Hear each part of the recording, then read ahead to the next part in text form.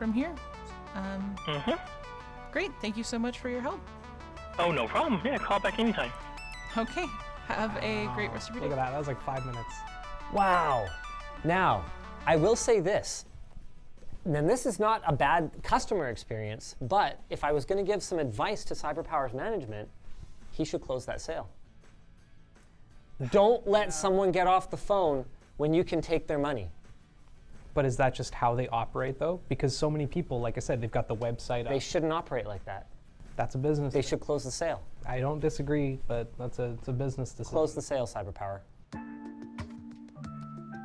All right, HP. Welcome to CanadaHP.com Is Sales this our Center. phone? For service in What the English, heck? please press 1. It fixed itself. Hi, thank you for calling HP Canada Sales. Welcome to our back-to-school sale. My name is. How may I help you with your purchase today? Hi. I'm looking to get a gaming PC, and I was just wondering if you could help me out. Sure, I'd love to. May I know if do you have a specific model in mind? I don't. Well, it's totally fine. I'll be helping you out, and don't worry, I'll be asking you a few questions. She's cheery. She's bubbly. She's just a little bubbly. Do you have a specific specs in mind or specifications for the RAM, processor? I don't have any specific specs in mind. Sorry to send that. I Oh, how know about I game a little bit. She's so excited to offer a recommendation, though.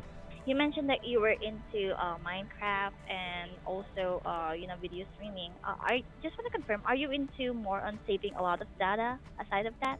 Doing what, data? Saving a lot of data. Oh, do you need a lot of I storage? think she's asking about recording video. She's the first one to ask that. Yeah, and it's a pretty good question. That's a great question. Yep.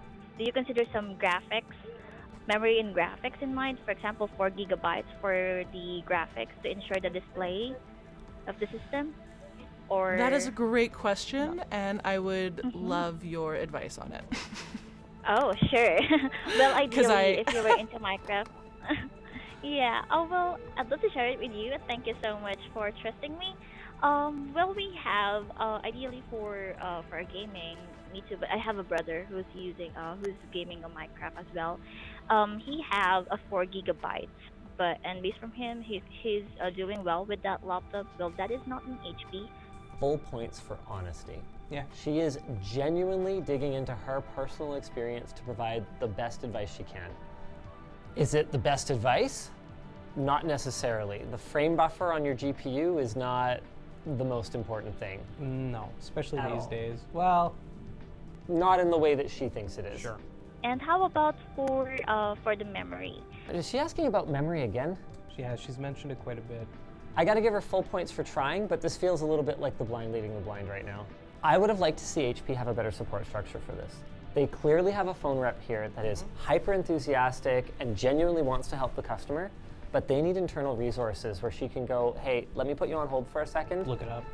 Go look it up or go ask somebody and come back with a more informed suggestion. Yeah, I don't mind being on hold as long as it's not for more than like 5 or 10 minutes. Yep. And how about for the processor? Do you have an idea with processor for your tower or? She is desperate for Shay to have a preference for this computer. Yep, I have here Omen by HP. I should hope it's by HP. Yep, this is the Omen by HP 25 liters GT12-1309. The leader doesn't, we don't care about case size, but she does get to the actual. Really, that's the first thing you're gonna tell me? Is the internal volume? I'm sorry, am I buying milk? Okay, I'm on your website, and I'm on Perfect. the desktops. Omen, I believe. 25 liters. In fairness to the rep, whoever the product manager It's is right for there. HP who works on their Yeah. site. Why is the That's case the volume? Case size is the thing. first thing in the product description. So she's just reading it. That is terrible. No, that's HP. That is a multi-level breakdown here. I really appreciate her saving us a bunch of money. We are way under budget here. Is that Canadian dollars? $1,300. Yeah. Wow. It's a 3060, so it's going to be a little behind the TI. And a 5600 X? But at $1,300, that's a way better deal. Canadian. Yeah, that's really good. Haven't checked storage or anything yet. No hard drive, no optical drive. That's fine. It sounds like a really good deal, but if I spend closer to the max of my budget, which is the $2,000, could I get better specs? Sure, let me go ahead and have a look on that. Sure, let me go find a random computer that costs that much. And I'd love to know, how was your day going, Shreya? It's going lovely so far. Thank you so much for asking. I got a Well, wonderful tea I'm here. glad to- How's your day going? Oh, really great. Actually, you're one of the nicest customer that I speak with today, and I'm really grateful for this call. That's the reason why I wanted to know your day, and thank you so much. I believe her. Yeah, she seems pretty sincere. I believe her. She's gonna end up with a crappy computer, I think. Well, But she's gonna have a great time. Look at the look on her face. She is She's a happy enjoying customer. buying Yes. she's a happy customer. The reason why I recommend to you this one, it has a better motherboard or processor. This will be the best performing gaming PC we've seen. 3070 Ti, Yeah.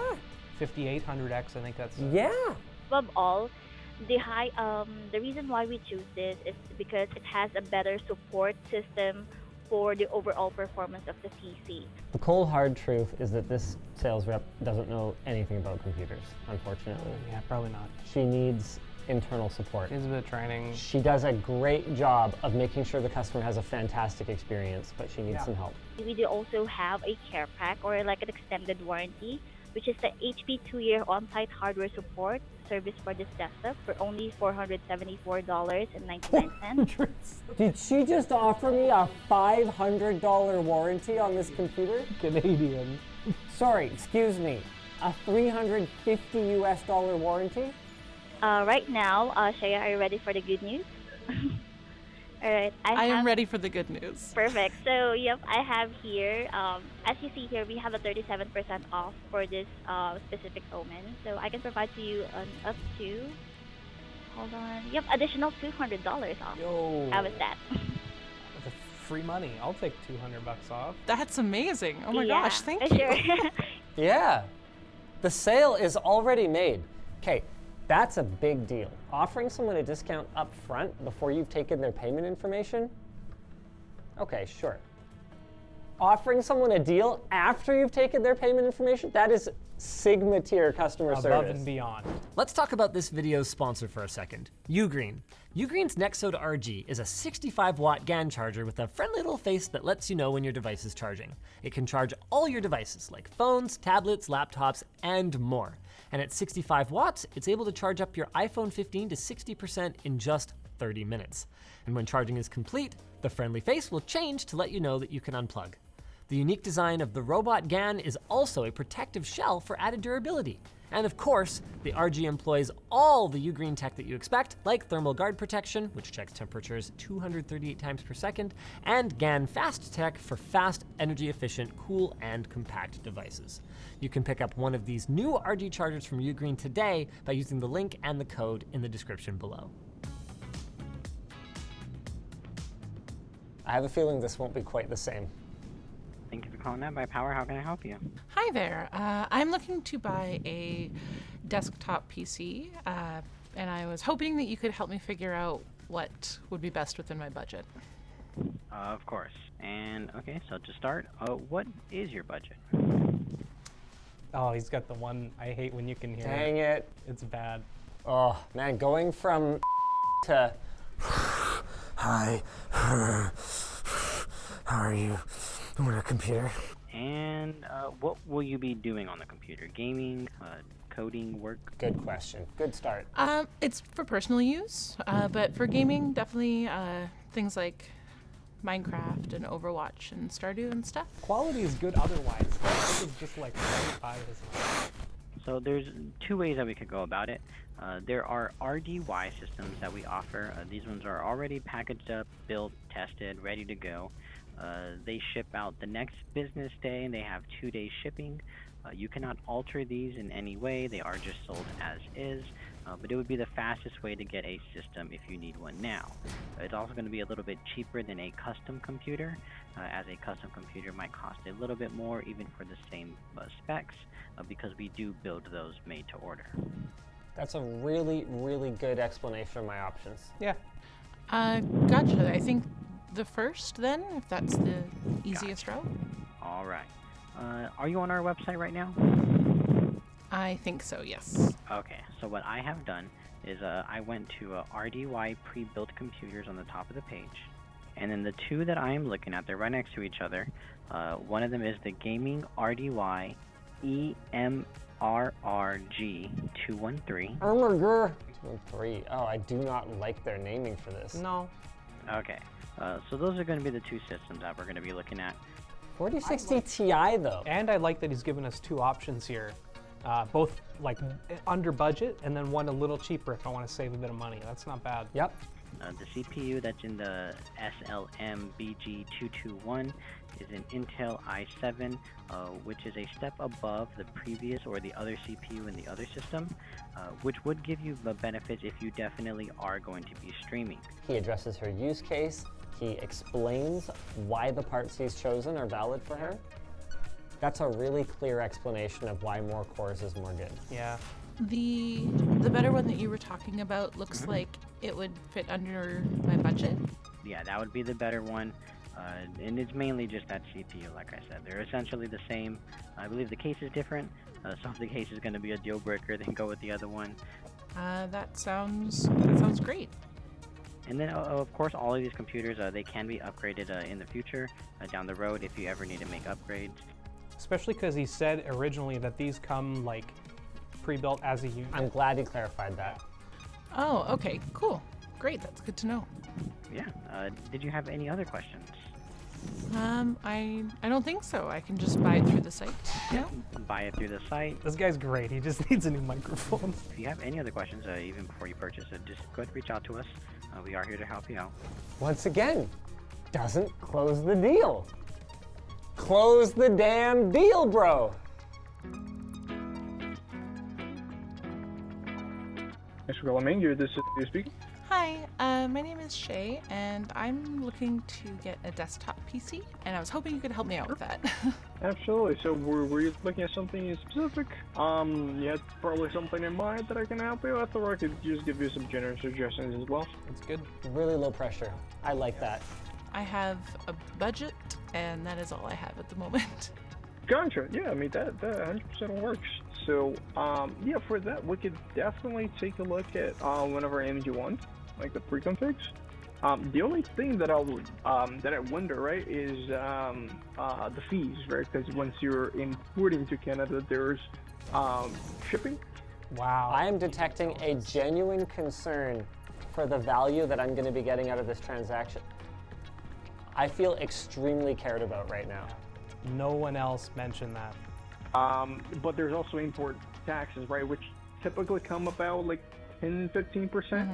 He just walked me through all the additional fees that could surprise me, Yep. and set a budget that's going to keep me within my total target.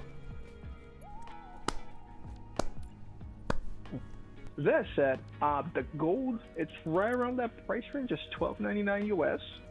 So, like, just taxes themselves would actually bring, the system up to like $1,500 US in shipping. But I would say it's still around that, price range you're looking for. Is that a system you're interested in? Yeah, I think if that works. The shipping and the stuff, it still feels pretty close to my budget, so that sounds good, I think. Yeah, absolutely. And I mean, it's just an option. I know that, shopping international could be, challenging, because you do have those extra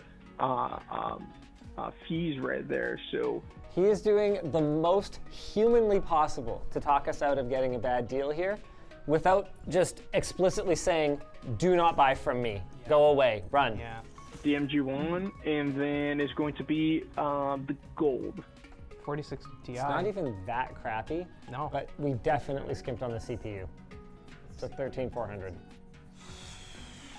KF too. Doesn't even have onboard graphics. If you're running to memory, like high memory usage, then it'll probably be worth like upgrading that RAM later on. This is too jargony.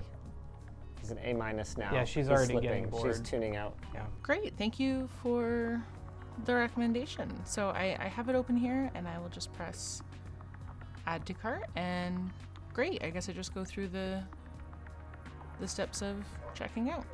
And if you have any questions whatsoever, any help setting up, anything of that nature, we're always here to help out. All right. Absolutely. Thank you so much for your help. I appreciate it. I am not surprised that CyberPower and iBuyPower didn't close the deal.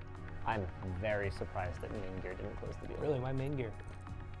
Because from our experiences with them in the past, they're pretty well trained, very professional. Yeah, he knew what he was talking about. And it's been start to finish. They don't have a shopping line for NZXT. No sales line. Yeah, so we had to call a support line, and we weren't even sure if they'd be able to help us or not. Interesting. I mean, I'm not even upset. I'm a lot more upset if you don't have a support line and you do have a sales line, but like... I know it's 2023, but a lot of people still like to call in and get advice. Yeah. Hi, thank you for calling NZXT. This is how may I help you? Hi, my name is Shay, and I have been looking on your website for a gaming PC, and I would kind of like some help here. Of course, yeah, I can definitely help you out with that. Is this your first time buying a PC? Getting a PC? Yeah, it's my first time buying my own PC, yes. Also a great question. First time buying or not? That's a really good question. That'll really tell you a lot of like whether they need hand holding or not. Awesome. And then what kind of PC are you looking for? Is there anything like you're trying to achieve with this new system? I want to use it for gaming. Okay. Would you know what resolution you'd be playing at? It's a good question. It's a good question. 1440p. And have you had a PC before? Are you like impartial to certain brands or like CPUs or anything like that? Ah, what a great way of asking that. Yep. This guy's gonna get poached. So, in my opinion, I would most likely want to go for a pre-built system. That way you can just get the most from your money without having to pay for any service fees. Immediately goes straight for the best value, having identified that this is not a particularly picky customer. Yep. So I would probably recommend one of the Player One Prime. That's a pretty good system, and then you could also like change some components in it. Perfect. Yeah. So I would either recommend the Player 2 system, not the Prime, because that would just be a little bit outside your budget. They're going to crush the performance if they can convince Shay to spend another $100, or if they can offer her a deal. I mean, we just use regular components that you could purchase yourself. So you're more than welcome to upgrade these systems in the future if if you'd like. Brings up upgrading, though. Yeah, I just see the Player 2. It's $1,599, so it's a bit outside of the $1,500 US budget. Like it would 15, be. okay. Well, no, it's 2,000 Canadian, but that's like about. I think if I'm doing my conversions correctly, it's about 1,500 US. Yeah, roughly. That's what I'm seeing at least online with online conversions. About $2,000 Canadian is just a little under 15. So if I click the Player One, and then which of the it seems to be a bunch of different collections or different choices. In regards to that, if I were to make any changes to your system, I would probably just upgrade the CPU. It just allows, it's just at a higher clock frequency. It also, I believe it has more cores, if I'm not mistaken. And it will just perform a little bit better, especially with games like Minecraft, I would say. I'd probably recommend that too. Okay, he's already got the 4060 Ti, and that's the highest end they offer on this system. Yeah, get the 12600K, which is a significant upgrade over the 12400F. Honestly, I'd take the 12400F and a 4070. For 14, she told him 1440p. You're right, it's not 1080p. Just do note, so there is an international shipping fee. I believe it's $100 to ship from the US to Canada through our website. And then since we don't charge you any taxes, you may incur a customs fee when the system is being delivered to you or attempted to be delivered to you. Okay. For someone who supposedly works in product support. Knows about computers. Well, not just that, but he warned us about import duties and stuff. That's a good point. Outstanding. Like, who is this guy? This will be a sales rep. Yeah. Okay, great. Right, was there anything else I can help you out with at all, or any other questions or concerns? I don't think so. I'll go through the proceed to checkout stuff. Thank you so much for your time. I appreciate it. Main Gear stood out so far head and shoulders above the rest in the past. Not as much this time. That's not the case anymore. There's been like no hold times too. Nothing longer than like 2 minutes tops. Thank you for calling Origin PC. How can I help you? Hi, my name is Shay, and I am looking to purchase a gaming desktop PC. My budget is $1,500 US.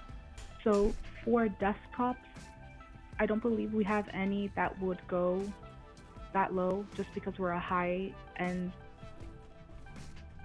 Did Shay just get called too poor? Yeah. Well, in a nice way. In a nice way. We don't have anything that fits in your budget. So all of the parts that we have are parts that came out last year or this year. How does that make any sense? That doesn't mean anything. If anything, last year's parts should be cheaper.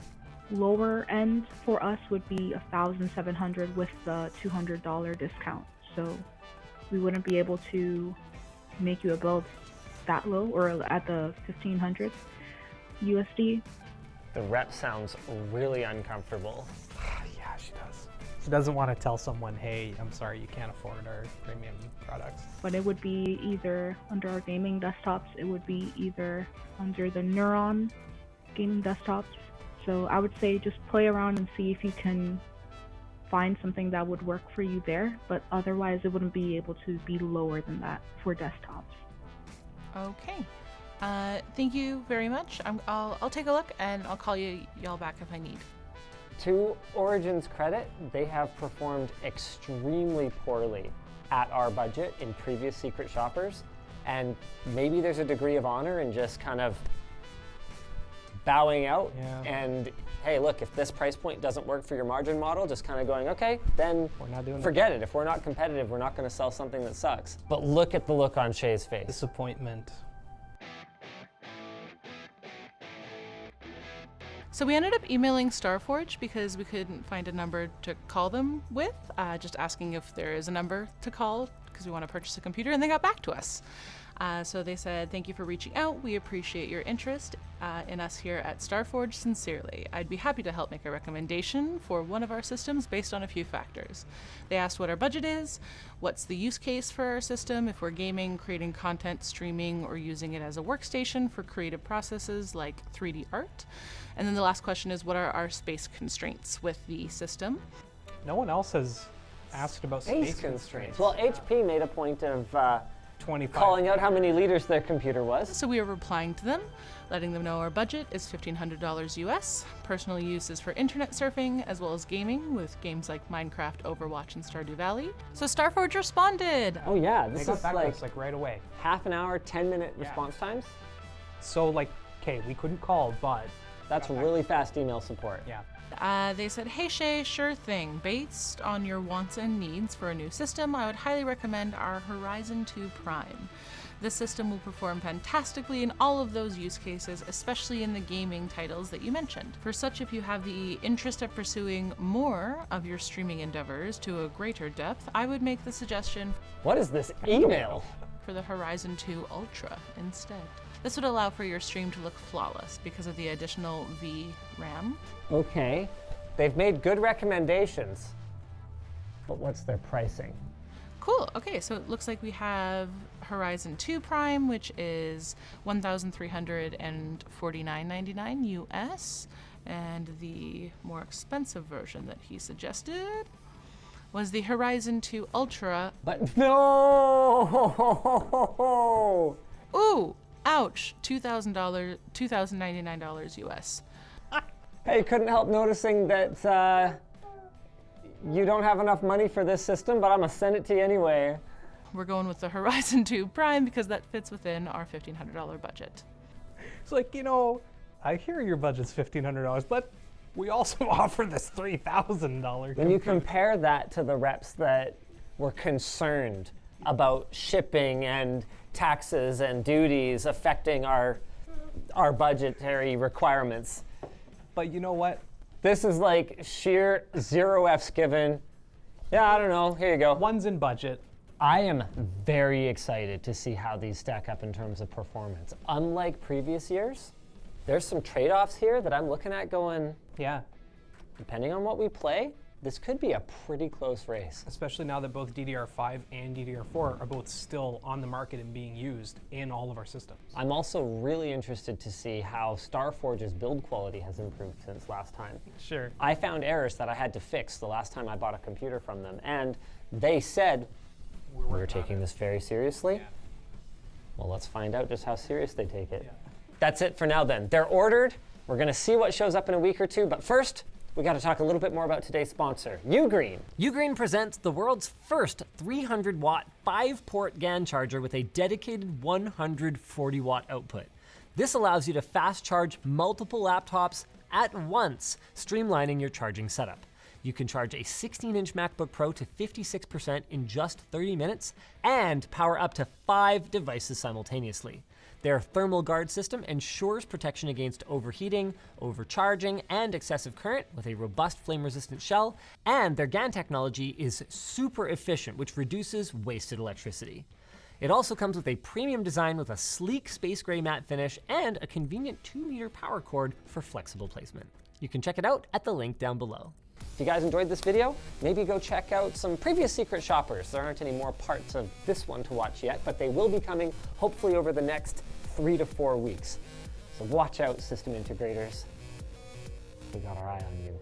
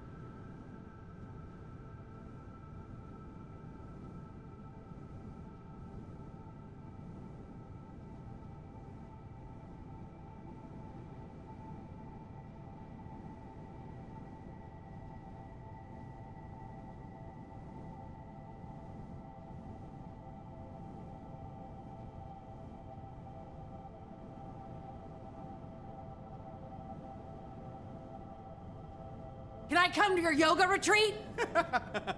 Let me in! Let me into your yoga retreat.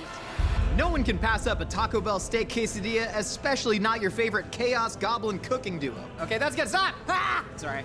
Will we be able to spiff up Emily's go-to order? Is Emily's name secretly quesadilla? Quesadilla. Yeah. Pinkies up, my dudes, because this flour tortilla, steak, melted 3-cheese blend, and creamy jalapeno sauce amalgamation from the gods is about to get fancy. Oh man, now this is my kind All of the show. butter.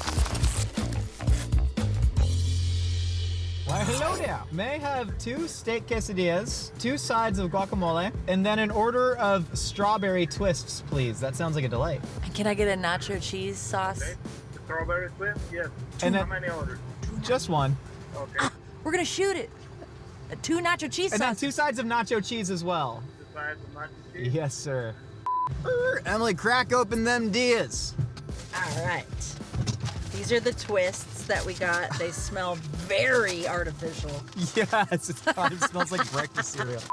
Look at that, the mayonnaise oozing out of The this. sauce is so overpowering in I my love opinion, it. and I love it.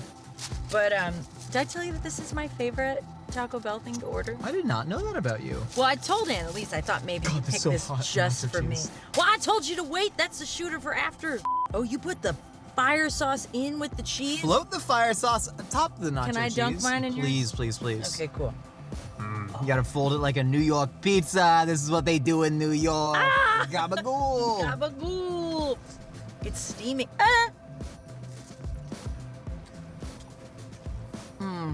This is one of the best Taco Bell quesadillas I've ever had. Taco Bell, I love, but it is variable location to location, team to team. You know what's weird?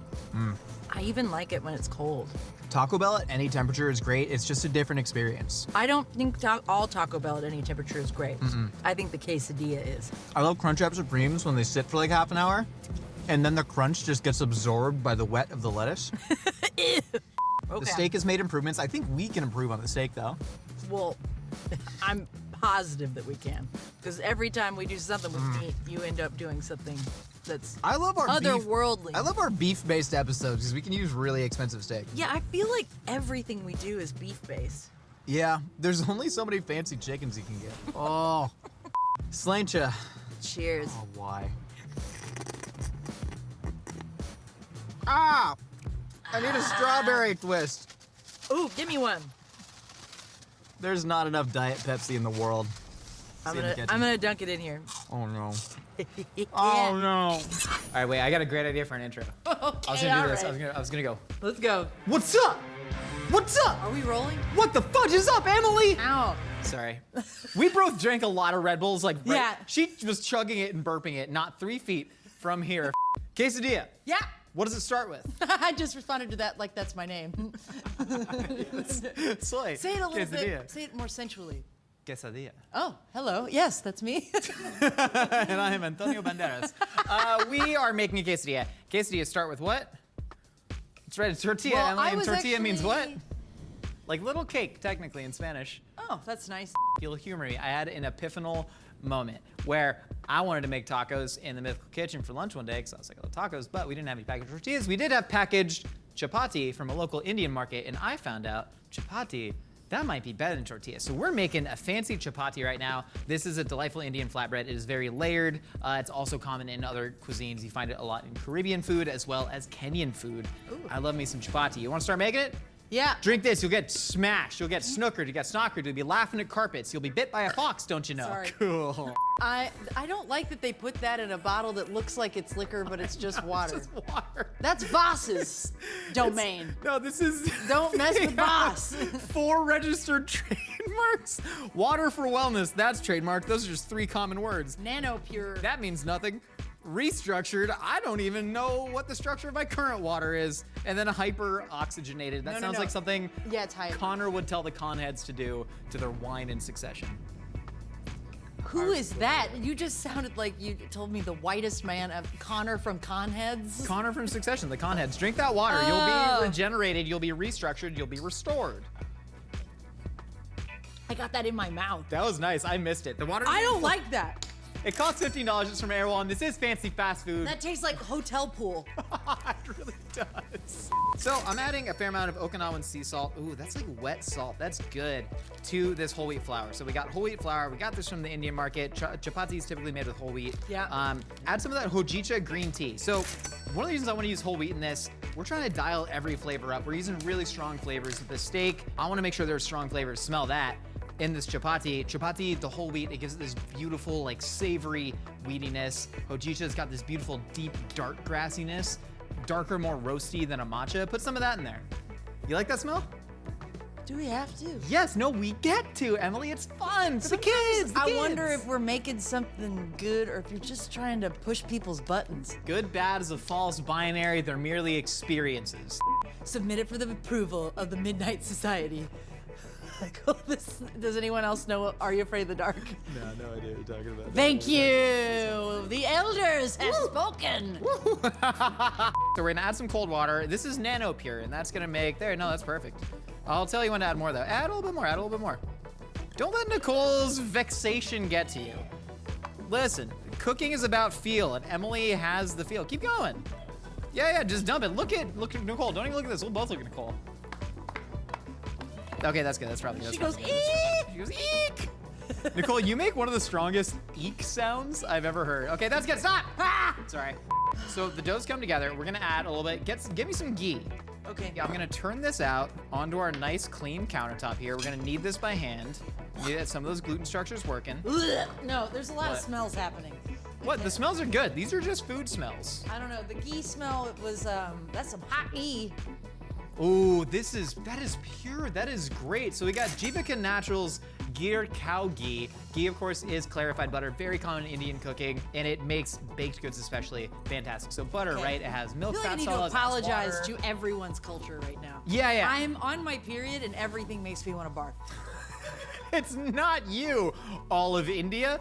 It's Emily's period. Ooh, this is so nice. We have stockpiled so much fancy olive oil via the Fancy Fast Food series. This is Laurel and Flame premium extra virgin olive oil. Ooh. Extra virgin, of course, coming from only the earliest Smells harvest. like grassy. Finest press. Let me smell it. That's super. This is super grassy. Yeah. Definitely gonna have some of those bitter aromatic notes. Let me try it. I missed it. What happened? Do you want me to help you? Yeah, give it. Yeah, give you're some. not even getting it at all. Okay. I don't want to mess up your. Stop moving. I'm not trying to. I just. You look like you're in a pool. Ooh, that's good. You want me to do you? Okay. All right.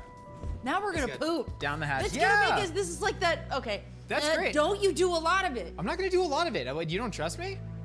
Half of your would I? 30s is just trying to poop good. I'd have no issues. No, normally I don't. Also, you know what I was thinking? What level do you do the bidet? I go all the way. crank it. Yeah, I want to. And some's gonna get wash up there, but then it's just fine. There.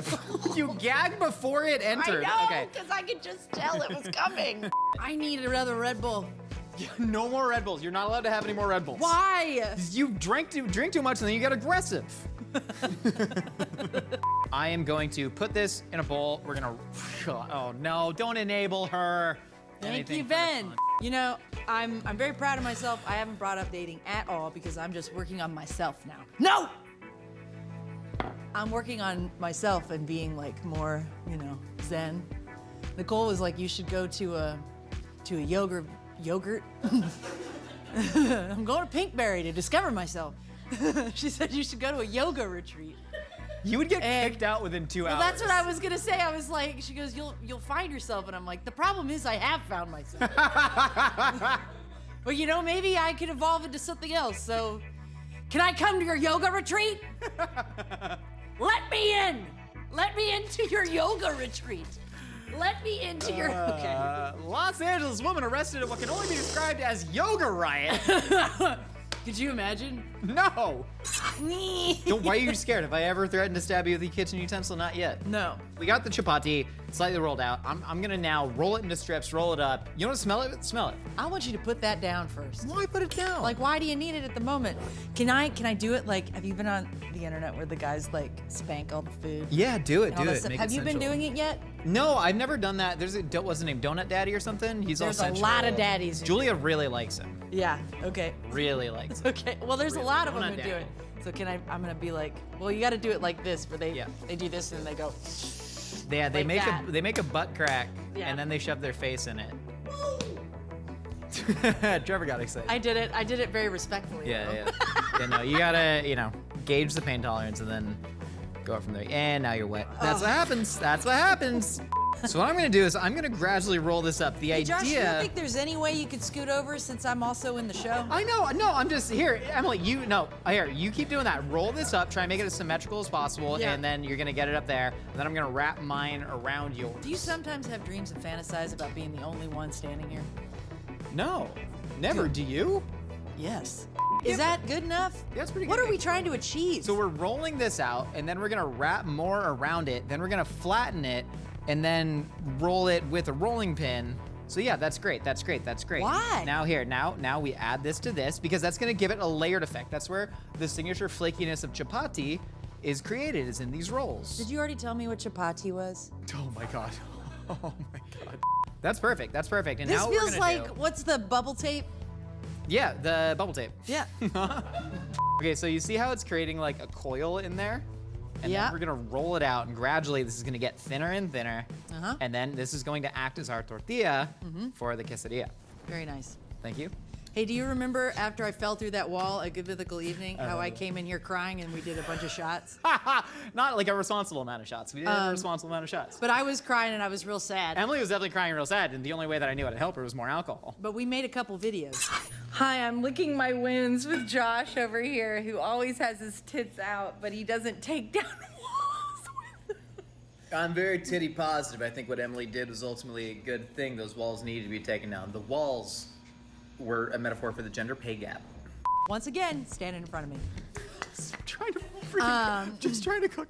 I'm just trying to cook. I know that you're trying to cook, but I'm also trying to entertain the people. entertain the people. That's what you brought me here for. You didn't bring me here to cook. No, you're correct. You're correct. You're Anyway, correct. all I'm trying to say is that Josh is a very good friend. You don't really respond to texts. Ever. Okay, so you gotta put that on there. Lubed it up. Yeah.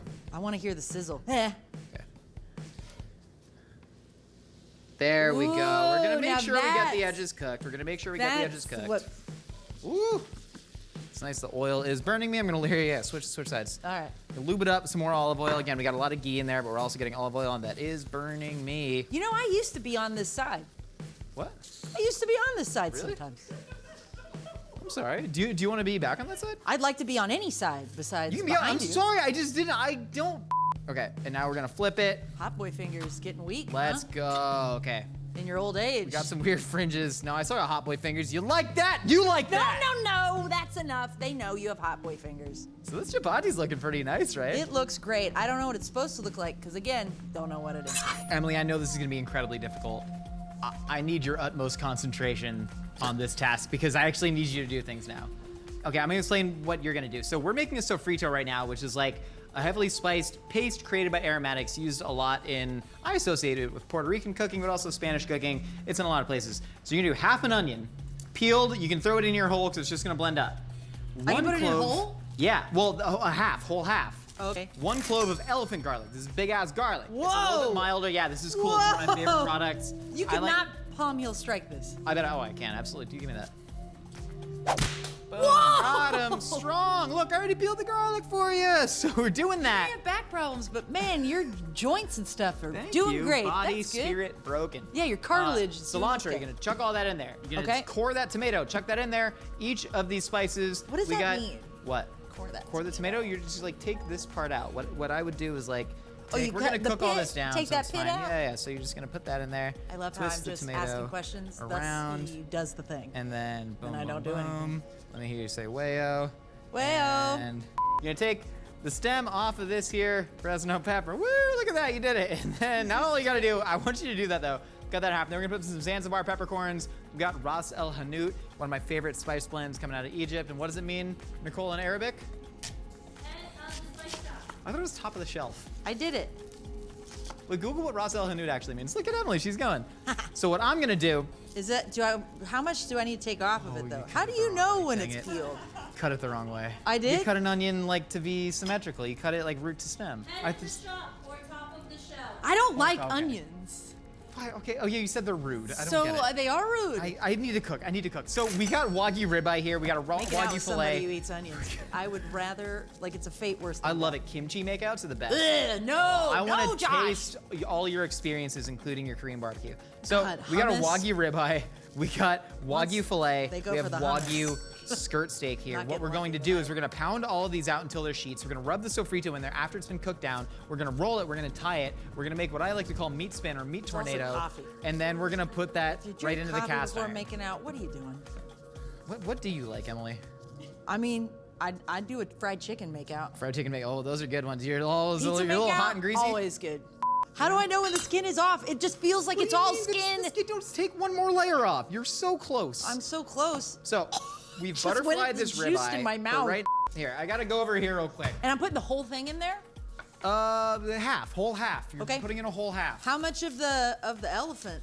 The whole one clove. A whole one clove. Oh, we already did that. Neek Stuck corn liqueur. This is one of my favorite products. We're gonna do a little bit of flambeing or something, So or it's glazing. liqueur, it's not liquor? It's a liqueur, so it's a sweet corn liquor. You make an old fashioned with this and Abasolo Mexican Hey, whiskey. Tennesseans. Woo! We know what that is. Honestly, this is a fantastic product. Great steel But driver song it's as also well. great for beating your meat. That's my dad's band. Gotta get that Will up there, you know? They got a new album coming out. It already came out, actually. It's a gospel album, so it's kind of like, Jesus is in there a lot, but if you just kind of go over the Jesus part, the rest of it sounds good. How can you have any pudding if you don't beat your meat? What do I do with this? Just put it all in? Put it all in. Dump in all those spices, but only as much as you think we need, Emily. I need you to do some real cooking here, okay? Is she doing good? I can't see because my back is turned because I'm busy just pounding this meat. This is fantastic. This is exactly what I'm looking for. We just have a large, giant sheet of ribeye that we're gonna wrap other steaks in. I'm gonna pound out this skirt. Isn't it fun that it's basically Nicole is the one in the episode, but she's telling me what to do. Did I do all of it? Do I do that Skirt steak's got a lot of intramuscular cartilaginous tissue, so I'm trying to really beat that out. The wrapping paper feels like a used condom now. Oh. You want me to Did you blend put the it? spices in? Not yet. God, they just. So I blend it first. How much? As much as you want. Ah! Use your intuition, Emily. I don't have any. Yes, you do. Look deep within yourself. So we pounded out the skirt. I'm gonna see if we can sort of like. We're gonna roll all these meats up like a burrito, but I need that spice paste. Yeah. Ooh. So we got this. Trim off the edges here. Check out this intuition. Oh. Oh. Just a little.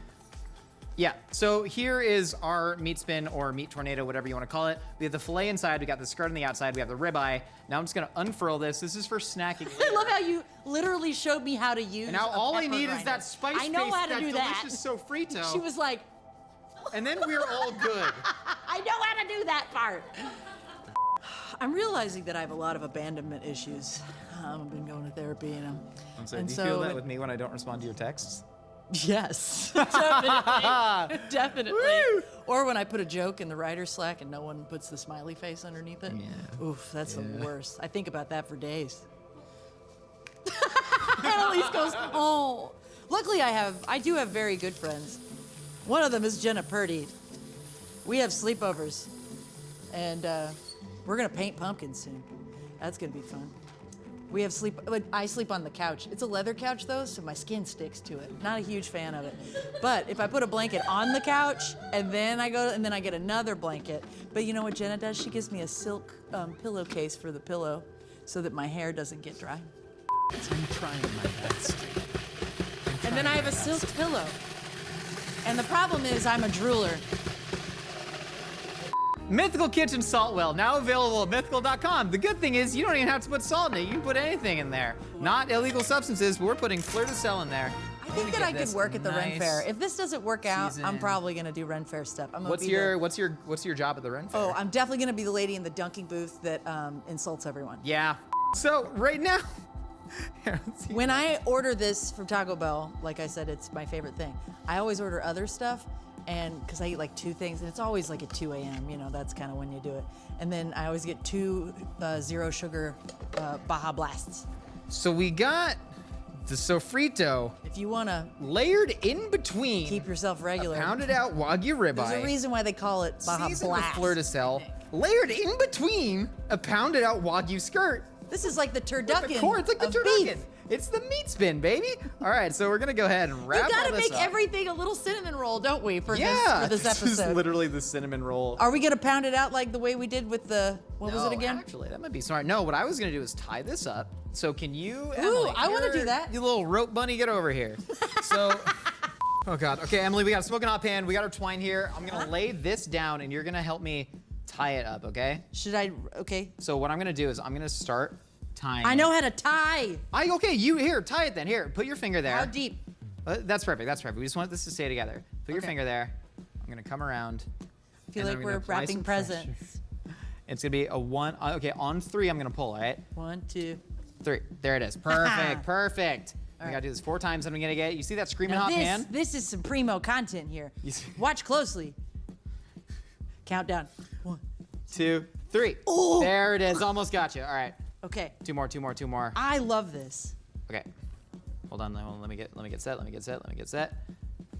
And 1, okay, that's fine, you left early, that's fine. Okay. Okay, Premature, one more. All we wanna do is, premature ejaculation. This makes me feel like I'm in Titanic when she's putting the corset on Rose. this is exactly like that. You will marry, what's his face? 1, 2, go. There we go. What's his Look name? at that. Jack. No, not Jack. Jack. Oh, What's Carl. that actor's name? Carl? I don't know. It's Billy Zane. I've never seen Billy Titanic. Zane! Yes. Billy Zane. I'm just going to snip. There's a movie called The Phantom. There we It's go. Apparently not great, but I liked it. There we go. We're trimming the twine. And now we're going to sear this off in a bunch of Wagyu fat. It is going to splatter a whole lot, so we do have to watch out. And then we're going to roast it in the oven with a little bit of Bordier butter from Normandy. So that's going. Boom. Oh, They're shoot. talking about something over there. I think Wagyu something's fat. wrong. We got Wagyu fat. It's going in.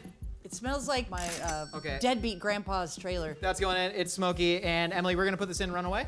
And we run. Okay, that's too hot. And that's fine.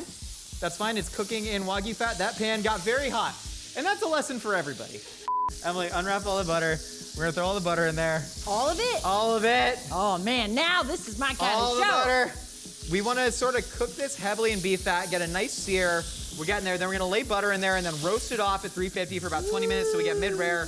Then carve it and crisp it up. But I think this is going to seal all that flavor. Let's God! One more, like, this is a TikTok thing. This is laborious. This is a Oh. laborious show. Just dump the whole thing of butter in there. Oh, there's hair on it. Sorry, that's Who cares? mine. Put the hair in. No, the hair is fancy. No, the hair I'm is sorry. from a French nun. There you go. Yeah. So, Oh, no. that's perfect. I'm sorry. So we got a butter puck in here now. I'm going to skate this around on the butter puck. It came off. Is it bad that there was a hair? Do we have to cut that out? No way, man. I love hair. They're talking like it. They're worried about it. That was the Dylan. easiest thing I've ever done. Dylan. Boom. I haven't asked you a question in quite some time. Hey, Dylan. What's your favorite seafood?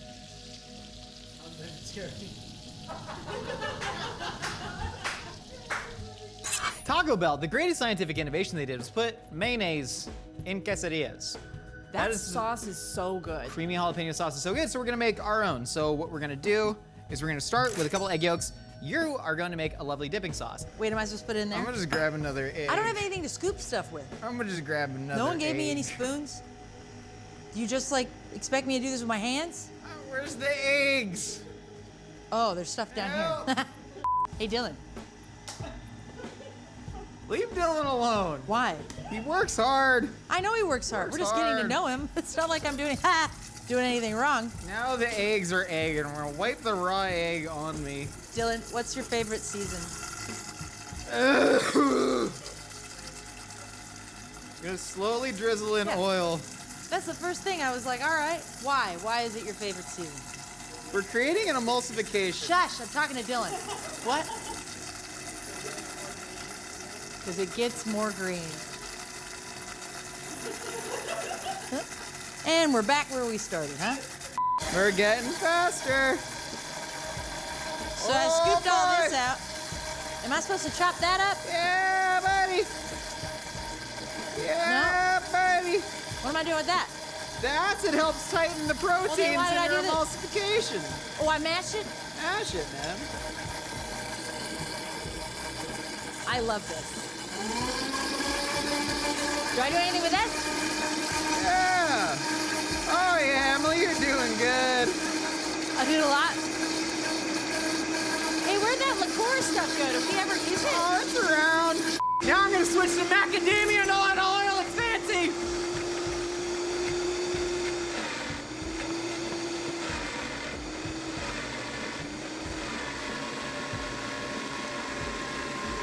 All right, I'm done.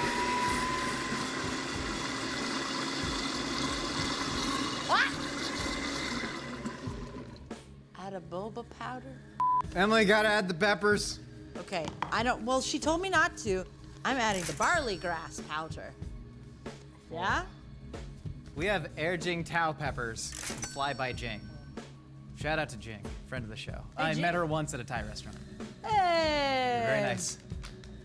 I'm just gonna add don't know some me, whole Jing. dried peppers. But I think These you'd are like gonna me. Emulsify into the mayonnaise. Don't you knock stuff over. Just trying my best. You're doing this in front of Adding Jing. the fancy. I'm so sorry, Jing. I'm so sorry. God. Okay, we're gonna add some peppers in there. We're adding some dried peppers. We're gonna add some fresh peppers. We're gonna add some pickled peppers. So we got that. We got calabrese bomba peppers. These are going right in there. Just gonna take that out. Boom. Blending This much? whole pepper pulp in there. Bango. What? Yeah, that's great. So savory's really fun. Do you try it? Boom. Whole Fresno Oh, chili. yeah, I That's do going like in this. there. It smells like pizza. Pickled Calabrian, boom, going in there. All right. A little bit of fresh cracked peppy pep. Boom! Creamy jalapeno sauce, eat your heart out. We got a sack of pickled garlic that I'm really excited about, and I'm gonna add it to this. It smells familiar, but I don't know from what. I'm leaking pickled garlic juice everywhere. We'll add some of the juice. No? Add some of the juice. Just want to get one. Like a bear fishing for salmon. I'm salmon fishing into the Yemen like Ewan McGregor, but if he's a bear. I love it. Okay, we're gonna blend all these chilies. There we go. There we go. Blend her up. Blend her up. That's looking good. You can't scramble the mayonnaise though.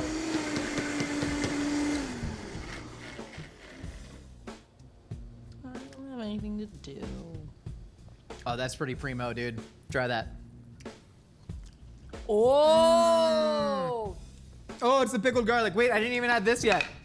All right. Oh, God, Lee, that is good. It's really good. Hot damn, what is this? I don't know. Tribute peppers? Trivia peppers. Yum. Ah. Ew, don't do that. Do it in I'm the bucket. sorry. So, Emily, we got this steak right here. I'm gonna carve it up. Yep. 81% chance it's cooked. Let's see. Look at her. Ooh. Oh, hold on. Oh, you want a slice? I provide. Yes, I do. I want some. Here, just take just take that and house it. I need this. I need this. Daddy needs this. I just want to try a thin slice. I'm gonna cut it thicker for the quesadilla. Oh my God. Oh, get out of town, dude. I like life. Isn't it? This is just life affirming, right? Wow. That's good. Butter. I can't see anything. I'm going in blind, Mick. All right, give it to me. I'm gonna Here. do a little thing with gimme. Butter. Gimme. I'm blind now. How blind are you, by the way? Chapati. Oh, We you have our ain't chapati. Nothing. You ain't nothing. We have our chapati. We're gonna get this lubed up, and then check this out. We're gonna flip it, butter side down. We're gonna add a whole layer Made of it worse. cheese. Boom. Big layer of cheese right there. Am I more attractive or less attractive without glasses? I think you're attractive no matter what. Oh, stop.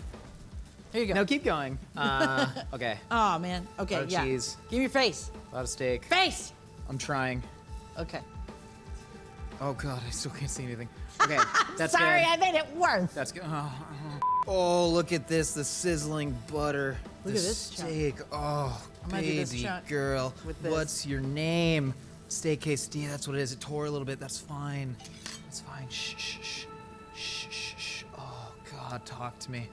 Oh, talk to me, Goose. Talk to me. We're gonna bring you home, baby.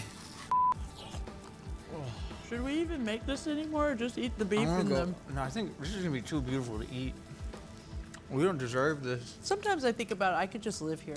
Emily, by Oh, God, we've done Joshua. it. We have our fancy Taco Bell steak quesadilla with our sofrito-infused Wagyu filet, skirt, and ribeye meat spin. We have our hojicha green tea chapati brushed down with a ton of ghee and expensive olive oil. We have queso Oaxaca, queso Chihuahua, and then our 6 chili creamy jalapeno and other chili sauce. Oh, also a yuzu guacamole. I'm You ready so to dig excited. in? But first, No! we gotta eat the old one. We like it. It's still good. We do like it, that's true. There, My just mouth to is remember. salivating so much. Yeah, it's a little wet. Hello, little fella. Wimpy. Aw, no, it's a baby. Okay. I don't want that. There it is. It just Cheers. looks like, okay. Ew! I'm gonna do it though. I'm gonna do it. Okay. Still a delight. This one's gonna have a little more crispy crunchy. Okay. A little more flavor. I still want the rest of this. Yeah, we're saving all these. Don't throw for it later. away. I'm cracking I'm egg so on top hungry. tomorrow. Oh my gosh. Grab this down. I can't believe it.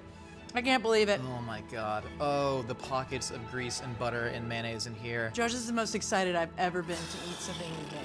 I'm going. Cheers.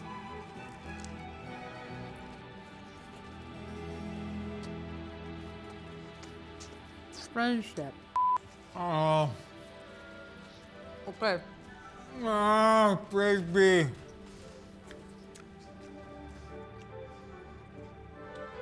You get the crisp, you get the cheese. Yeah, the crispy's real nice. There's a hefty wheat flavor coming from this. It is obviously soaked in oil. The thing for me that puts this over the top, it's the aromatics that you put in the sofrito. Emily, you made that. know And you what? made this good. Thanks. You know what I really like? Oh, God. Dang it. This is so good. That matcha stuff. Yeah. You were right. I can taste it and it's really good. It's balancing everything. 'Cause it has that, like, it almost tastes healthy, but this is soaked in grease. This is one of my favorite things we've ever made in the show. I was really obsessed with the meatball sub that we made.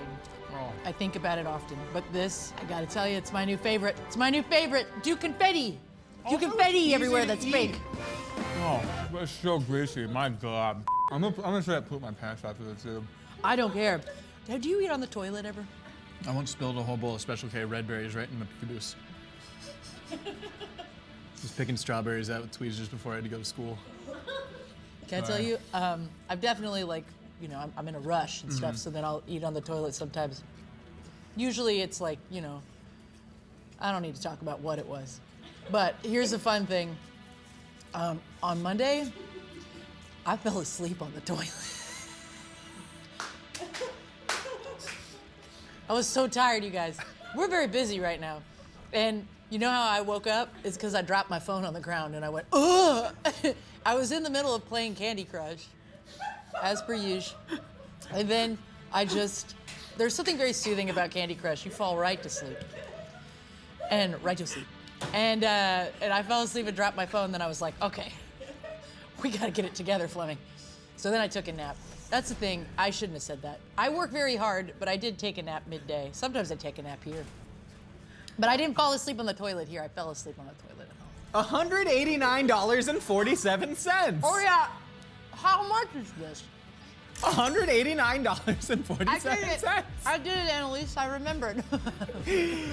Oh, but what cost can you pay for friendship? You know what I mean? That's what so this is true. Really, the food is merely a metaphor for the intertwiningness of our lives. You know what's really fun? Is you and I have a friendship, but then we have a friendship with them. Dylan? Yeah, Dylan, you're on the S list, buddy. Hey, You gotta Dylan. get back. Dylan, you ever eaten anything on the toilet? Not yet. That's why we can't be friends. Thank you so much for stopping by Mythical Kitchen. We got new episodes out every week. Make sure you're subscribed to our podcast. A hot dog is a sandwich. Socials, all that. Give me this. Dude, I need to I'm gonna do something weird. Did you eat off of that? Bathe in sparkling water right now. I need the bubbles to cleanse me, and I can't explain it other than that. Look at the grease. Look at it. Go to war with bland cooking and start seasoning your damn food with the Mythical Kitchen Salt Well. Available now at mythical.com.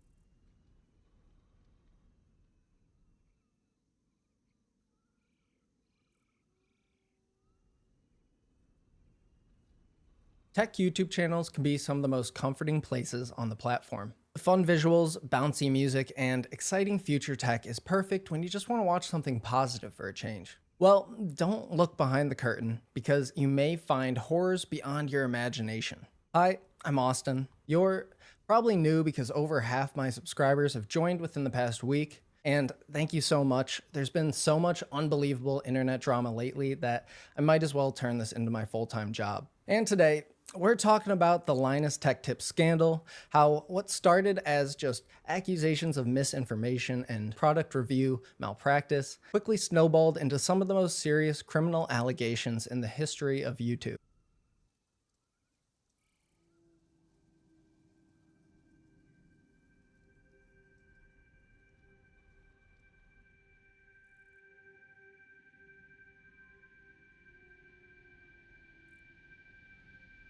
Some quick background for the people that aren't casual nerds like me that watch tech videos like this and pretend to understand what they're talking about.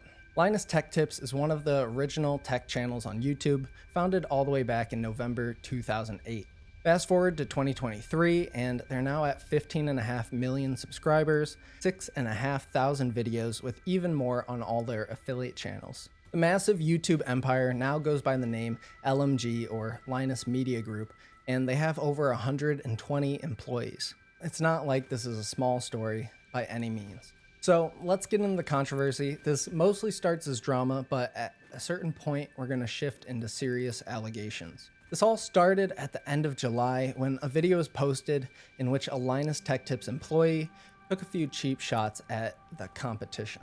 How many of you have seen a review of a component from LTT? You know, like a graphics card or a CPU? Yeah? This is where it happens. The difference between us and somebody like Gamers Nexus or Hardware Unboxed is we test new components, new tests every time. Every project that we do has new data. He says during the tour in the video that one of the things setting Linus Tech Tips apart from other content creators in the space like Gamers Nexus or Hardware Unboxed is that Linus Tech Tips collects new test data for every project every time. It's a pretty weird thing to say about like specific peers in the space. It definitely feels like a punching down moment. But hey, maybe he didn't expect that comment to be heard as widely as it did. But with 15 million subscribers behind your company, that's also pretty short-sighted thinking. This prompted Hardware Unboxed, one of the channels targeted, to respond in a Twitter thread a few days later, questioning LTT's credibility and expressing their disappointment in the comment. They wrote, "Oh no, bit of a big oof moment. LTT Labs taking shots. I've rerun more benchmarks than Linus has spent money on testing equipment and staff. If you have to tell everyone how good your testing is, in my 20 plus years of experience, that generally means your testing isn't very good. Your work speaks for itself, guys. That's how you build credibility." Adding on, I should note that both Linus and Luke have been good to us, and they're good guys. This is just very disappointing from an LTT employee. Then they go on to defend Linus in a reply to somebody else, saying, "Yeah, I doubt Linus is okay with that sort of thing." In a reply to another person, they say, "I think he's claiming they update all their comparative data with each review, which we almost do anyway. Every review is unnecessary though." So I don't think Hardware Unboxed made any hard accusations against them, but this interaction definitely was the catalyst for calling LTT's testing quality and credibility into question. 2 days later, on August 4th, Linus and Luke addressed the controversy on their LTT podcast called The WAN Show, which was live streamed.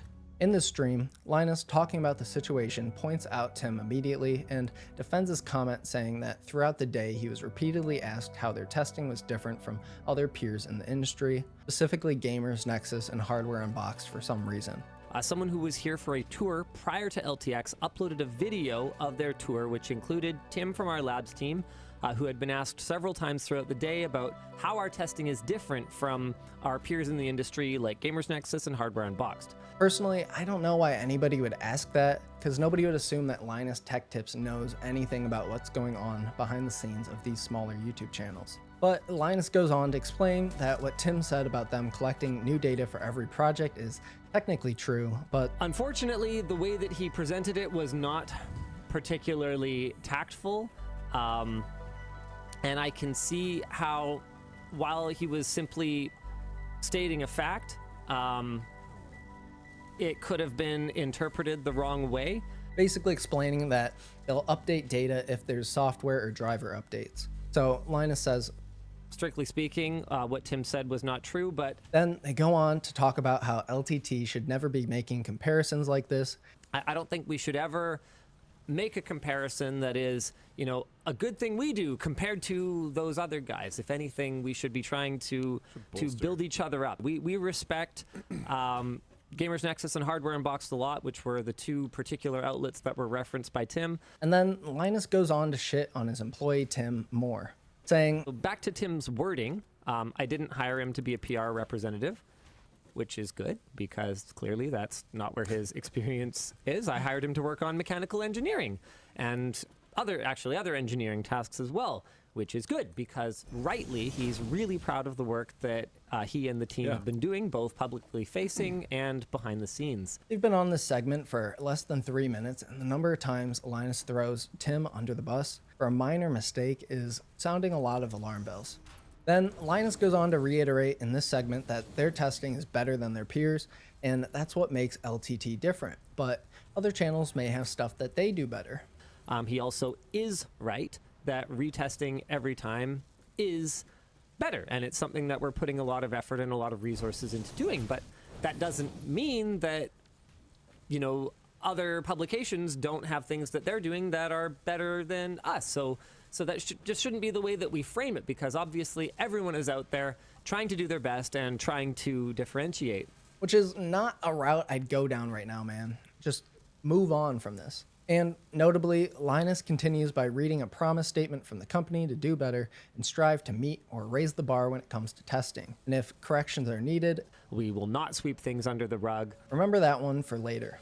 Then I think this is important context for later too. Linus shares what he thinks about the company. We're attempting to do this at a scale that, as far as I can tell, has not been done before. And the more cooks you have in the kitchen, the more room there is for miscommunications. Both Linus and Luke then go on to rant about how there's a toxic environment starting up. It feels like LTT's in an us versus them situation and starts listing out other channels. There's like an us versus them attitude that's brewing right now, where it's like content creator versus content creator. Like, I'm team LTT. Like, I don't want that. I'm not asking you for that. Or like, I'm team Jay's 2 cents, or I'm team Gamers Nexus or Hardware Unboxed or whatever. Like, it's I'm kind of at a loss for how to deal with that. Later in the segment, Linus continues to complain about how much money they spend on doing nice things for people, citing an event recently where they flew out a bunch of small creators for an expo and spent $150,000. Last week, not even a full week ago, we spent over $150,000 US to fly tech creators from around the world to network with each other and to engage with the community. Like, obviously, for us, they are part of the attraction of the show. But at that cost, that is not even close to a break-even proposition for us. Not even close. We don't even ask them to do anything. Linus talks about how they burn bridges with Nvidia after doing a bad video on them, and then loops it all back to how they're on the side of the consumer and how healthy competition between media outlets is good. My battle lines are clearly drawn. We are on the side of the consumer. We are working together to hold manufacturers accountable, and friendly competition between media outlets, that is good. But then he makes a weird comment about how sometimes he loves competition too much, and his co-host Luke says it's a lot sometimes, and he looks dead serious. I love it. I like probably love competition too much, but it's a lot sometimes. But I mean, what? How else do we all move forward, Luke? Linus continues by explaining how doing more and different types of tests than the competition channels can only be good. Then again, notably, he says, we've literally never done anything to disadvantage another creator. I will not say a bad word. I will not try to prevent anyone from moving up. Adding on an example of when he got another creator a Steam Deck, and then pats himself on the back about how he just does these things and never talks about it. I don't talk about this kind of thing because I don't feel like I should talk about it. I should just do it. And my peers in the industry know it. They know I do these things, so if they can't see it, then that's kind of on them at this point. Then something kind of weird happens. The chat starts asking Linus to address the criticism LTT received about a year ago regarding their LTT store backpack. Back then, the community got angry that there wasn't actually any warranty attached to this backpack. In response to this, Linus replied to somebody on Twitter saying he was going to follow through on his promise and make it right, and that's what he'd do in every situation where this came up. That's a wild thing for a company to promise. Like, do you just expect your customers to get your attention on Twitter every time they want a replacement or get their money back?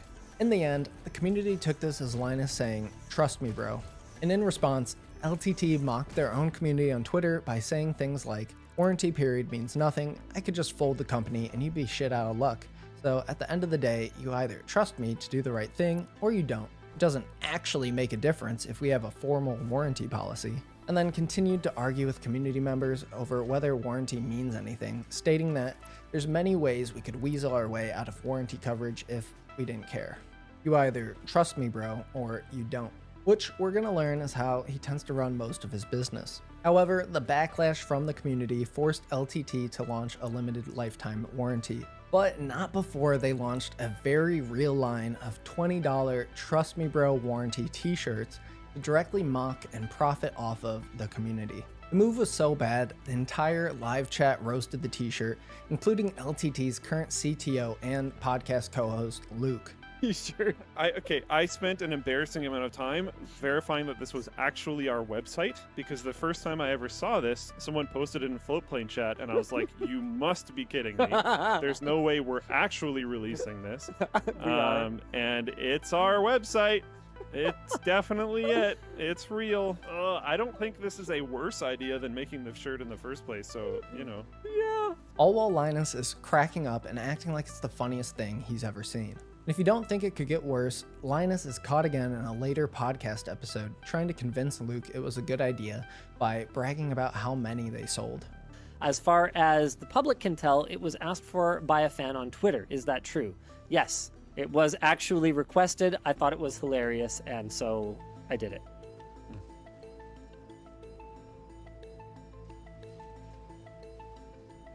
Apple kernel exploit. Didn't hear about it? He doesn't approve.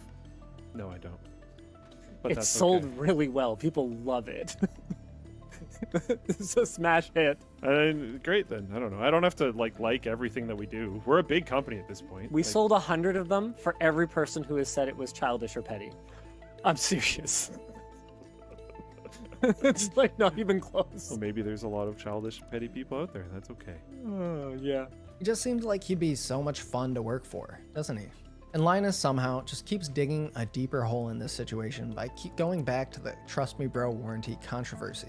Man, the number of people that I feel like thought that we would be willing to tarnish our reputation over like $250 over a replacement backpack was just kind of baffling to me.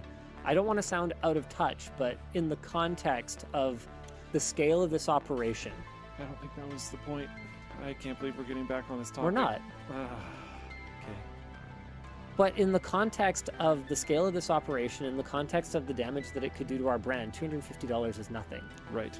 That's not why people are mad, though. I think people are mad for a variety of reasons, some valid and some less so. Okay. So we can leave it at that. And Luke is so done with him. Honestly, I think Luke could spill some tea on this whole entire situation, and if he broke off and made his own channel, I would definitely be there. Let the record show, I've always liked Luke until I find out he did something bad, like make a sex joke during their apology video. So let's wrap up the great backpack controversy of August 2022. LTT sold millions of dollars worth of these backpacks, and following the Trust Me Bro warranty backlash, they released this limited lifetime warranty, which you don't have to look at it for very long to realize that this literally won't cover anything.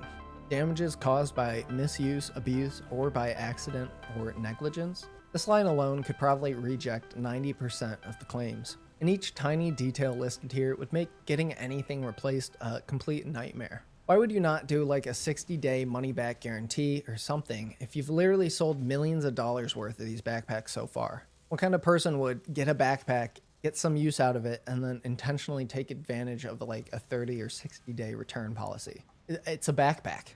This limited lifetime warranty is almost exactly the opposite of the Trust Me Bro warranty that Linus was having so much fun making jokes about. Linus, in a later podcast episode, tries to apologize for the entire situation again by using belittling language about himself to gain pity, while saying people assume the worst about him. Luke immediately recognizes the wrong path Linus is going down in his explanation and tries to steer him back to reason. So it ultimately comes down to trust, no matter what. And I thought you guys saw me the same way, which was kind of heartbreaking, actually. But also eye-opening. The number of people out there who will assume the worst of me just because I let you into my very real and, yes, sometimes flawed thought processes. I don't think you're necessarily reading this the right way. I don't think it necessarily means that people don't trust you. I think that a lot of people go with the stance of trust but verify.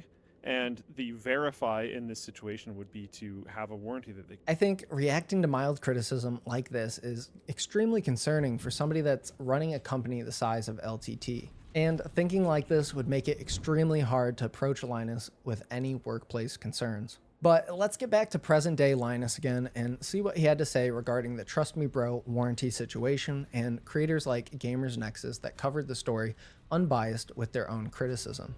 Linus calls out these creators for ignoring facts and not taking advantage of personal relationships to get more information before talking about it. I feel like some of you are not taking quite the right things away from what I said, by the way. There's a fair number of people that are talking about the whole Trust Me Bro situation, where there were some creators that it's pretty clear that not everyone in the creator space handled that super professionally.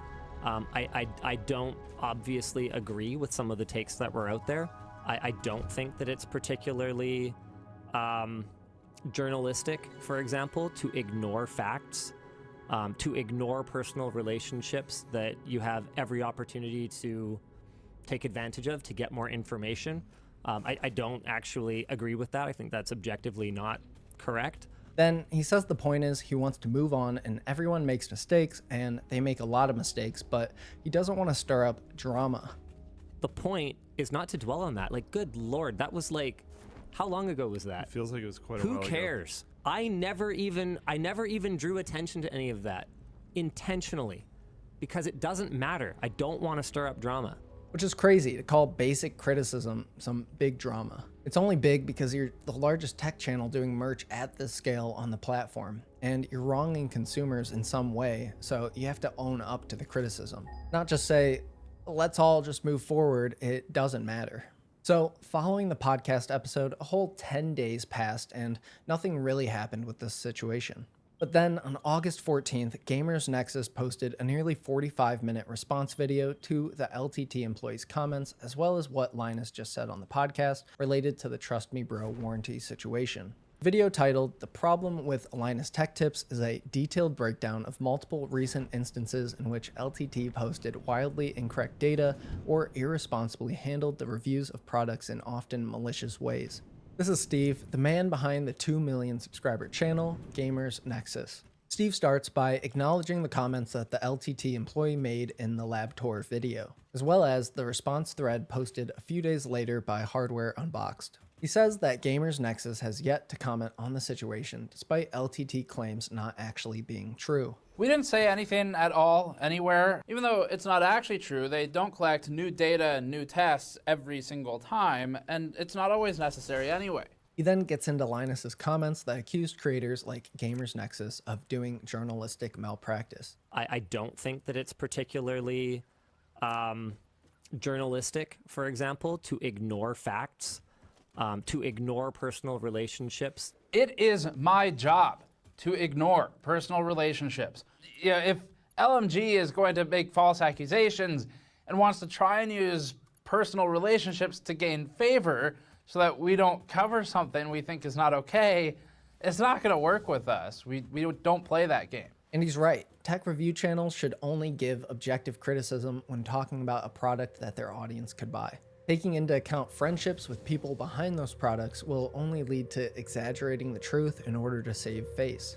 Gamers Nexus starts off the crux of this video by stating, "The first clip from an LTT lab tour caught our attention, but it itself isn't worth commenting on. We have something wider in scope we want to comment on, and it's simply that we believe LTT or LMG is rushing too much to hit arbitrary and largely self-imposed deadlines that are causing frequent and sometimes significant data errors and information errors. And this conflicts with the ramping marketing surrounding accuracy and data-driven objective reviews that they're pushing for from LTT Labs. So Steve says that by exiting entertainment and entering the space of tactical data-driven reviews, there needs to be proper work backing everything up. Because now there's a different level of faith people are putting in the material coming out of your channel, and the expectations are different. And we know these issues at LTT in terms of the rushing, the pushing employees and staff to hit deadlines despite concerns with the data or the collection of the data. We know that these come from top down, as shown in a recent LTT interview that it conducted with its own employees. Employees say in the video that they wish they could post less and focus more on quality for a bit. Let's publish less videos. I wish we could back off the amount and focus on quality for a bit. More time for projects would be good. I don't love that we have to release so many videos. I don't know what our current count is weekly, but I know it's very high. Very rarely am I particularly proud of a video I've worked on. It even goes so far as Linus, who runs the company, reiterating that there's never time for retrospection. It's always just go, go, go. We never have time for retrospection. It's always just, that's out. What's the next thing? Employees obviously feel drained and unfulfilled from some of the work, and then you have Linus imposing crunch on everybody, which is only diminishing the quality further. Steve then shows a clip from their June 30th podcast where Linus describes a situation in which the writer on a video asked them to spend more time pulling new results, and in response, Linus said no because it would cost them too much money. But it was designed for a 3090 Ti. Well, we went for gold and we tried it with a 4090. The temperature results were bad. It was clear that it wasn't making perfect contact, and so Adam was the writer on that project. What Adam asked is if we could spend more time, put the 3090 Ti on it, and get real results. And what I told him was no. Because, and guys, come on. Like, for real, okay? It's $800 US.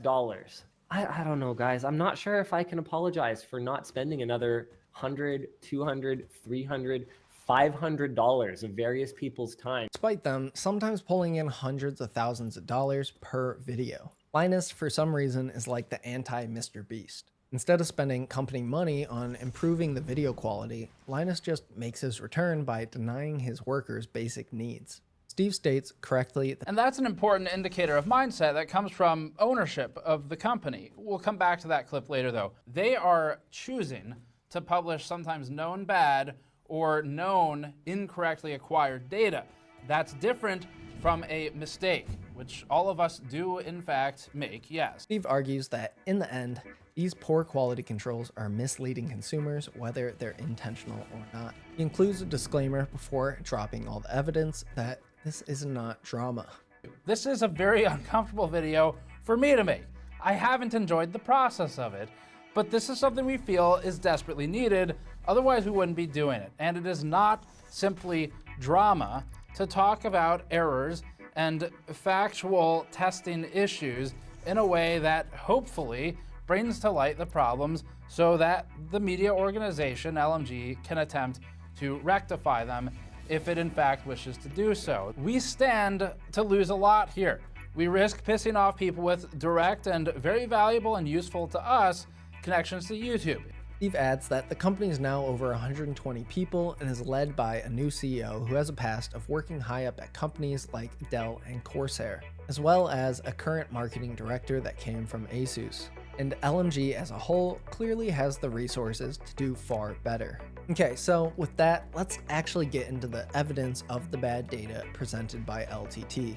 Steve says that even with the debut of LMG Labs, they're still consistently making errors in nearly every single review video they publish. He says there's enough errors that he can't fit them all into a normal length video, but they'll cover a few of them to establish the premise and explain their concerns. However, all of this evidence was published within the past year. And bear with me, the language might get a little nerdy and technical while we break down what LTT is being criticized for. It all starts with the reviews of the 40 series NVIDIA RTX graphics cards, specifically with their video on the 4090. It included multiple erroneous charts, but one in particular for Cyberpunk 2077 was ridiculous, showing the 4090 outperforming the 3090 Ti from last year by 300%, when in reality it should be closer to 75%. This is a pretty obvious human error, and I feel like it would stick out to any non-tech person if they were looking for it while watching the video, but if it was playing in the background, I probably wouldn't give it a second thought. Steve says most of the other data was relatively consistent, so the outliers should have been more obvious. Shadow of the Tomb Raider was even more bizarre, with the 3090 Ti outperforming the 3090 by 61% when it should be closer to 13%.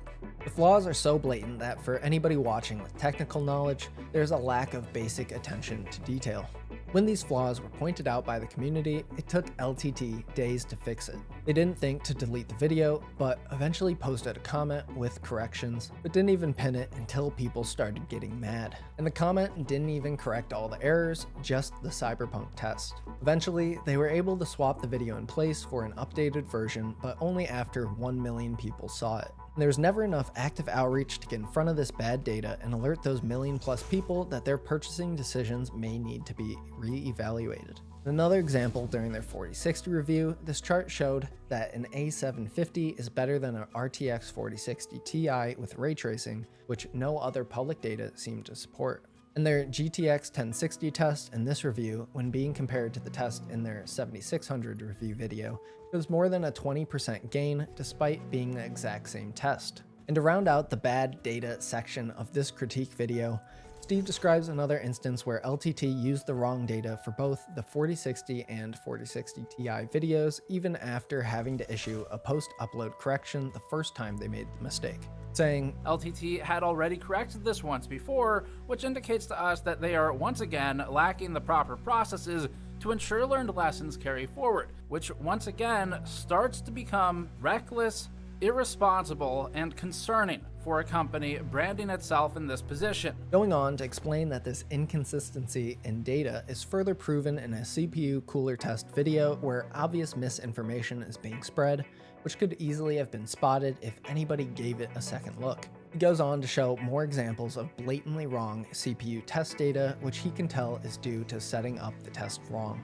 There is absolutely no way with these CPUs that these results can deviate this much without error in the testing process. In multiple other instances, LTT posted abnormal data claiming it was due to a weird software situation, but Gamers Nexus was unable to achieve similar results every time they tried.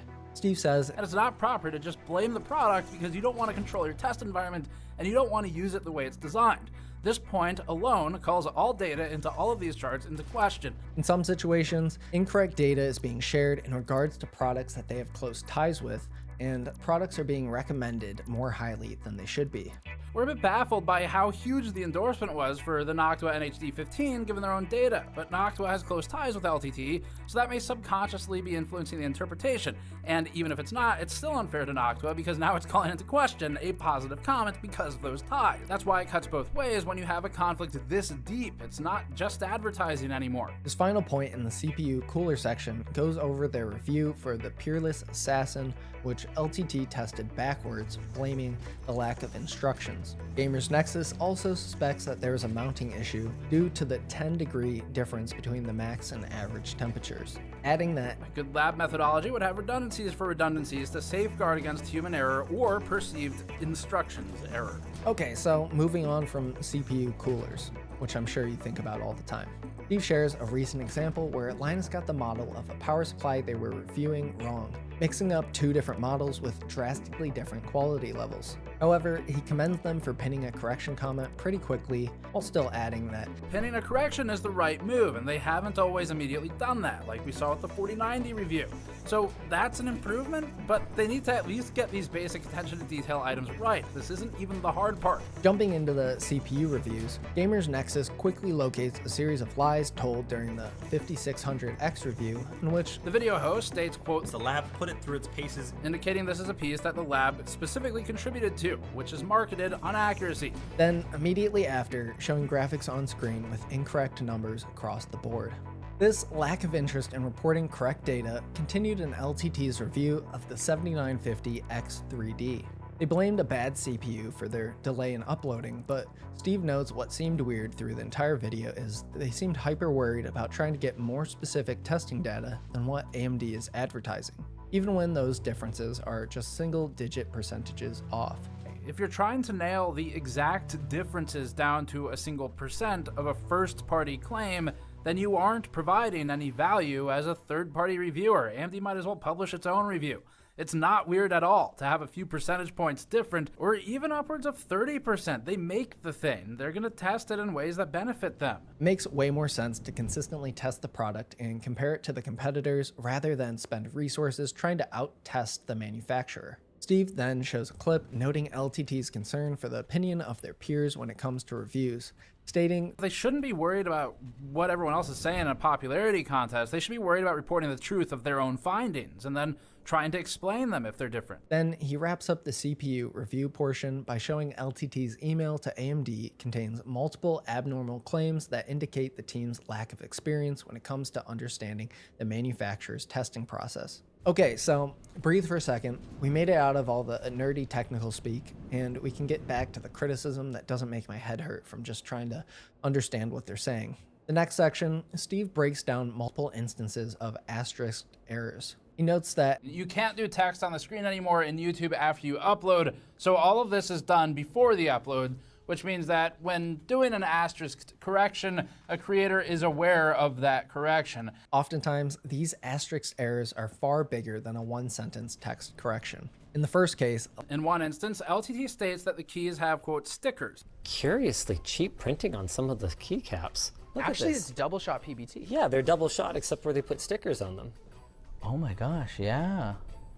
Yikes. Despite the correction, the negative sentiment's still fully displayed in the video, so you'd have to catch the small text correction to even know they weren't stickers. Then, later in the same video, Linus gets another asterisk error for a 1-second clip where he calls the graphics card by the wrong name. And a 4070 Ti, meaning we should be able to get some pretty good gaming performance out of this thing. But the editors add an asterisk that says, not TI.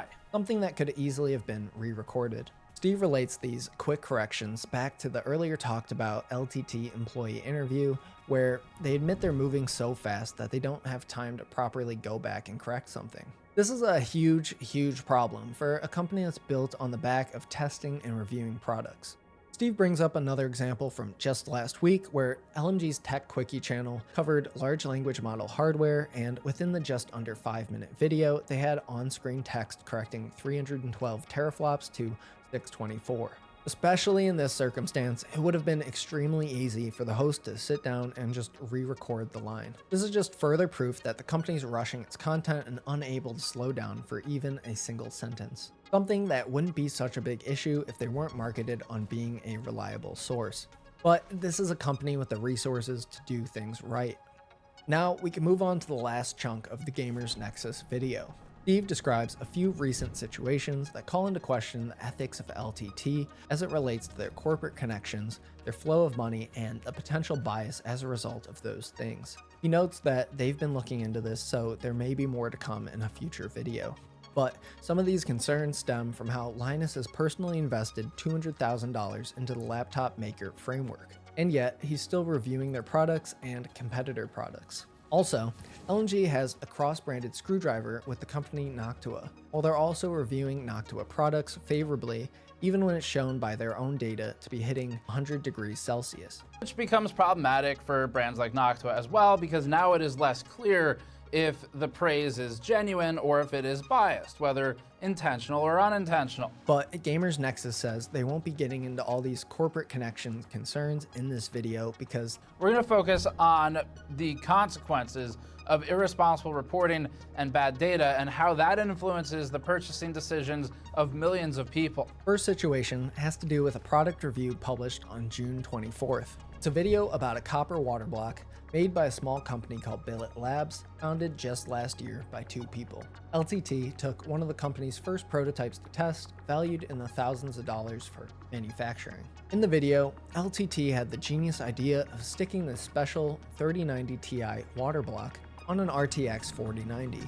I don't know anything about what this thing does, but to me it sounds stupid to connect a block of water to the wrong thing inside of your computer. Though they did this despite the company never telling LMG that it would be 4090 compatible, wildly misrepresenting the product as it would literally not fit properly. Steve states that LTT's presentation goes down the path of being irresponsible, presenting the product as much more difficult to work with than it would be if used properly. The conclusion is like it's a cool product, but it's a bad product. It looks great. Yeah, it looks super cool. Are you just saying it's bad just purely because of the price? It's bad because it makes absolutely no sense and nobody should buy it. Most of the community is actually really amazing. But there's a vocal minority that looks at something like that and goes, lazy, out of touch, whatever else. No, I'm just really experienced at this. Oh! You got it. Crap! Did you put it backward? Get a shot of that. Look at that. acting like this when reviewing a product is dangerous when it goes unchecked, and it can needlessly harm a small company or kill somebody's life work in a heartbeat. One of the founders commented under the video saying, using a 4090 with the 3090 Ti block leaves a gap of around 1mm over the die, so it's never going to cool properly. Going on to say, it was difficult to watch their criticisms when pretty much every design issue that Linus raised was done for a reason, which was all explained to Adam weeks ago. None of which, I guess, was fed back to Linus. We also sent a full instruction manual that seemingly wasn't used. I think there's definitely been a major communication breakdown along the video pipeline. We assumed we'd have a chance to answer any problems that were raised and explain them before it was publicly misrepresented.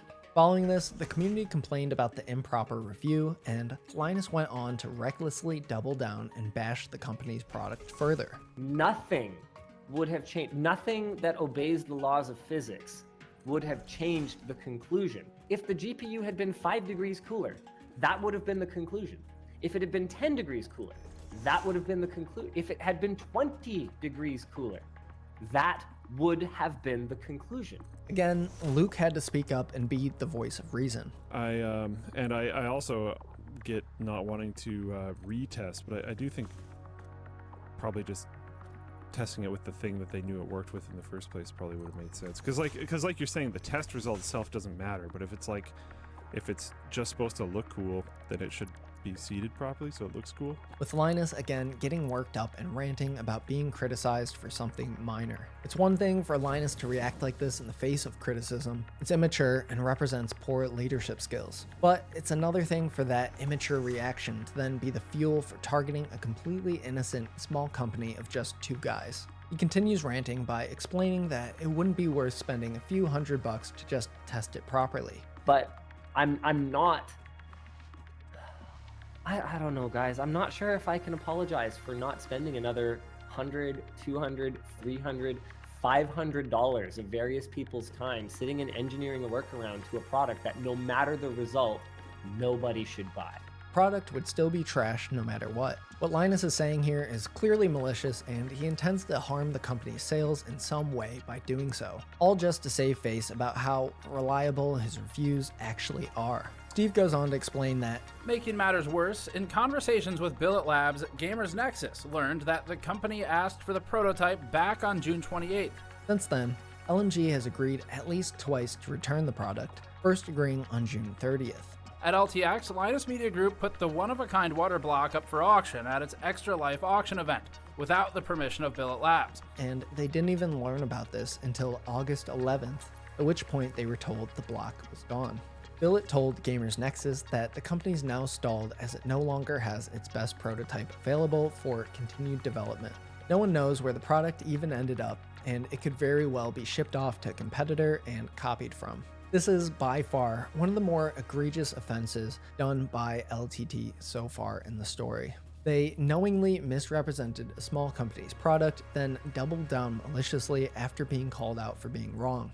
It's a completely irresponsible and dangerous way to be running one of the largest tech channels on the platform. It's behavior you might expect from a faceless drama YouTuber under 50k subs, but not from one of the largest voices in the industry. In the final example presented in this video, Steve goes over a recent review from LTT on the Ponage Stormbreaker mouse. In the video, an LTT store employee gives an over-exaggerated negative review about how not smooth the mouse is.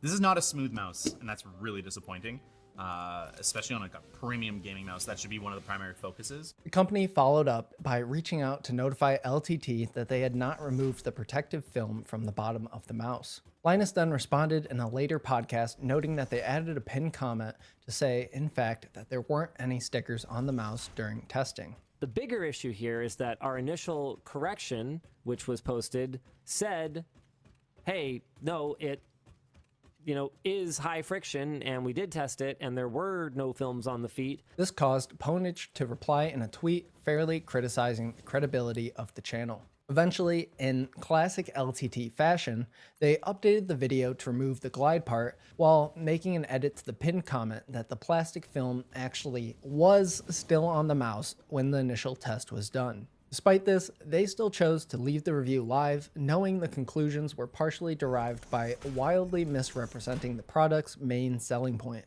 The only question that remains is, am I recommending you buy this product? No. And despite being wrong, they still found time to throw Ponage under the bus for not labeling that the film was there. To me, professional reviewers probably learn how to properly unbox and test a product rather than act like boomers and complain that their bad faith review is due to their inability to think for a second about how to use something the right way. Steve from Gamers Nexus finishes out this video with a few points regarding the mentality of Linus Media Group. All of this is ethically unacceptable. They like to brand their short circuit stuff as unboxings, or in other words, not reviews. But it's disingenuous to hide behind that whenever there's a mistake. Especially in the cases of wildly misrepresenting the very features the mouse and water block were marketed on. Choosing to leave these blatantly incorrect videos up has a hugely negative impact on the reputations of these small companies. Linus Media Group is massive. That has to be treated responsibly. There are correct actions. It should result in some sort of immediate trigger, like a removal of the video with a follow-up saying, we did it again, here's the new result. The damage from how these reviews were handled can be seen as Steve shares some of the comments from the videos, which are blindly defending LMG's position. The video ends with the conclusion that what Linus Media Group is doing is completely unfair to both consumers and companies. The way LMG reacted to each company defending themselves in a completely valid way indicates a major issue in the way LMG is handling their product reviews. They affect the purchasing decisions of millions of people, and they brand themselves as an unbiased, for the people outlet. Despite acting carelessly with the data and partnering with products and categories that have a conflict of interest to their objective reviews. So those were the main takeaways from the Gamer Nexus video, the problem with Linus Tech Tips. What do you think so far? It's a lot to chew on, but at this point in the story's development, I wasn't really anticipating uncovering this controversy. Obviously, there are some bad business practices going on at Linus Media Group. They're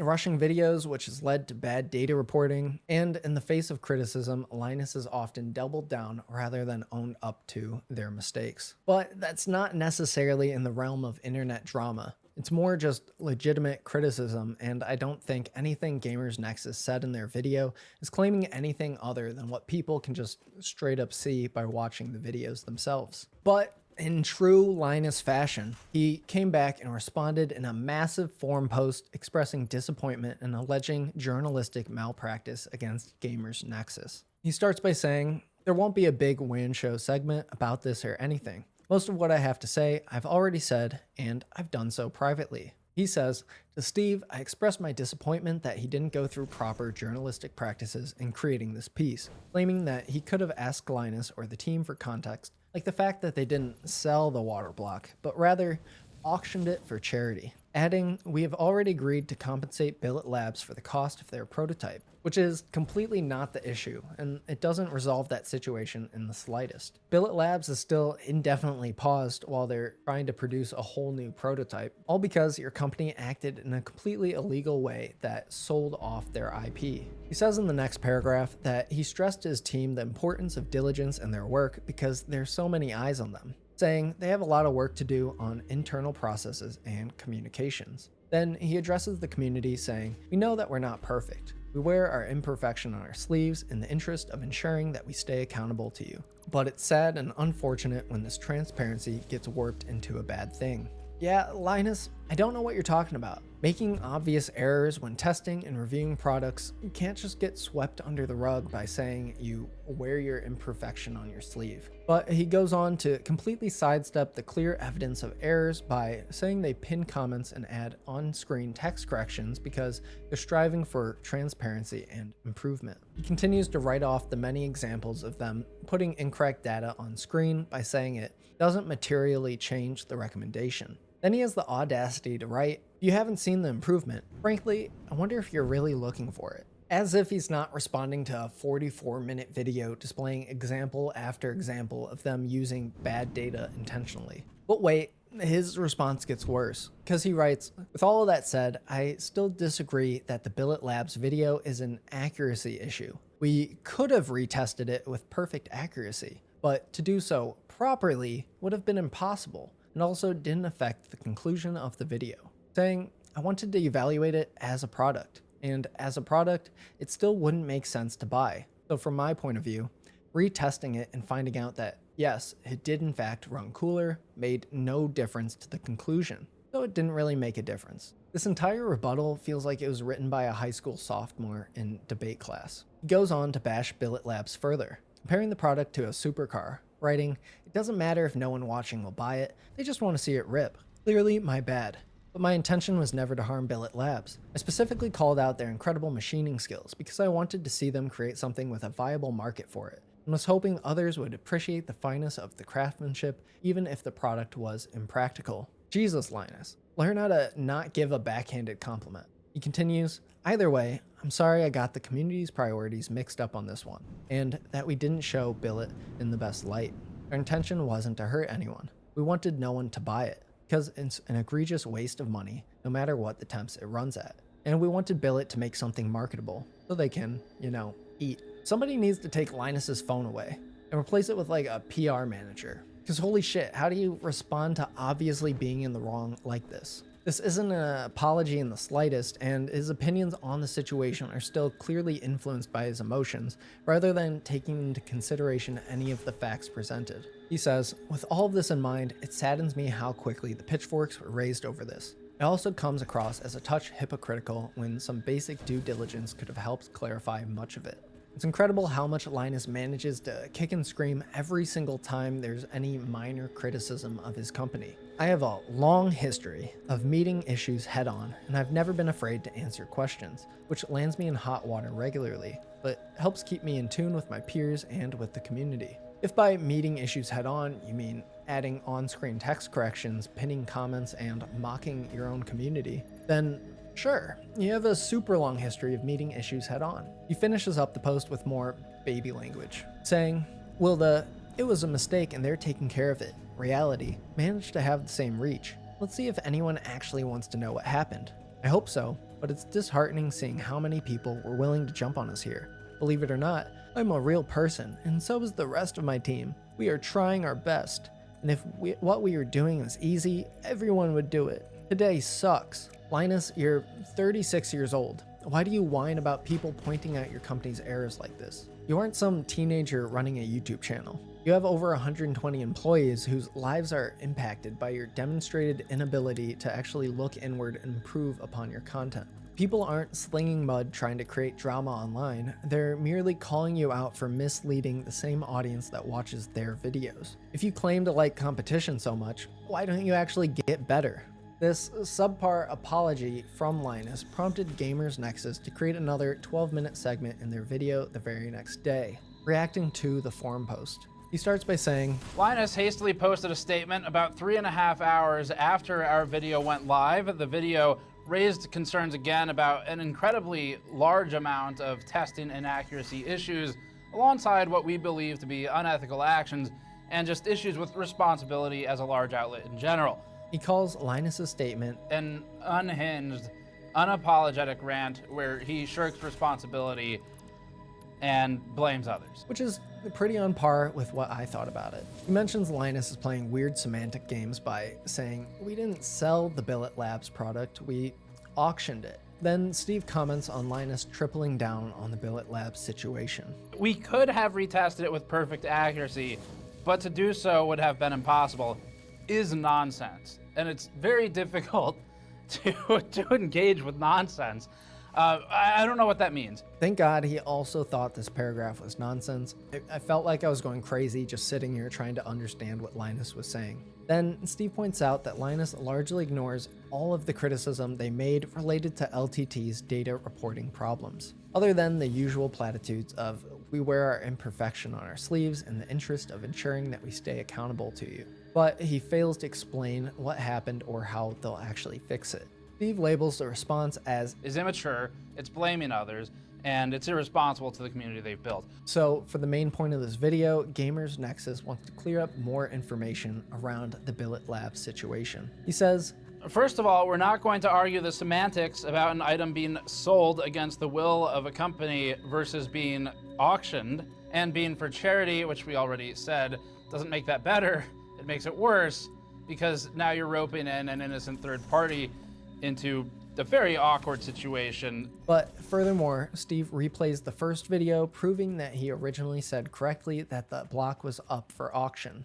At LTX, Linus Media Group put the one-of-a-kind water block up for auction at its Extra Life auction event. Then he calls out a line in the apology that uses subversive language to make it seem like Billet Labs and LMG came to an agreement about compensation for the prototype. Steve then provides further context after reaching out to Billet Labs asking if they agreed on a dollar amount for the prototype.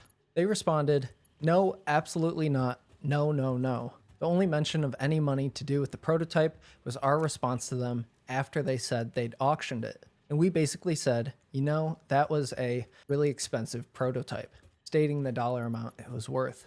Also adding, you plan to reimburse us for this. And they heard nothing back. They didn't get a response until the Gamers Nexus video. That is just absolutely unbelievable. That a tech channel this big could post a bad review and then carelessly auction off the one-of-one prototype, only to ignore the company that you promised to send the prototype back to in the first place. My man Mark S. Brownlee would never do this. Never. Billet says they received an eventual follow-up email from LMG about 3 hours after Gamers Nexus posted their video, around the time of the Linus forum apology. So Linus wrote the email to Billet and posted at the same time saying that they've already come to an agreement on how to compensate for the prototype, which is completely not true. Gamers Nexus got a hold of the original emails and put together a timeline of when LMG promised to return the prototype. On June 30th, they agreed to ship back their block and the 3090 Ti, following up on July 6th to confirm that. Then on July 12th, LMG sent another update saying that it should be sent sometime within the next week. The next time it was seen was a couple weeks later on July 30th at the Linus Tech Tips Expo Extra Life auction. In early August, the LMG team came back and actually said, so there was a communication mishap and we ended up auctioning off the monoblock in a silent auction for charity at LTX. Good news is that it isn't just sitting on a shelf. Like, what kind of a response is that? They didn't even say sorry, much less offer to actually rectify the situation. Linus continued to comment on the agreement and forum post, despite Billet Labs never emailing him back and offering him a quote in the first place. As of August 14th, Billet says, he's emailed us and we haven't emailed back. We thank the community for their support. We stand by everything that we've said publicly, sharing this short post on their company pages. Steve goes on to talk about how Linus's confusing sentence structure regarding the Billet Labs agreement is the reason why he needs to be overly careful and objective when reporting these things to viewers. If he were to actually take Linus's advice here, he'd probably be fed misinformation, as that's pretty much how they actually respond to any criticism they face. He mentions that just like dealing with a big company like Walmart or Alienware, they don't need to reach out for comment because the company is so big that they're already harming consumers actively. Steve says, they have objective errors that we covered objectively, and they involved serious ethical concerns, which we raised, and rather than addressing those, he's choosing to try and distract viewers by whining about us not allowing him to comment first. He adds, I am exceptionally disappointed in this response. I am baffled that this was the path chosen. I don't know. I don't know how to respond to this circular deflecting nonsense. If LTT releases a new PR-inspired comment after this and goes on another rant, we probably won't be responding. This was LMG's chance to take responsibility, and he's shown LMG's true colors and what he as an owner really thinks. And we're greatly disappointed at the tripling down rather than proposing future-looking solutions. At this point, we wouldn't believe them if they released a new statement to try and undo this one, because it's clear to us what the company's owners thought of these issues. And I agree with the Gamer Nexus reaction here. I think the apology was more of an emotionally fueled rant, and it's entirely immature for a company to be acting this way over objective criticism. But that concludes the Gamers Nexus vs. Linus Media Group saga. What do you think about everything Gamers Nexus brought up, and do you think it's valid criticism? But don't let me know in the comments, because yes, this far into the video, we're finally getting to the good stuff. And by good stuff, I mean the most awful things you could ever imagine. This is where I have to put a massive disclaimer warning. Controversy is going to take a serious turn, and various triggering topics are going to be brought up. This includes talk of self-harm, derogatory language against women and LGBTQ+ groups, and workplace abuse and harassment. We're pretty far into the video, so please, if you have it on in the background, take proper precautions if needed. So, the Gamers Nexus follow-up video we just covered was posted on August 15th. Immediately, Linus Media Group is scrambling behind the scenes to craft up one of the most tone-deaf apologies you've ever seen on YouTube. But before that could come out, at 2 a.m. Eastern Time on August 16th, a former LTT social media employee and independent content creator named Madison posted a thread on their Twitter page describing example after example of abuse and harassment she faced while working at LTT. The thread begins, "To stop the speculation and DMs I'm receiving, I chose to quit my role at LTT because it and the working environment I was facing were ruining my mental health." She first describes how overworked she was in her social media role, being required to post 3 tweets, 2 Instagram posts, and 2 TikToks minimum per day, all while also being expected to plan, film, edit, and post 2 Floatplane exclusives per week, which is kind of like their version of Patreon.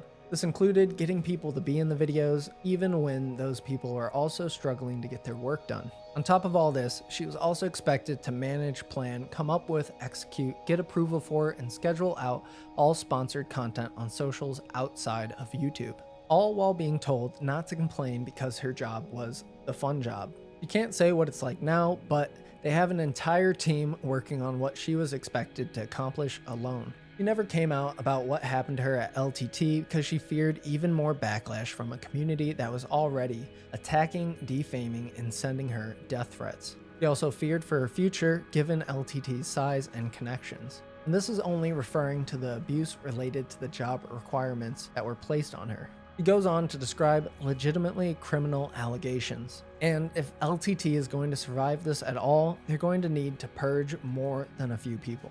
He says, "My time at this company brought my mental health to an all-time low. I could talk to anyone around me during my employment and they would confirm it. I would not have recommended anyone I knew to work there, especially with my experiences as a woman in the office. I was consistently belittled by certain members of upper management. My work was called dog shit. I was called incompetent. When I would reach out to managers and try to get help with these situations, I would be told to put on my big girl pants and be more assertive." That's not surprising in the slightest that they act like this behind the scenes. From the way we've seen Linus act just throughout this video, I can only suspect that there's a toxic culture full of insecure people at the company. If he responds publicly to mild criticism by whining and using confusing, vague language to placate his community, it can only mean that leadership within the company is treating the people below them whose salaries they're paying even worse. He continued, "After enough complaints from me, I was pulled into a meeting.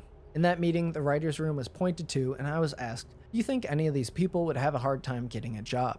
I said no, keeping in mind that this was about a month into working there. I was then pointed to and asked, 'What about you?' I was scared. I remember asking, 'Are you gonna fire me?' I was laughed at and told to stop being so pessimistic, as if my job and ability hadn't been vaguely threatened. I was then asked to agree to a verbal, no drama contract. That verbal part is important." Yeah, I mean, that's a lot more than just vaguely threatened. The managers at LTT seem like they're on a power trip. Madison states that this verbal, no-drama contract came very shortly after she come forward stating that she'd been inappropriately grabbed multiple times in the office, among other issues. As thanks for that, they barred her from being in videos from then on out with no explanation for the community. That's real nice, Linus. You're hiring and paying people to grab other employees during work hours. You must be glad that you spent all that money on the huge new lab warehouse. It's way more room for your managers to grope employees in. He says there's a perplexing fear that people will leave LTT and start their own thing if given a platform. So if that platform could threaten negative things coming out about your company or you probably want to squash it too. In my experience, there is a belief that everything you accomplish, no matter how much is created by your own effort, is actually due to Linus giving you a platform. This is what I was told when I moved from Arizona to Vancouver to take this job. After it was publicly announced by Linus that he would be hiring me without my knowledge or consent of the situation, and also before I was even offered the job or shown the salary, I agreed and signed the employment contract. I had asked and been told during my interviews that I would be allowed to monetize my YouTube channel and be allowed to join Floatplane in exchange for shutting down my Patreon. Once I moved, I was presented with an entirely new contract and handbook that I was not told existed. It detailed that I was given incorrect information and would actually have to make changes to my plans if I wanted to continue being employed at LTT. This was after I had moved entire countries and given up my visa status. I couldn't just go back. I later went to Linus about this and stated that the effort to remediate the situation wasn't sitting right with me. He told me perhaps I should change my priorities. He was, in this instance, referring to the fact that my brother had suddenly passed away not even a week before I moved for this job, and that perhaps I should just ignore that, and I had been misled because that was more important. I cannot tell you how upset I felt in this moment. Oh my God, Linus. Like, I can't believe you run a company. I've yet to see him treat anybody around him like an actual human. It just seems like he's an insecure, power-hungry leader who clearly isn't in control of shit and is just letting managers abuse and harass employees. She goes on saying, the opportunities LTT presented to me were nothing in comparison to the day-to-day issues I faced. It didn't matter if I spoke to somebody with evidence of an abuse of power or inappropriate workplace behavior. It was considered tattletaling. I was actually called a tattletale. I was told I was bossy when I was trying to be assertive, like I was asked to do. I was told I was arguing when I was trying to discuss my point of view. I was told to calm my tits, stop being such a bitch, and other comments to similar effects. Men are freaks, but like, how are you gonna be a man working for a social media channel in the 2020s using phrases like calm your tits? Genuinely go on a hike somewhere and don't come back. There were numerous instances of misinformation being given to me purposely to negatively impact my work. I only know this because coworkers would tell me they overheard the actual information I should have been given. It felt like a horrible teenage drama movie. That is actual psychological abuse. Imagine going to work every day and just being fed lies. But you have to go along with it and finish your work to get paid. The Linus Tech Tips channel is the furthest thing from transparent. She describes the company's work from home situation. Work from home was a whole issue. If you took 3 minutes to answer a personal email, you could get in trouble, which happened to her. There's a system of micromanaging and a level of distrust because the amount of content they have to push out daily is so insane, no one gets a break. I would lose my mind. If a manager ever got mad at me over taking 3 minutes to reply to an email, I'd dox him on the LTT main page. She goes on to describe a self-harm incident completely brought on by the motivations of the company. I remember getting told off for taking my sick days, as in the days you're entitled to. This no days off grind set culminated in the real moment I realized I had to leave. I purposely cut my leg open so badly I would have to go to the ER to get it stapled back together. It was genuinely the only way in my mind to take a day off without being harassed for a reason why. That's horrific. I hope Linus Media Group faces legitimate consequences for all of the blatantly illegal actions that they've taken against Madison and likely dozens of their other employees. I hope in the coming days, with the internal and third-party investigations going on at LMG, which we'll talk about soon, the victims of this company feel safe enough to come forward and share their experiences so LMG can be exposed for who they've really been this entire time. She says, I had spoken to managers about how I was struggling and how the workload was too much for one person. But I was belittled and told, you just have bad time management skills. I was not treated fairly, and in the moment I couldn't even see that because I was told I was the problem by the people I had looked up to for years. I had coworkers coming to me saying, didn't like how you were treated. I'm glad you got out. And only then did I realize that it wasn't me. That's truly just textbook abuse. I really commend Madison for coming forward and confronting her abusers in this way, and I hope it empowers others to come forward and identify who these predators actually are. The world is unfairly balanced against women, especially in a toxic workplace environment. She writes, I'm still scared shitless of what the response will be, since I am a woman and have already been called dramatic.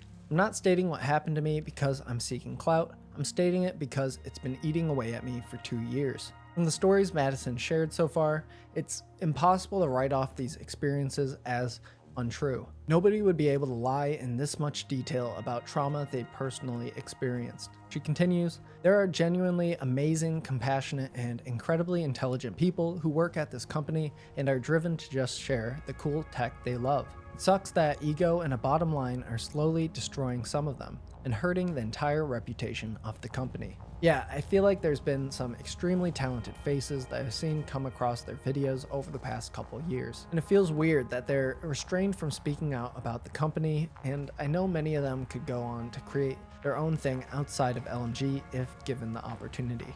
Madison then describes how the company preys on young people who don't know any better and seem to get away with this over and over. I was at my dream job, and they spoke to me like I was nothing. I can't express to you how worthless I felt. She confirms that the anonymous Glassdoor review that was posted to the LTT company page about a year ago was her, saying it's because it was the only way she could safely express anything that had happened to her. In the past, she'd been crucified by fans sticking up for Linus. In the anonymous Glassdoor post from July 2022, she gives a short overview of the mistreatment she faced while at the company, listing no proper HR system, sexist remarks, coded language, and harassment were common, including discussion about employees' bodies, appearance, clothes, and wealth. Upper and middle management frequently misuses power. The HR team was also upper management. Feedback was consistently harsh and non-constructive. Inappropriate language was commonly used while giving feedback. Unbiased third parties were never present or easily able to be requested for these meetings. Outside ventures were frequently frowned upon or limited by the company. In response to his community asking about the review, Linus wrote, for obvious reasons, there won't be an official statement disclosing private details about my dealings with any of the current or former staff. On a separate note, no NDA or other agreement can prevent a Canadian from reporting workplace mistreatment, including harassment, discrimination, or unlawful termination. They can post it publicly, submit a statement to the authorities, or do both for good measure. Adding, as long as it was true, it wouldn't be defamatory.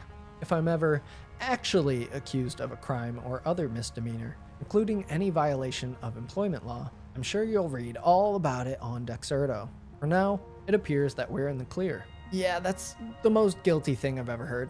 If he's so busy worried about being canceled by Dexerto, you gotta wonder how many skeletons he has hiding in the LMG closets. Why would his response to genuine company criticism be, well, no one's come out against us, so we did nothing wrong?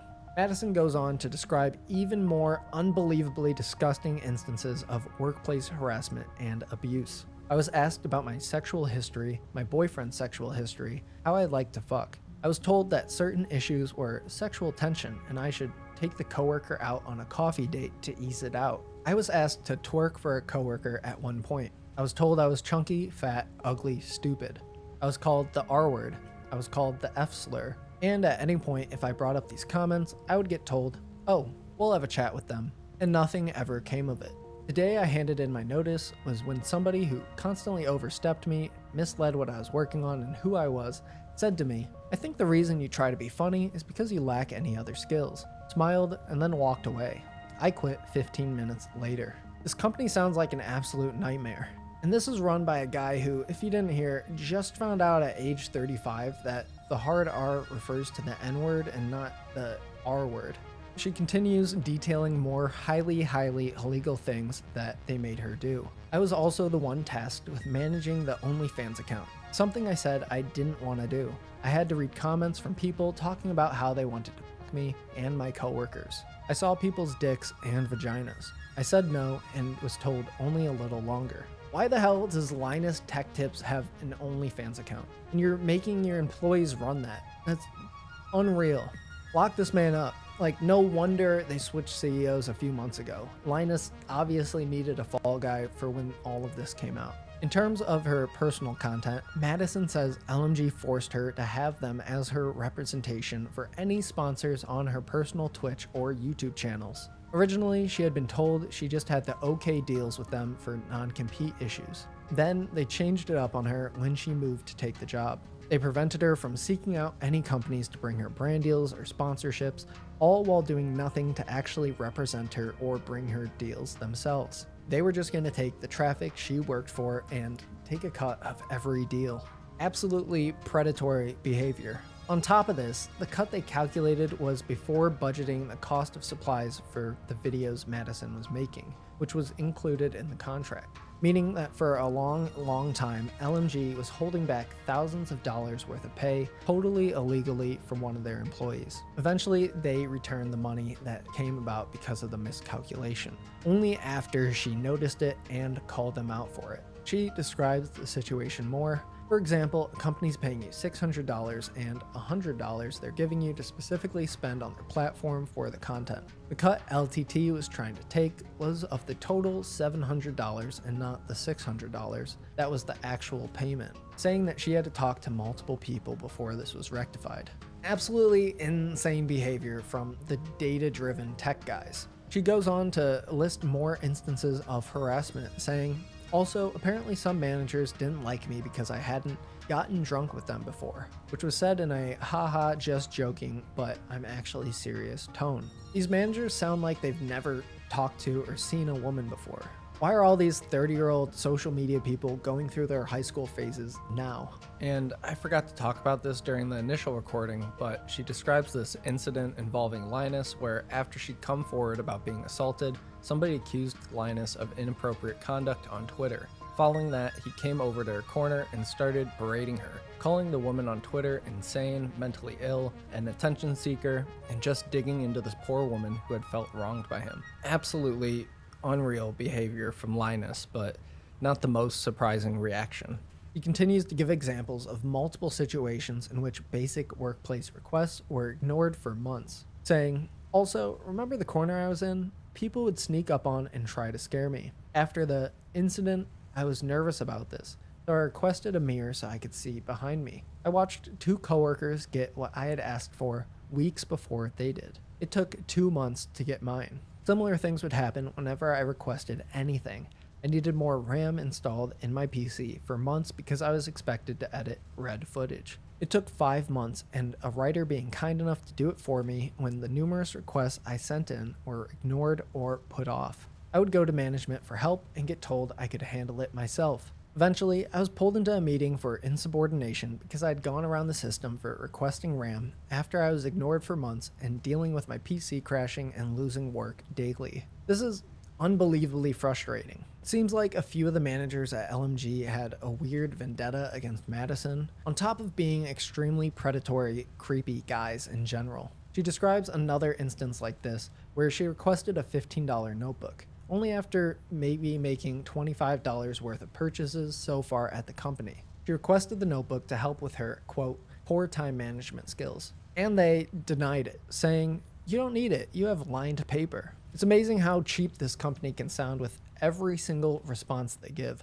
She says, I was upset and responded back that this was different. No. Then, bam, another meeting. Madison, why were you so rude and non-communicative with this manager? I didn't mean to be, I was told no. But then I got in trouble because they said they didn't know I was still upset. Cut to me later at my desk, I get a message saying, I did know you were still upset because you never emailed me back. In this meeting, they had lied in front of Linus to make her look bad, and worst of all, she knew if she brought this up, she would be the one getting reprimanded for tattling. It's incredible how the leadership at this company just acts like parents controlling their chaotic children, when the employees are just looking for basic respect. Her job was further belittled, facing numerous times where she'd be asked to check up on socials or do little jobs during the weekend because it's social media, so is it really working? She wraps up the thread with a few enlightening comments saying, "When I left, I was told they would announce I parted ways from the company on the WAN show. I said, no,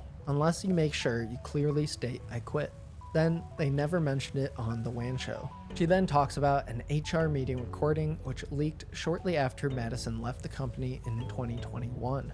In the recording, you'll hear inappropriate jokes and you'll hear the situation be belittled. I actually didn't even know about this HR meeting recording, and I'm 33 pages into the script with no end in sight, so this is pretty exciting.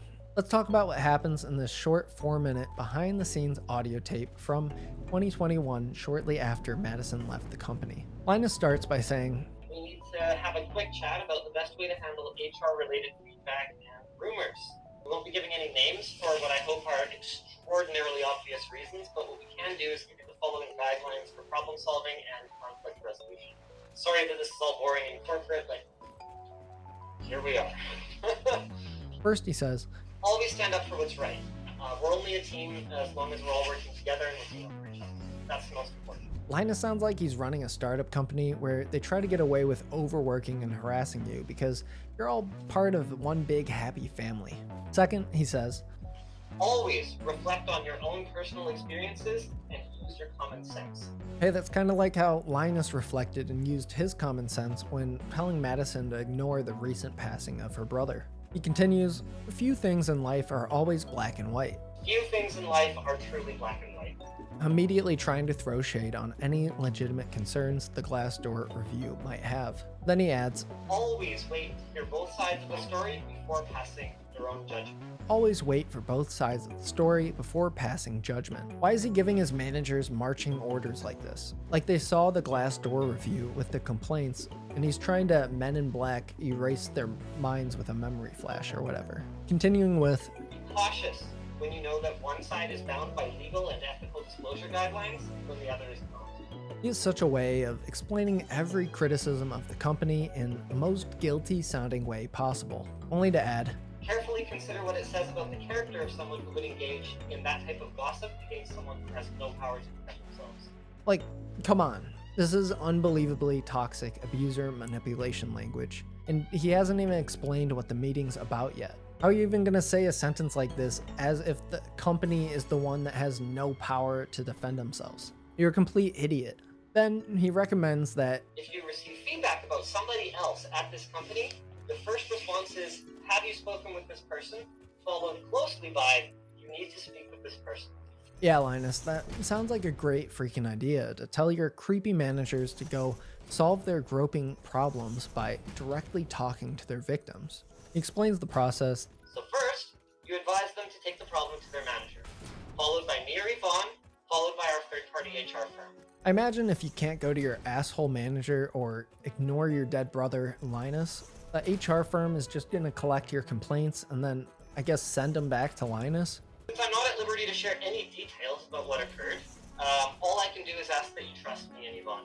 It sounds like a cult more than it is a company. He then adds, We can't solve problems we don't know about, though. like, dude, you've known about these problems with Madison and I'm sure other people for years. You, Linus Tech Tips, the person, not the company, has failed to solve any problems whatsoever. And you're traumatizing employees. He then asks the room if they know about the anonymous feedback form. If you prefer to provide your feedback anonymously, we have an option for that as well. It's the manager and coworker feedback form. Yvonne, if you're not aware of it, show of hands who is not aware of it. Okay, a lot of people aren't aware of it. Good, so now we all know. Then he wraps up the meeting with a dumb corporate joke, and everybody laughs. Does anybody else have any questions? Not a single question? Wow, that must have been a really good speech. All talk, no action whatsoever. Going back to the Madison thread, this was her reaction to the leaked HR phone call. Imagine someone calls you dog shit, and the response you get is, "Oh no, go talk to them about it." But it keeps happening because there's no record of it, because you were instructed to just go talk to them, not HR, who also just happens to be an active owner of the company. That's unreal that the HR department is an active owner of the company. It's more like a PR department that's gonna stifle any negative comments in the interest of profit going up. But those are the main points going through Madison's thread exposing LTT for fostering a toxic workplace environment of abuse and harassment. Absolutely disgusting and disappointing to hear, but like she says at the end of the thread, this is not at all surprising. The writing was always on the wall. Jumping forward for a second into the future, Madison clarified some more details on the hiring process. LTT first posted publicly about her getting hired, only to then after give her a completely different and worse contract than they initially agreed on. She says, "This is an unfair position to be in as a prospective employee. It makes negotiating your employment very odd when now millions of people know you were supposed to get hired and would speculate on why it fell through." But recently she found out that it goes against BC law to publicly announce someone is interviewing or has applied for a position in your company without their permission. She says this has happened multiple times on their podcast. They'd announced she was applying for a role, which she never shared publicly, and then a week later say, oh, she didn't get the job. She was even asked during the interview process to not speak about it publicly. Then she'd go online and see, oh, the choice was taken away. So, extremely shady hiring practices on top of every allegation we already shared. Where do we go from here? Well, absolute rock bottom. Because I'm sure as many of you know, just a few hours later at 7 a.m. Eastern Time, the LTT channel uploaded a 21-minute apology video. Doing this only after uploading the apology to their paywalled floatplane page. This unreal bottom-of-the-barrel move was called out by users on Twitter, with Linus responding via comment. I could publish it anytime, but I thought I'd give the FP folks a bit of early access, like the good old days, and to say thanks for sticking around while everyone else waits with bated breath. I really appreciate you guys for not jumping to conclusions. Oh my god, lock this guy up again. Can't seem to take even the slightest bit of criticism without whining and sucking off his entire company's bare butt, balls, and back. Paywalling your apology video is worse than the freaking ukulele Colleen Ballinger non-apology. But not long after, Linus publicly uploaded what has to be one of the most watered down corporate non-speak apologies the platform has ever seen. The apology begins with a man that I've never seen in all my years of watching videos from this channel. The saga has been so long that I already forgot about it, but back in May, just about 2 months ago, Linus stepped down as the CEO of LMG and Taryn Tong took over, coming from leadership at other big companies like Dell and Corsair. At this point, it definitely seems like Linus just wanted some sort of fall or buffer guy for when all of this stuff came out. And at this point, it's not working. This is proven by the beginning of this apology video, where Taryn Tong introduces himself to the channel for the first time ever by blankly staring into a teleprompter, obviously reading off a script. And I'm sure Linus wrote it out for him. I'm speaking today because of the recent community outcry demanding change. I'm here because I agree with the community. We do have a lot of work to do. So what, you're telling me that Linus doesn't agree with the community outcry? So that's why he's not the first guy here? I don't know. You think they addressed the Madison situation? Not even close. Taryn goes on a tangent and starts listing off random nonsense about his history building gaming PCs. It's like, this channel's called Linus Tech Tips. Where's the apology? Who is this gray-haired man trying to relate to the youth? He says, I'm only 6 weeks into the job, but in that time I've seen a lot. I've looked at some budgeting, some team building, and operations. But my main focus has been to be a fly on the wall and gain an understanding of what's going right and what's going wrong. There's a lot of both. 6 weeks, and you're in the opening of the apology video? That alone is cruel and unusual torture. In 6 weeks, he probably only saw managers abusing their workers like a dozen times or so. And then he wraps up his first introduction to the channel by doing a goddamn fake sponsor segue. I've asked the team to unflinchingly address both the concerns that have been raised and how we intend to fix them, with the money we'll make from our sponsor. This is not funny. The way Linus forces his employees to think or act about any criticism the channel faces is completely embarrassing. They have yet to handle one situation with any grace or human touch whatsoever. It's all just fake humor, corporate statements, and ignoring objective accusations. After this, Linus throws his wife in front of the bus to apologize for his grind set mentality and how she's tried to rein him in for years now that they aren't fighting for survival anymore. In fact, in some ways, it's our efforts to keep doing more and keep doing better that have created our current situation. Trying to paint Linus as just some hardworking guy that is trying to do his best, rather than a CEO who's been overworking employees to the point of just straight up lying to consumers about the products they review. Also, it's brain dead thinking to throw people in front of the camera that aren't camera trained or do content try to do this apology. You can tell the entire time it's extremely obvious they're just reading off the teleprompter. You can see their eyes going back and forth, there's no blinking, and they're just blankly staring into the camera. No matter what they say, everything feels like it just comes off completely meaningless. I agree with the community, so I'm putting my foot down. Effective immediately, all YouTube video production is on pause. And our teams are going to be spending this entire next week focusing on long-term workflow changes to make our content better in a lasting way. Like, no, you need way more than a week. You need months, if not half a year, to fix all of the management issues within the company. Take half a year off and make Linus get therapy. And immediately following her talking about how they're going to take a week off to focus on improvement, teleprompter has her complain about how many daily uploads they're going to miss. Because literally every single explanation is about money for them. She also announces that they'll be pulling back on their upload schedule once they return until they get their house in order. Continuing to say that Linus made a clear and egregious judgment error regarding retesting a product he felt was impractical. That was wrong, and I've told him so. Why doesn't she explicitly name Billet Labs or Ponage in this situation? They literally give no apology for how they auctioned off Billet's expensive prototype and forced them to halt development. Every time LMG responds to some controversy, they always keep things vague and never admit fault. It's extremely concerning behavior to see, revealing the company or just Linus's inability to see faults in their work whatsoever. Next up, Linus shoves this guy, Gary, in front of the camera. Again, obviously not camera trained. Gary is one of the most boring people I've ever listened to. He says, "So our team will be spending our week publishing living documents for our testing standards and opening them up to feedback from the community and our peers in the industry, should they wish to participate." Hey Gary, have you ever thought about just not posting false information and maybe start from there? Also, the way this guy says from the community and in the industry is like the fakest teleprompter speak I've ever heard. It's so obvious they just took the first take of this. He goes on to claim that with any videos containing labs data, they'll go back and ensure there's full corrections made. For some reason here at the end of his segment, he adds, "I don't agree with every criticism that's been leveled at my team." What the hell do you mean you don't agree with every criticism leveled at your team? The Gamers Nexus video contains so little actual opinion that all of the criticism was just straight up screenshots of misinformation in your videos. Why does every single leader at this company have to be so unwilling to accept any responsibility for straight up obvious mistakes?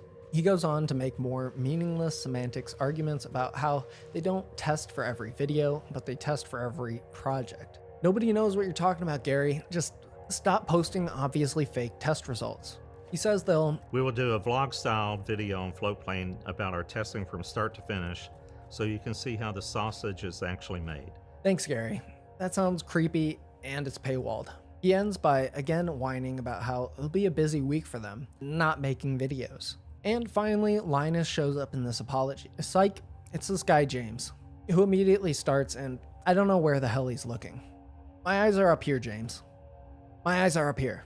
He goes on to describe a common situation at the company. "There have been times when an internal video review caught an incorrect graph, resulting in new versions of the graph being created, only for those new graphs to not be put in the video." Adding that just about every error that's appeared in a video over the past year has directly resulted in a process change designed to prevent that specific issue, but this isn't working. Then he notes that during their time off, they'll still be uploading their scheduled to release videos. Guys, your apology has 142,000 dislikes. Maybe hold off for a few months. He continues with more corporate speak about how they still want to have fun and be goofy guys. But the CPU and GPU videos will require more attention to detail. Then he says, not only did the community love our 4060 review, but our team found it less stressful to put out. Have we had a flawless victory? No. are you kidding? You haven't posted a single review of a product that hasn't required corrections? At the end of his spiel, James says that they'll soon be announcing details of a crowdsourced fact-checking system, so all of the content's correctness can satisfy even the most discerning community members. Like, guys, just post correct information. Every other person in this apology montage doesn't have to announce a new platform. Just focus on getting things right and stop adding more work to your already overworked employees. Okay, so with James crossed off the lineup for this apology concert, we move on to another guy that's not Linus. For whatever reason, Ed, the head of their production team, gets on screen and just straight up admits, I've seen some examples where we've failed to see the forest for the trees and allowed well-edited but erroneous content to slip through the cracks. like, they shoved Ed up here for no reason. He's literally just the head of the editing team. He doesn't know anything about the specs of the products they're testing or what's right or what's wrong, so how is he supposed to catch any of the errors? Linus put him in here for no other reason than just to spread the blame even further. Next, things only get worse. Nick, their COO, gets rolled out and immediately plugs their online merch store. That's not my department, so I'm throwing it over to Nick. Hold on. I'm mostly on the product side. LTTstore.com. What? Somebody had to say it. Yep, for the folks keeping track at home, that's already 2 sponsor segues in this apology already. But the theme of today's video is transparency and accountability. Saying the theme of today's video is transparency and accountability while blankly staring into a teleprompter has to be illegal. He then admits that their fact-checking process hasn't always been perfect and that corrections are often made quickly. And he'll be focused on helping build a set of guidelines for our pre-release reviews and trying to set up a system that allows our team to take a finer look at every aspect of the videos. Then wraps up his portion of the video by plugging their goddamn screwdriver. Everyone here will be so aligned with our mission that my input is no longer needed, and I can focus my full attention on making little widgets that you don't need, but definitely want. Like this retro-themed screwdriver. Yep, let's add another one to the board. That's 3 sponsor segues so far. Following this, Linus still doesn't come on video. Instead, the CEO, Taryn, comes back out again for his second time, just to say, I guarantee there will be future mistakes. Thanks, Taryn. Very insightful. He states that the situation with the Ponage mouse is a perfect example of the kind of breakdown that should never happen again. I'm not sure what the CEO of Linus Media Groups thinks a review or an unboxing is called, but it's sure as hell not called a breakdown. He goes on to acknowledge that they did make a tone-deaf correction following the mouse situation in the pinned comments. After this, Taryn whines more about how as CEO he has to worry about keeping the lights on and ensuring staff is well taken care of, while spending money on fun stuff, which includes doing sponsorships and merch sales. He then describes a recent situation in which a sponsor contacted them with a lot of money asking for a cream puff piece. I was on a call with a potential partner recently. They asked for a cream puff piece. What's a cream puff piece? That's when they're like, how much money do we have to give you just so that you tell the story that we want? Yeah, I'm pretty sure nobody on the planet calls it that. It's a puff piece. I've never heard anybody say cream puff piece. This entire apology is just so robotic. But then he uses the situation to brag about the morals of LMG and how they turned down the offer immediately. Meanwhile, they initially paywalled their apology, and we already have 2 merch ads thus far in the video. Not to mention the multiple investments and partnerships that Gamers Nexus mentioned in their video earlier. He then wraps up his now second segment in this apology by ducking off the company more for turning down sponsors ranging from thousands of dollars per year to hundreds of thousands of dollars per year. It's like, cool dude, just stop your company from posting misinformation. Nobody gives a shit about turning down sponsors.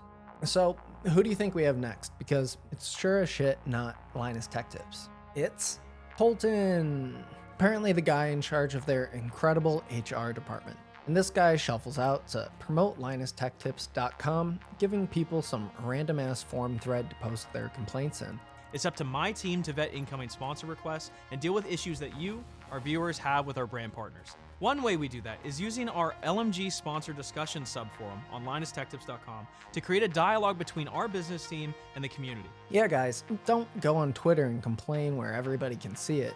Come to our weird website, to this niche little forum page, and post all your complaints there so we can just completely ignore them. He then goes on to weirdly bring up complaints about brands and how they sometimes take forever to respond to messages or address problems. Most content creators can attest to the fact that brands sometimes take forever to respond to messages or address problems. Kinda like how LMG just straight up stopped replying to Billet Labs until the Gamers Nexus video. But finally, 13 minutes into the video, their first actual apology, Colton says sorry for auctioning off the prototype. Finally, I want to apologize to Billet Labs for auctioning off their monoblock at LTX 2023.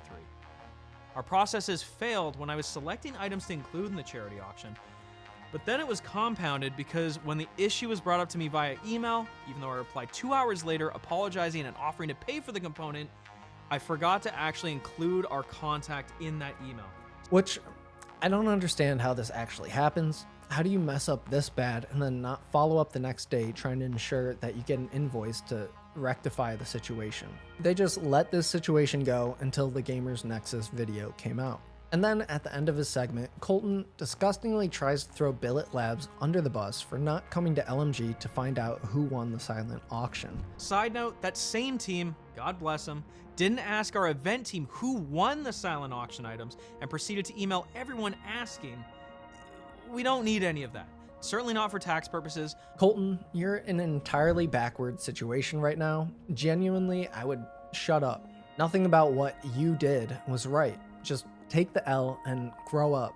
This is the head of their HR department, the guy that jumps on and immediately complains about the way brands are acting. That's literally the reason why you're in an apology video right now, Colton. It's because you guys were the ones that treated some smaller companies like complete garbage. How can you even be the ones that are mad right now? I clearly need to spend some of my week training the team, unless I actually get fired for real this time. You're telling me the head of your ethics department almost got fired before, and he's the head of ethics? But Colton gets out of the way, and Luke, the co-host of the WAN Show podcast, sits down to join the apology train. He starts by poking fun at Linus's previous Trust Me Bro warranty and privateering incidents. This might ring a little hollow, coming from one half of the WAN Show team that brought you Trust Me Bro and the privateering incident, among others. We do need to be respectful and conscious of the impact of our words. We should be proud of the work that we do, but we shouldn't negatively compare ourselves to our fellow tech reviewers. When issuing corrections, we need to apologize. We need to respect people's time and their money. Which I'm pretty sure everything in this apology so far can pretty much apply to Linus alone. Yet, he hasn't even shown up, saying even more about his inability to be upfront about any of his mistakes, adding, "We're still f***ing up a lot. We need to own that, fix it, and move on, not be defensive or shirk blame." Again, Linus. And finally, Luke mentions that one of his unmentioned and unrelated responsibilities is keeping Linus from driving off various cliffs, which I have failed at a number of times. Obviously, it's not Luke's job to keep Linus from throwing a fit like a child just because the community provides some light criticism. But speaking of Linus, 16 minutes into the Linus Tech Tips apology video, Linus actually shows up. Under the cringy chapter text, a wild Linus appears. He starts by saying that I was the one at the head of the company for each and every mistake that our community has rightly brought to our attention. And once again, I made things worse by allowing myself to respond emotionally. Then he goes on to paint the criticism he's received in an extremely bad faith light, saying, It's honestly really hard when people take an internal process error and then they run that all the way to Linus is a thief and wants to auction someone else's intellectual property to the highest bidder, or accuses me of trying to brush something under the rug just because I do think it's important to get all the details before declaring me to be a low-down liar, straight-up piece of See, this is the problem. Anytime Linus addresses criticism, he has to victimize himself in a completely inaccurate way to how people are actually objectively calling him out. It's wrong and impossible to work with somebody that just can't shut up and take the consequences of owning up to their actions. He always has something to say despite being more and more in the wrong. Linus, get off Reddit and actually address the concerns of your employees and peers in the industry. People shit-talking you online aren't the ones providing objective criticism of you. Using random internet comments as strawmen in an argument to victimize yourself does not work. Linus gets into the Billet Labs situation. There's no way around it. That's our bad. But the delay in communication, the one that prompted the post that you guys just saw, it was less than 2 business days. But in no way does he apologize for straight up selling the prototype and forcing their business development to stall. But he does throw Colton under the bus for not checking with him or Yvonne. Which happened on the 10th, before we were under any pressure to do so, and without Colton even bothering to check with me or Yvonne before just saying, go for it. He knows that our internal policy is to do the right thing. So he tried, bless him. I guess his job is safe for another day. You can't make jokes like that, especially about your employee whose mistake it never really was. Linus was actually in the Billet Labs video mishandling and improperly testing the product, and he was in the comments and follow-up podcasts bashing the company despite his mistakes. So much of the Billet Labs situation is due to the inappropriate review of the product and the repeated follow-up misinformation spread by Linus himself. And then he starts crying for some reason and has to stop himself. Sorry, I guess I've actually gotten a little bit emotional here again, so I'm gonna stop there because whatever's being said about me and whatever's being said about the team should never have allowed my feelings to distract from any valid criticism of our work. Like, Linus, you mishandled a sponsor situation. Your ice cream didn't fall on the ground. My decision, for example, to not bother retesting the monoblock, that was obviously wrong, and my lame response on the forum was a huge and unnecessary blunder. I owe you guys better, and I'm sorry. He finishes with some basic lines about how he loves the community and wants to make the best content he can, blah blah blah. And then at the end of the apology, for no reason whatsoever, they bring back out the boring freaking CEO to ramble more about his life's work and shit. And then he actually ends the apology with another fake sponsor segue. Thank you all for holding us accountable. I feel ready for the challenge and ready for this message from our sponsor. Just kidding, again. But D-Brand did offer. That's 4 sponsor segues in their apology video. I feel like there's nothing I need to add to that for it to tell you exactly how the community felt following the apology. The dislikes are nearly passing up the likes at this point on the video. The comments are filled with banger after banger like, well, this certainly takes us back to Linus's own words. Always judge a company based on how they respond to criticism. Just absolutely roasting them. And to make matters extremely worse, if you didn't notice, they didn't mention the Madison thread or the criminal allegations within it a single time. And right from the beginning, as soon as the apology was uploaded, the comments were flooded with things like, okay, cool, now address the Madison situation. And you think this would worry the company, right? If their apology starts getting big and all the comments are about Madison, then people might find out about the thread. Well, apparently me and other people on Twitter just straight up saw them deleting any and all comments related to the Madison situation underneath the apology. Immediately when the apology got posted, I knew I was going to make a video about this stuff, so I started watching it within the first 15 minutes. Nearly 9 out of every 10 comments was related to the Madison situation. Now if you scroll through the comments, there's hardly any, but still nobody's saying anything positive. However, Madison's thread with the allegations didn't go unnoticed, with enough of the community making noise about the allegations in the thread and forcing the hand of the new CEO. The Verge reached out to Taryn regarding the accusations, and he was, quote, shocked at the allegations and the company described in Madison's post. He went on to say that, as part of this process, beyond an internal review, we'll also be hiring an outside investigator to look into the allegations and will commit to publishing the findings and implementing any corrective actions that may arise because of this. It'll be interesting to see how the story develops, like if any more employees feel empowered to come forward and share additional details about mismanagement, abuse, and harassment within LMG. We can only hope that they actually do something right for a change and run the investigations properly, but I'm not sure I could even bet on that. So that's where everything in the story is at so far. But before I ask you whether or not you think Linus is guilty of everything his company's been accused of in this video, let's talk about what happened at 6 a.m. Pacific time, about 2 hours after the apology was posted. Linus called up XQC, of all people, famous for recently being canceled over stealing content, and complained to him about how he's the one that's being canceled now. It's like 6 in the morning, okay? I'm about to go to, I'm waking up. Well, I'm about to go to bed. And my phone rings, and out of anybody, it's fucking Linus, dude. Right? And dude, he just did the same thing I said on fucking Reddit, dude. He said, damn, dude, how the fucking, I don't know where he said it, but he's like, holy shit, dude. It was you, now it's me or something like that, you know? Like, oh man, oh man. So before we wrap things up, I know it's a lot, but let's quickly recap everything we covered. But I'm gonna explain everything in chronological order to when it actually happened. Here we go. July 2022, Madison, a former LTT social media employee, posted an anonymous Glassdoor review on the LTT page alleging multiple cases of workplace harassment and abuse. Shortly following this, Linus gathered the company for an HR phone call, in which he laid out some ground rules on how to report problematic situations to upper management. August of 2022, LTT is in hot water for their Trust Me Bro warranty backpack scandal. And Gamers Nexus posts a video stating that they'll have to start treating their reviews of LTT products more objectively, like how they'd report on a large company like Walmart or Alienware. Jumping ahead to May 2023, Linus steps down as CEO of Linus Media Group, taking on the Chief Vision Officer role instead.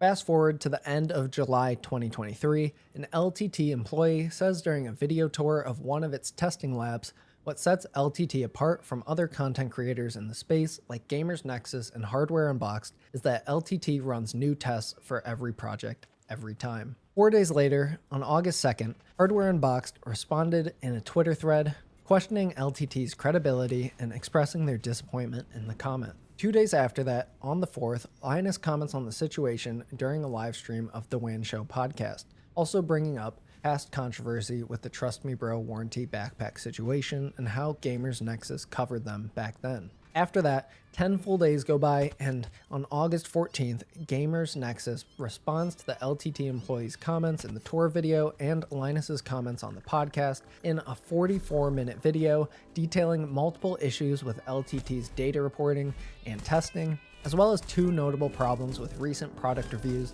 in which Linus let his emotions fuel a poor initial rating, followed by an ego-driven, malicious defense of his wrong actions. This video also revealed that LTT auctioned off one of those product manufacturers named Billet Labs' main prototype, which resulted in heavily delayed development, setting back their small 2-person company.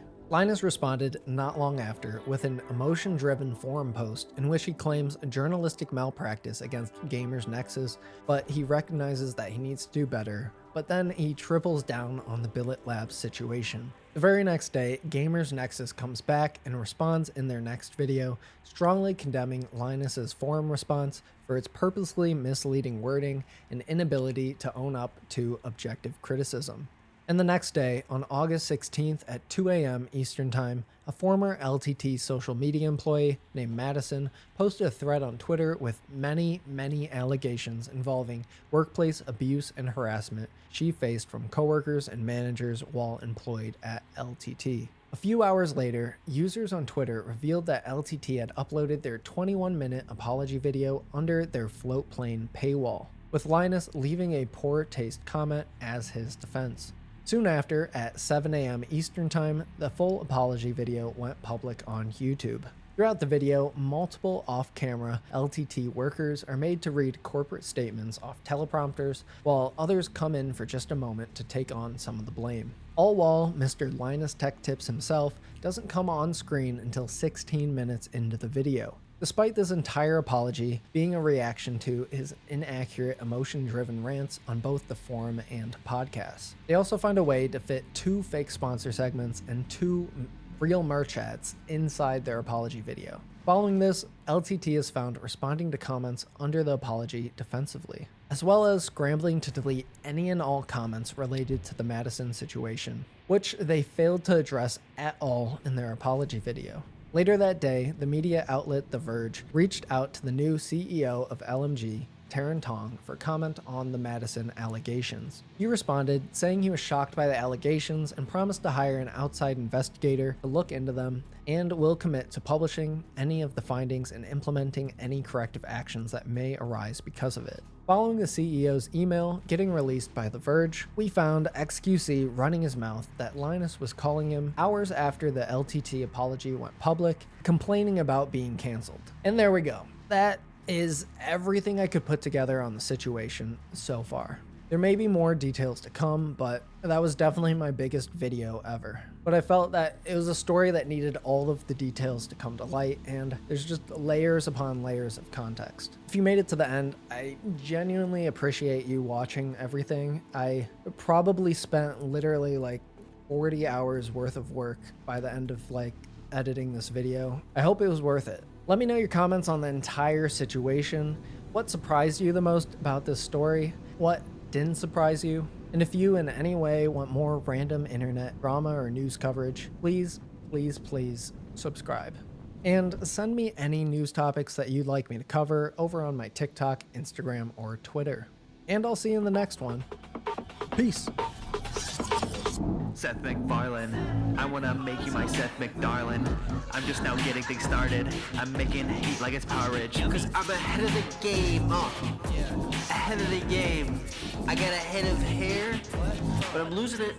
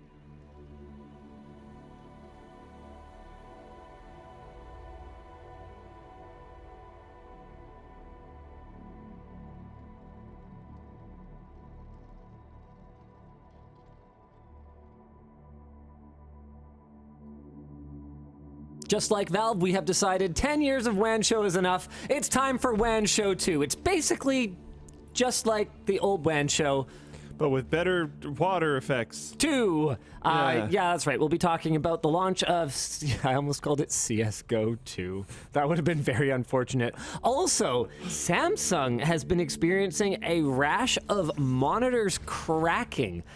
Just spontaneously cracking. We'll be talking about that. What else we got? What other news is cracking? Wow. My news is the most cracking. $2 million zero-day bounty has been posted by a group in Russia. We'll talk about that. And man, I really didn't want to sit here searching for topics, but I'm doing it anyways because I didn't think you were going to die. Usually you just take the main ones. I didn't think you were going to take CSGO. Yeah. Oh, it just screwed me up. You know what I actually do is I try to take whatever I think you would take.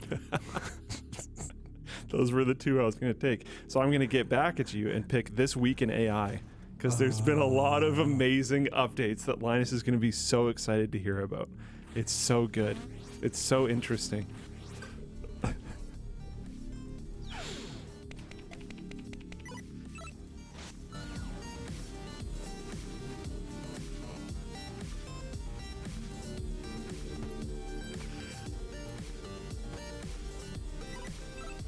The show is brought to you today by SignalWire, Corsair, and UPDF. Why don't we jump right into our headline topic today, the launch of Counter-Strike 2. On Wednesday, Valve released Counter-Strike 2 not as a dedicated game, but as an update to CSGO. CS2 already has over 1 million players. I believe they've gone well past 1 million concurrents, but many have criticized the move to replace CSGO rather than offer the game separately. One notable effect of replacing CSGO rather than launching as a new game is that Counter-Strike 2 has inherited all of CSGO's reviews and ratings. That means that it has an overall rating of 88% with 7.5 million reviews, despite the fact that of the about 3,500 reviews from launch day, only 59% are positive.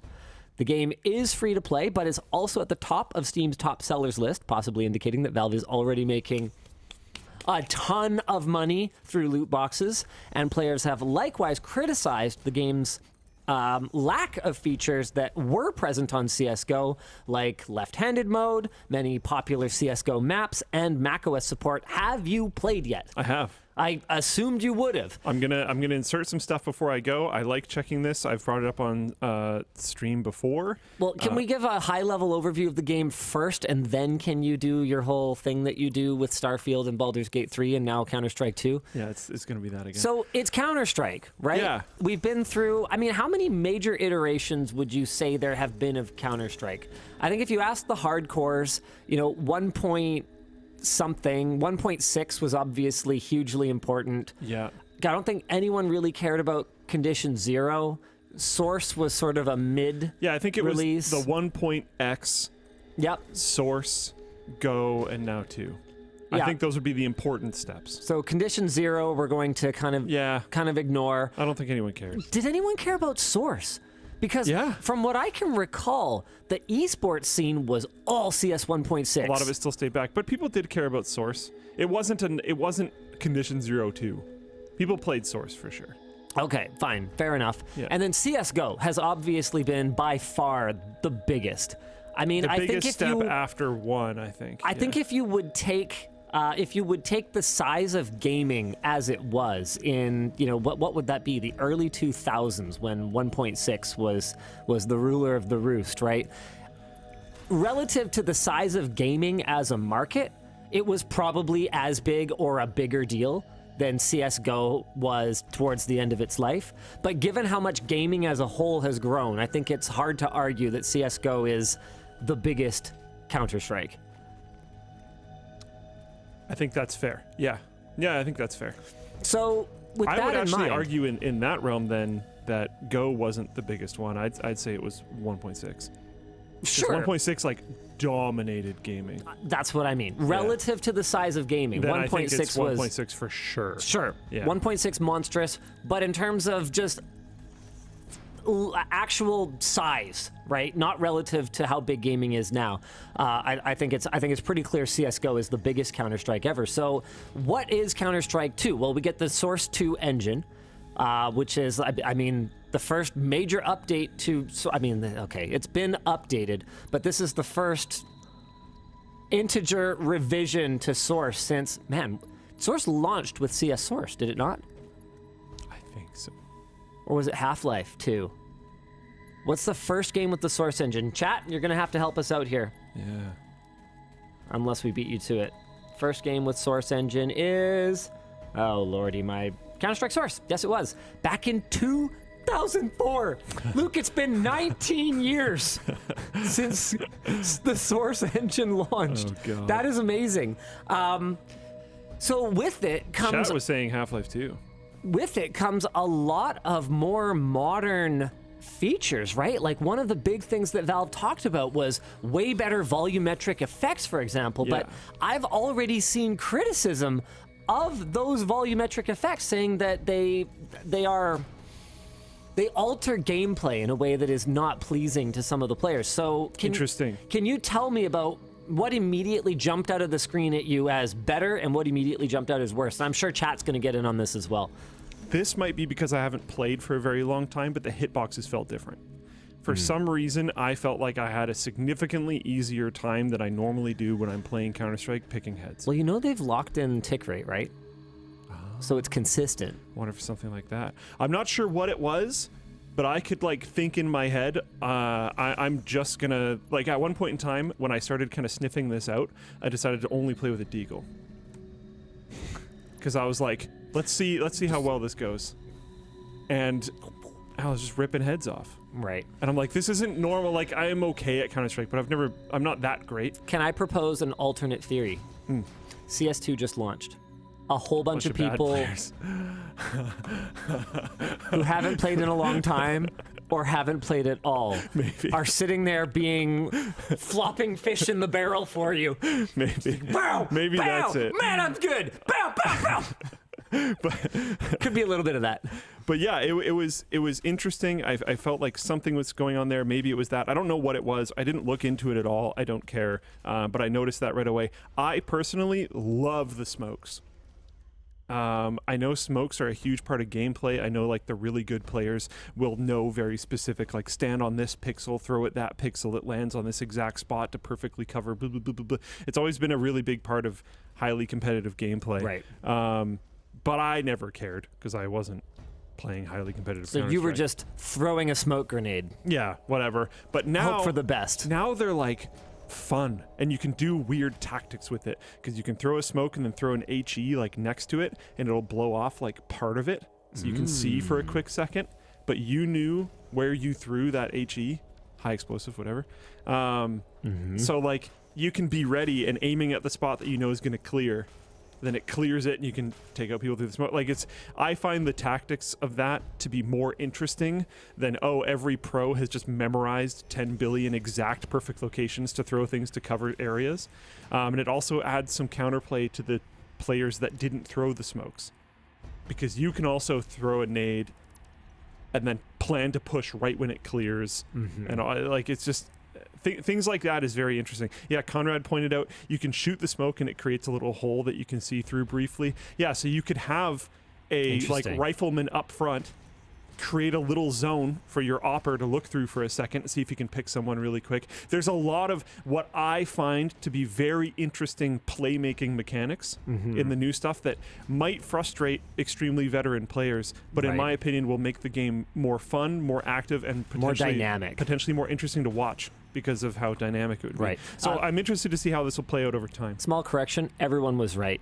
I only read the headline. Both? The Source engine debuted in October 2004 with Half-Life 2 and Counter-Strike Source. I thought it might have been. Hey, there you go. So yeah, I mean, so far it feels good to me and it feels pretty fresh. Now, I didn't look into anything. I just wanted to play it for myself and see how I thought about it. It's apparently called Subtick, and some people are extremely stoked on how crisp it feels, like you were. Yeah, it felt great. great. And the rest of the chat is a lot less stoked, and it's clearly a divisive issue. So what are the people saying? The people that aren't stoked on it, Subtick is garbage. So what's bad about it? Yeah, we want to know what's garbage. I have to confess, I haven't played. I have started Baldur's Gate 3, but I haven't played Counter-Strike 2. I want to talk about that too, but yeah, Conrad says Subtick feels awesome. I'm interested in, because like I can't say that I'm a Counter-Strike player. I got Global Elite, but in Wingman and with Joe carrying me. Okay. So I don't know how. No offense, but like. Yeah, exactly. I don't know what that means. I could probably hit Global Elite with Joe carrying me. And I'll just be like, I walk out of spawn, Immediately dead. Okay, Joe, kill them. It would be great when, like, because so Wingman is a 2v2 game, so it would be great when Joe would die and I would kill both of them. And he's generally a very respectful person, but you hear so kind. You hear the undertone of surprise in his voice, and it's just like, come on, man. Oh wow, good job. Yeah, exactly. Nice. So funny. He's a genuine guy, though. Joe works customer service for Floatplane. He is genuinely the nicest guy. Like I've experienced the same thing. Yeah. Like there was one time playing Tarkov, like you guys were knocked or something. I managed to take out a guy and then like pick you guys up, and he was just like, not how Tarkov works, but whatever, something like that. It was kind of like that. Yeah. And he was just like, that was awesome. Like he's just genuinely happy. Yeah. But he was also very surprised. But you can hear it. You can hear it. You know what's going on. So yeah, I got carried there for sure. But like I'm saying is I've played, but we did that like years ago. Like yeah, I don't whatever. It doesn't play. knocked or whatever. You're bleeding out. It doesn't matter. The point is they were incapacitated in some way. We were out of the fight. I knew what he meant. Yeah, it's fine. Just don't worry about it. We weren't playing PUBG. Yeah, exactly. Okay. Jeez.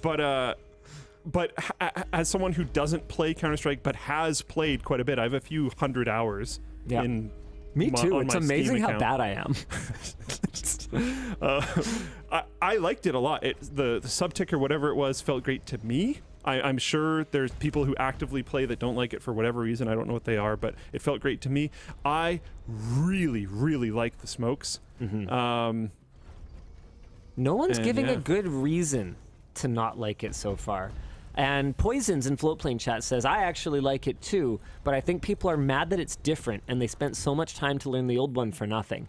I gotta say, that's been one of my biggest problems with Counter-Strike. It's a game that I've always wanted to love, and I, like I said, have put a significant number of hours, and probably not hundreds, but I've put a significant number of hours into, and I have never managed to really crack it. Like, I think you've played with me a couple of times. I know my way around some of the most iconic maps, and I kind of know where someone might be likely to pop their head out or whatever, but beyond that, I don't find the rote memorization of how to play this situation very interesting personally. I prefer a more dynamic, slower time to kill FPS like a Halo over something like a Counter-Strike. And I do kind of wonder if this is going to change it for me a bit.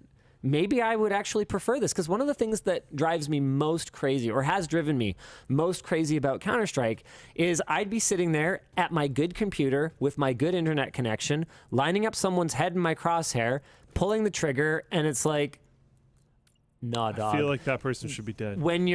When they're moving this way and you're moving that way, you have to aim like up and to the right of their head, and then you have to draw a 7 or like an upside down 7 with your mouse. And I realized that the recoil thing, Valve is never going to change that. Yeah, I was going to say, I'm pretty sure that's still. That is just always going to be an element of Counter-Strike, no matter whether people like me who feel like that's stupid, like memorizing a pattern so that you can just put every single bullet down the last hole that you shot, and then everyone else, it's just scattered all over the place. That's actually not how guns work.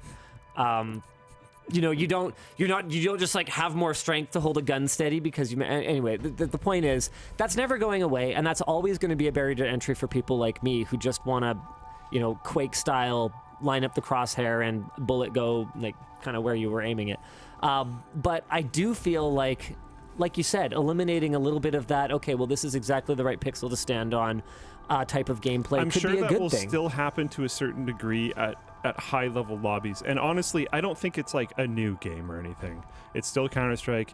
The map that I was playing on was Dust 2, just like it's been forever. There's some changes compared to like old school Dust 2, like you can't aim from T-spawn all the way through CT doors anymore.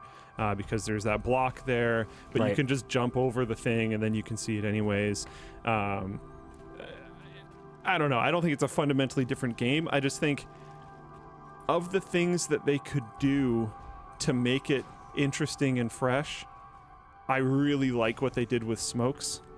I don't remember what version of Counter-Strike it was that had like riot shields and other like weird stuff. That was Condition Zero, I think. That was Condition. Yeah, that sucked.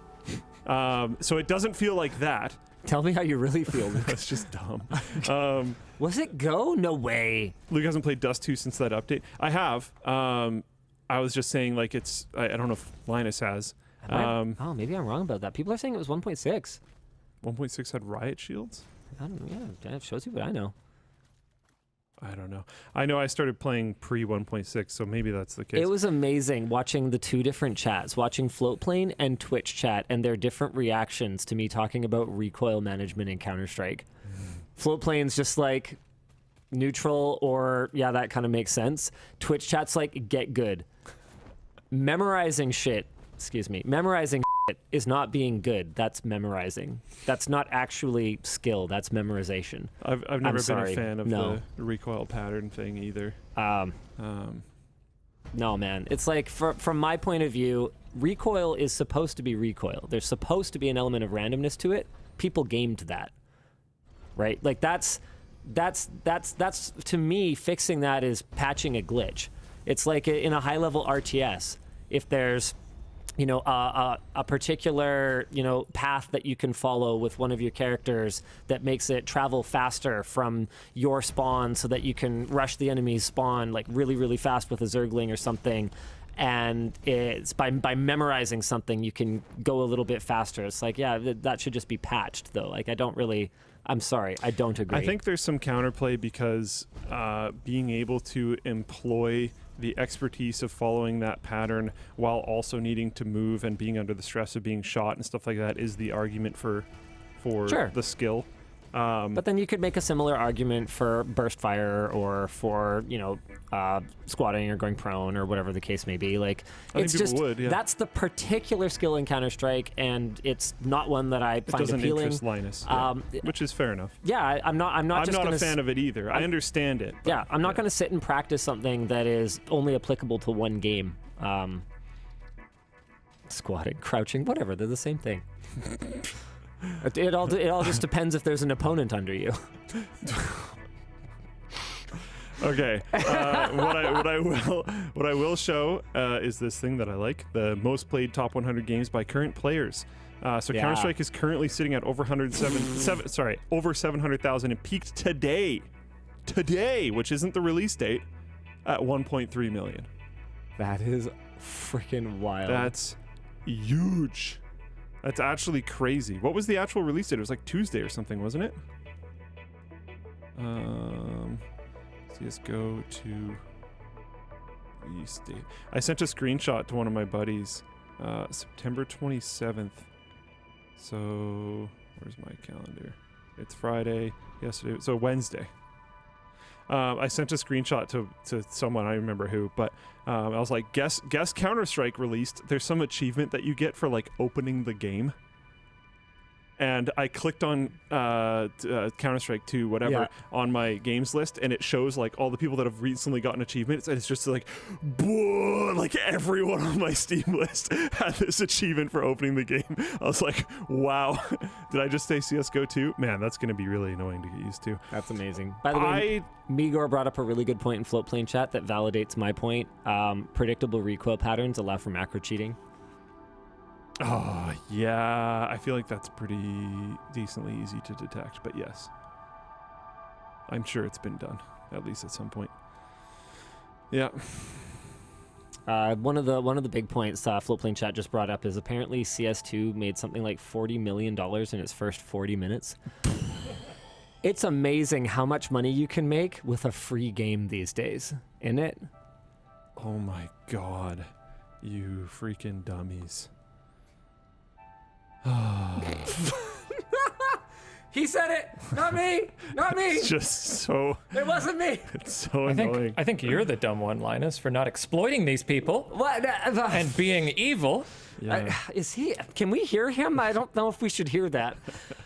I don't know, Dan. I mean, we've talked about doing like a Linus coin initial coin offering. We've talked about we've talked about doing a mobile game with like gacha mechanics and stuff like that. Every time we talk about it, we're like, yeah, we could do that, and we could actually make way more money. NFTs were another example. There were people internally who were like, this NFT thing is huge from a business standpoint. We should be doing this. And every time we're like, feels icky. no, we need to actually not do. It's so gross. I'm actually not convinced that there is any reward for taking the high road at this point.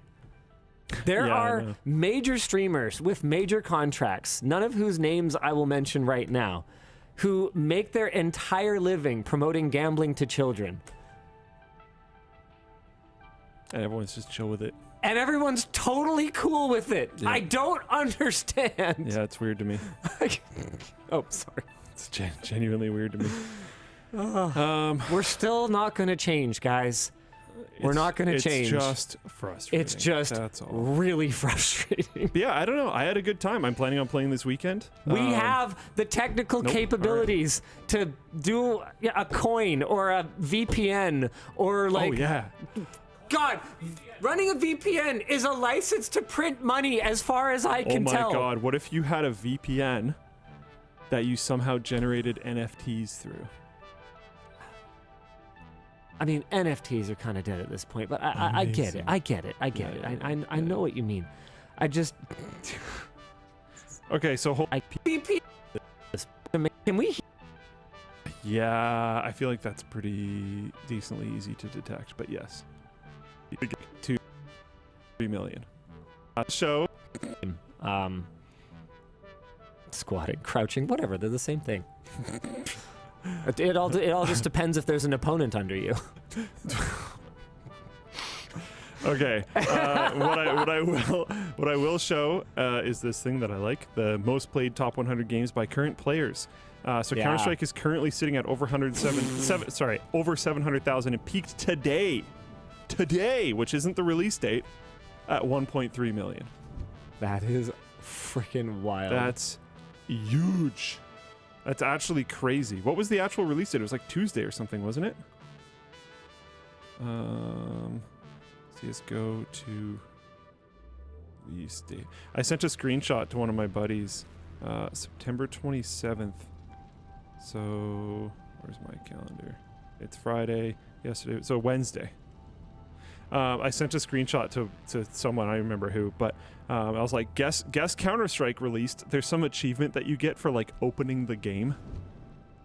And I clicked on Counter-Strike 2, whatever, on my games list, and it shows like all the people that have recently gotten achievements, and it's just like, boom, like everyone on my Steam list had this achievement for opening the game. I was like, wow. Did I just say CSGO 2? Man, that's going to be really annoying to get used to. That's amazing. By the way, Migor brought up a really good point in Float Plane chat that validates my point.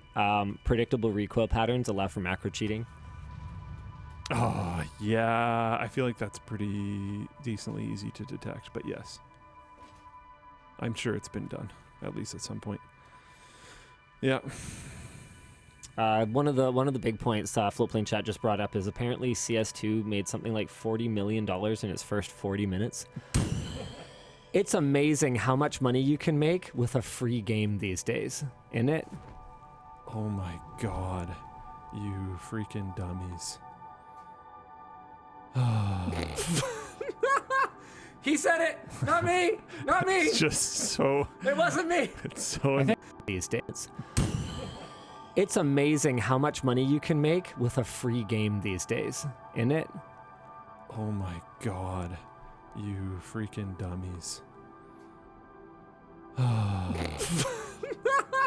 He said it, not me, not me. It's just so... It wasn't me. It's so annoying. I think you're the dumb one, Linus, for not exploiting these people. What? And being evil.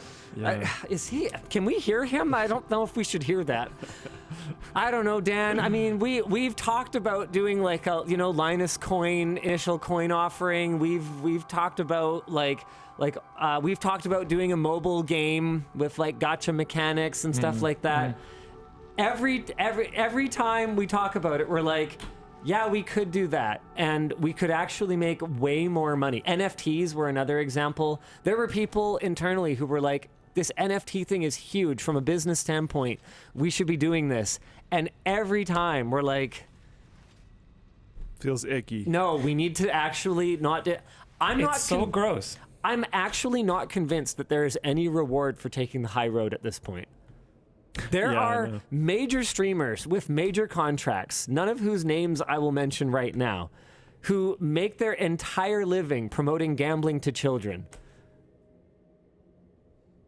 And everyone's just chill with it. And everyone's totally cool with it. Yeah. I don't understand. Yeah, it's weird to me. Oh, sorry. It's genuinely weird to me. We're still not going to change, guys. We're not going to change. It's just frustrating. It's just That's all. really frustrating. But yeah, I don't know. I had a good time. I'm planning on playing this weekend. We have the technical capabilities to do a coin or a VPN or like... Oh, yeah. God, running a VPN is a license to print money as far as I can tell. Oh my God, what if you had a VPN that you somehow generated NFTs through? I mean, NFTs are kind of dead at this point, but I get it. I get it. I know what you mean. I just... Okay, so hold on. There was a... I'm dragging us back. I'm dragging us back. Do it. Oh, interesting. One notable effect is of replacing CSGO rather than launching a new game is that Counter-Strike 2 has inherited all of CSGO's reviews and ratings. Oh, I talked about that already. Yeah. But to show it, it says this means there's an overall rating of 88%, despite the fact that 3,450 reviews solely from launch day are 59% positive. I did read this paragraph. I know. I know. He's going somewhere with this. That being said, yes. the all-time, I think that may have shifted since launch day, is my point. Oh, yeah, okay. Because the all review, I'm not certain on this, but the all reviews says 88% positive, and the recent review says 80% positive. That is 150,000 reviews within the last 30 days, which is... That is absolutely crazy. wild. I don't know how they figured out... like, these are the things that came in just on launch day, you know? Valve knows how to game their own review system, LMAO. Yeah, love it. Oh. Hilarious. Specific date range. And KC or Herp J1, yes, we know about Deeper Networks. We actually have some of their hardware in office. I wanted to cover it, and my concern in covering it is that we just don't know enough about exactly how it works today and, more importantly, in the future. And I don't think that any review that we could complete in a reasonable amount of time would shed enough light on any of that. So we ultimately made the decision not to cover it. It's possible what they're doing is, great and makes a ton of sense, but we're not planning to cover it at this time. Okay, sorry. I'm going to bring us back for a sec. I'm going to show my screen. Please do. I was able to open this tool, which actually has a lot of features, which I didn't realize how in-depth the review feature was on Steam. But this right here, September 27th, that's the launch day, I'm pretty sure. Oh, wow. I didn't actually mean to highlight that. I didn't realize you could be like, I want to see all the reviews from just these days, and then it would load them down here. That's pretty cool. That is so cool. So I'm going to do that, actually. And if I grab just these, showing 14,000 reviews that match filters above, mixed. 69% of the 14,146 user reviews are positive. So recent is clearly longer than 3 days. And it got 30. It's 30 days. Yeah, there recent you go. Is 30 days. And it seems to have mostly gotten hammered actually the day after release on the 28th. When people actually got a chance to play it. Yeah, there was... Interesting. There was 11,500 and then 11,600 positive Or when they started brigading. Back to back. I feel like it might be that. The first day... Because the first day had 11,500 positive reviews, and then it only had 2,000 negative. But the second day it got hammered, and then the third day it's kind of equal distribution to the second day. Just as many negatives as percentage-wise, because there isn't as many positives either. I do want to say, though, that one criticism of CS2 that I agree with is that it is... You know what? I'm going to say it. It is inexcusable that they simply overwrote CSGO, and I can totally understand why they did it, and it was totally for the money. If people could have continued to play CSGO in exactly the same way that it was left, with the meta the same, with all the items that existed the same, and all the new development happened in CS2, it would be way slower for people to take on the new one, and they wouldn't sell as much crap. And I think that really is what this decision boils down to. It boils down to that they don't want people playing CSGO, and they will go as far as to forcibly rip it out of gamers' hands so that they must play CS2. I think the thing that's getting me is I'm looking at a lot of these negative reviews, and none of them mean anything. Negative review, this ain't it, Chief. Negative review, I can't recommend this game. I really can't. Okay, hold on. They can still play CSGO. I believe it's a beta. It's like a beta drop down or whatever, right? So there's a review from... Oh, I didn't actually know that. That makes sense, though. Yeah, it's kind of like what Beat Games does with Beat Saber. You can play old versions that are moddable. Can you guys double check exactly how that happens? But that is, for all intents and purposes, other than a small hardcore community, saying, nope, forget it. There's a review from today from a person who played for 4 hours total, who said the last time they played was November 12th, 2019. And they say, I really can recommend this game to not be recommended. There's another negative review that just says CS2 bad, CS3 win. There's another negative review that just says horrible game. So a lot of brigading. Yes. Hold on. Alan on Floatplane Chat has a really good point. That could be said for any major update. You're ripping the previous version out of people's hands. And I forget whether this was in relation to CS2 or whether it was just an unrelated article, but I read a really good argument about that recently that did pretty much amount to that. Yeah. Steam, on the one hand, is amazing. It did for gaming what Netflix did for TV shows. Like, it made it so that people are actually willing to pay for games, which helps developers make money, which helps the gaming industry be vibrant and grow. Like, this overall, Steam is a positive thing. It's DRM, but in a way that is mostly palatable. But one of the things that it does that is both good and bad is force your games to be updated all the time. There are a lot of reasons why I might want to play an older version of a game, whether it's that the older version is less buggy, or whether it's that the older version is more buggy. Maybe there's a particular, speed run that I want to attempt or something like that, and that's been patched out of the game or whatever else.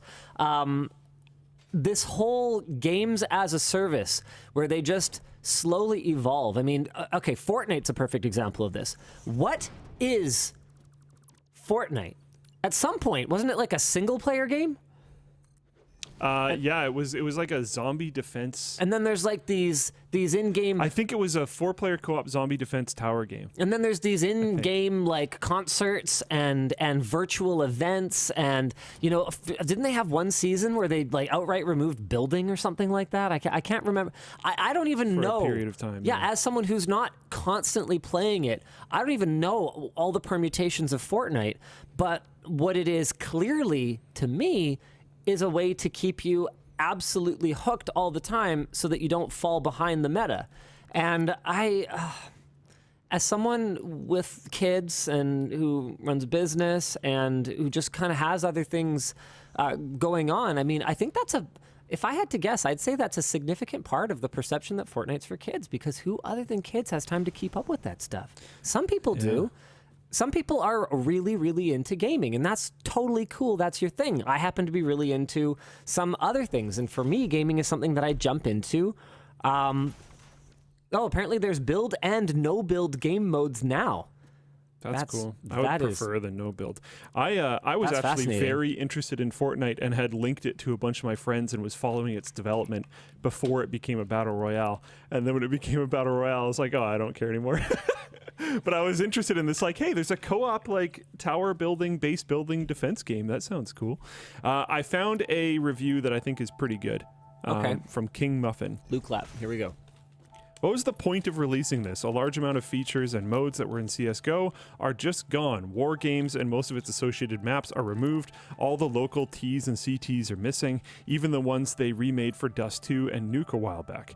Danger Zone, the mode they added before they went free to play, is also just gone.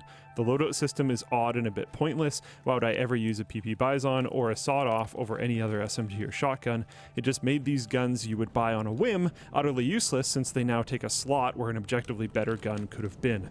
The M249 has now become even more redundant. Also, any previously downloaded matches are gone, so now you can no longer watch them. Isn't the game supposed to be a sequel/update to CSGO? Why are there 0 new maps or weapons? I'm sure in time they'll add back some of the missing things I complained about, since the baggage is literally featured in a screenshot on the store page, but for now, it's seriously lacking. And that, I think, hits the points better than most of these other comments. It's like when I'm looking at the game personally, I don't really play, so I'm not noticing these things that are missing. The only thing I'm noticing as a cool update is smoke. Other than that, it's just Counter-Strike. Some people are taking issue with some of the points from that negative review. You can apparently play back your, it says demos, but I think what you mean is like previous matches. Yeah. With the beta. I'm like, yeah, but that's... You shouldn't have to do that. Kind of a hassle. Like, I think that a lot of the time our audience might forget or not realize that for an average user, anything beyond the big green button that says play doesn't exist. People won't Google it. They won't even think to Google it. CSGO is just CS2 now. Do I have all my skins? Oh, thank God. Okay, I am playing my game now. And so I can see it. I can see it being frustrating for people, but Chris K in Floatplane Chat said CS2 overwriting CSGO is to port over CSGO bans. They had to do this because banned accounts items get locked and unsellable and untradeable for good, and the items all get ported over to CS2. That's a if that's what they've officially said, that's a bad excuse. There are definitely ways to solve that. Can we just be thankful that even if Valve, who, still have their reputation as good guys, in spite of the fact that they definitely microtransaction the crap out of things, is not the only one succeeding right now? Larian Studios, dude, giant middle finger to microtransactions. Dude, there are no microtransactions. None. And like. It was, I had a very, very brief exchange with someone on their team. And basically what it amounted to was that he's cool. They took a big risk doing a game the old way. Yeah. And it's been very validating seeing gamers react to that and shovel like truckfuls of money at them for actually giving a shit and doing it properly. And I showed this earlier. I'm going to jump back over. This is the developer of Baldur's Gate 3, guys. Larian Studios. Yeah. They're selling a few. They're selling a handful here. Yeah, I mean, how long has it been out now? Probably 2 months? Yeah, it's been a couple months now. On Steam, Counter-Strike 2, Dota 2, Baldur's Gate 3. People are playing the crap out of it. Cyberpunk has gotten crazy coverage recently for doing great things, releasing this 2.0 update. People are and this new jazzed DLC on the that's new supposed to be updates. amazing. It's apparently stunningly great. Baldur's Gate is still beating it, both in current players right now and also peak today. And I would also point out that the current players in peak today are very similarly high.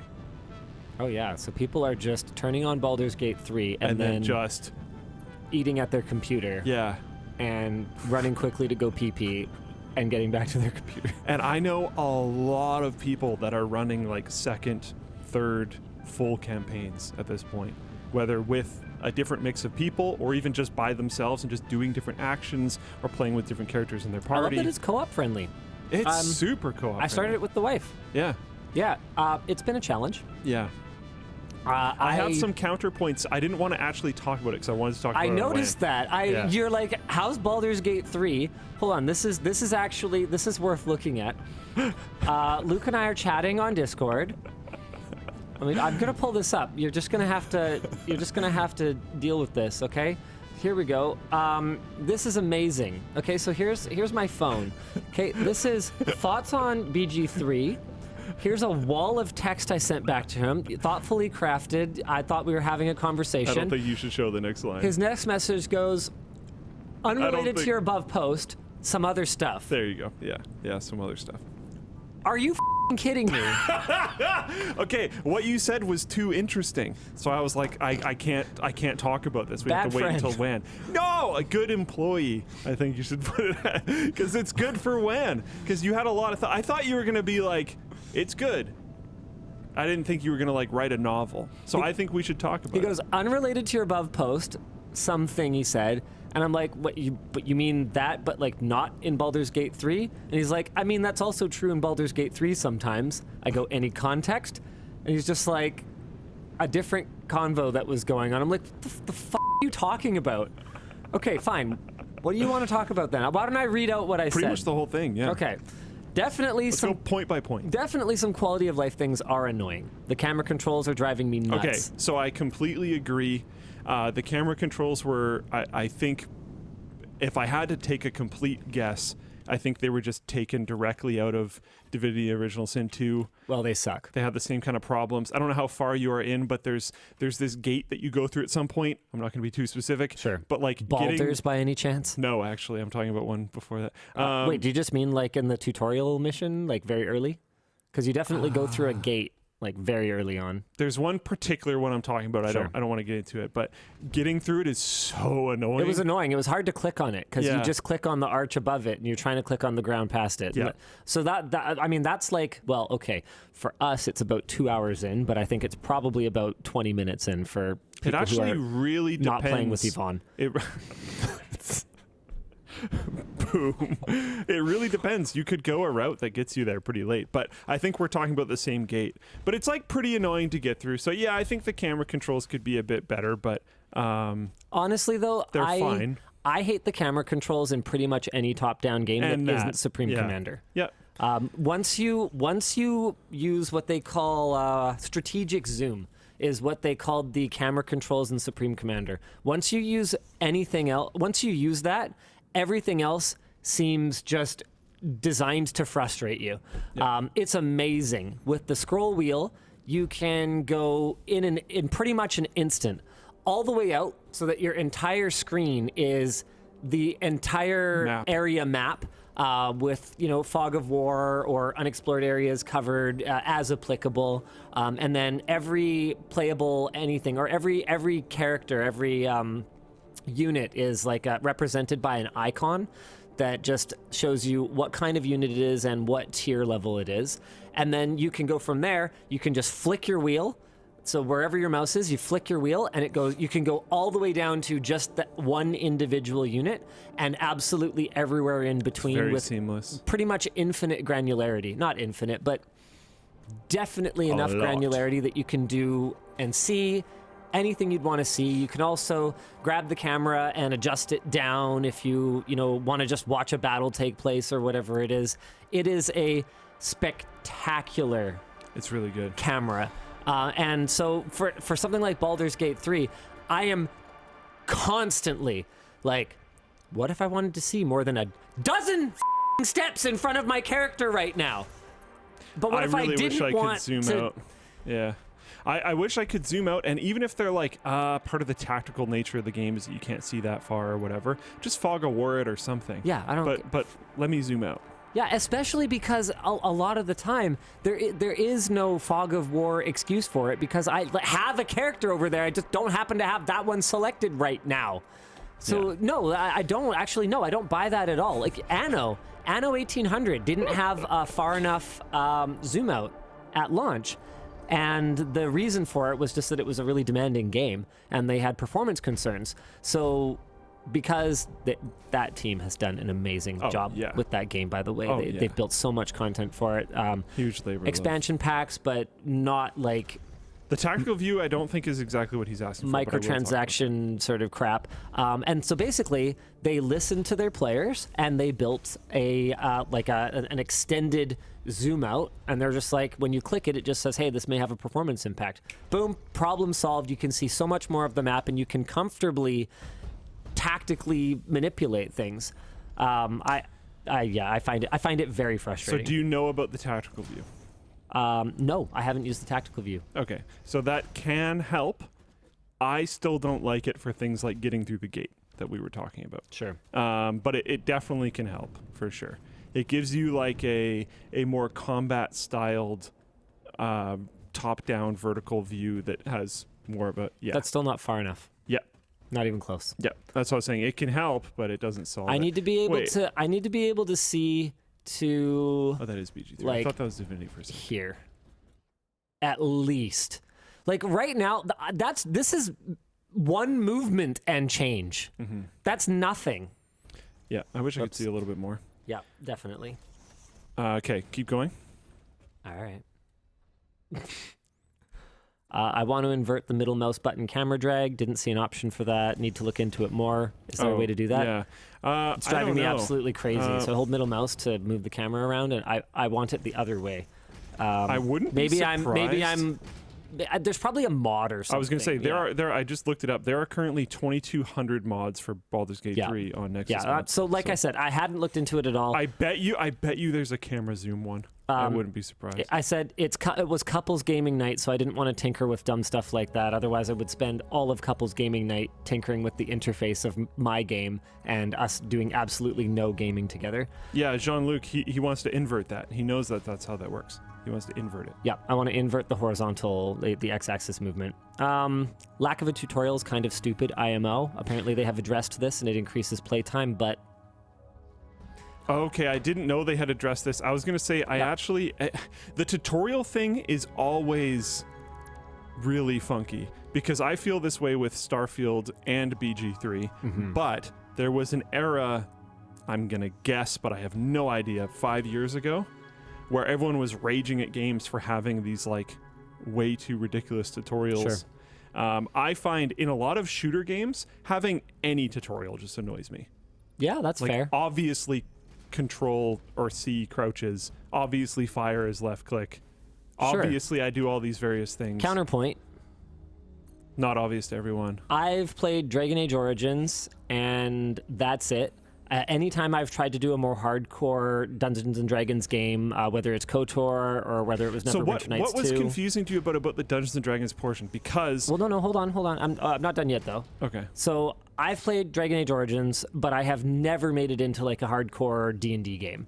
Yeah. So there's a ton of stuff that wasn't intuitive to me, and I just didn't know. Like what, though? So, for example, I wasn't sure what the orange bar on the right side next to all your characters it's how much movement you have remaining on your turn, but I just had to infer that. And that was annoying because I was spending a bunch of my time figuring out stuff for myself while also answering questions for someone who, unlike me, has never touched a role-playing game at all. Right. And so if one of the features of this game is co-op, I think that there's an expectation. Look at It Takes Two. That game was clearly, intentionally easy. Like it was beautiful. I have criticisms of it, but it was beautiful, and it managed frequent gameplay shifts that kept you engaged, but it was really easy, basically impossible to fail. And the reason for that is because it was clearly designed for the gamer and their SO. Same with Haven, for example. Another, you can play this as a couple type game. So if co-op is a major feature here, then I do think they have to consider that not everyone is a gamer and not everyone has played Dungeons and Dragons. Like for Yvonne, I'm just trying to think. It's been a few days now, but I'm just trying to think of some of the other things that she found kind of confusing.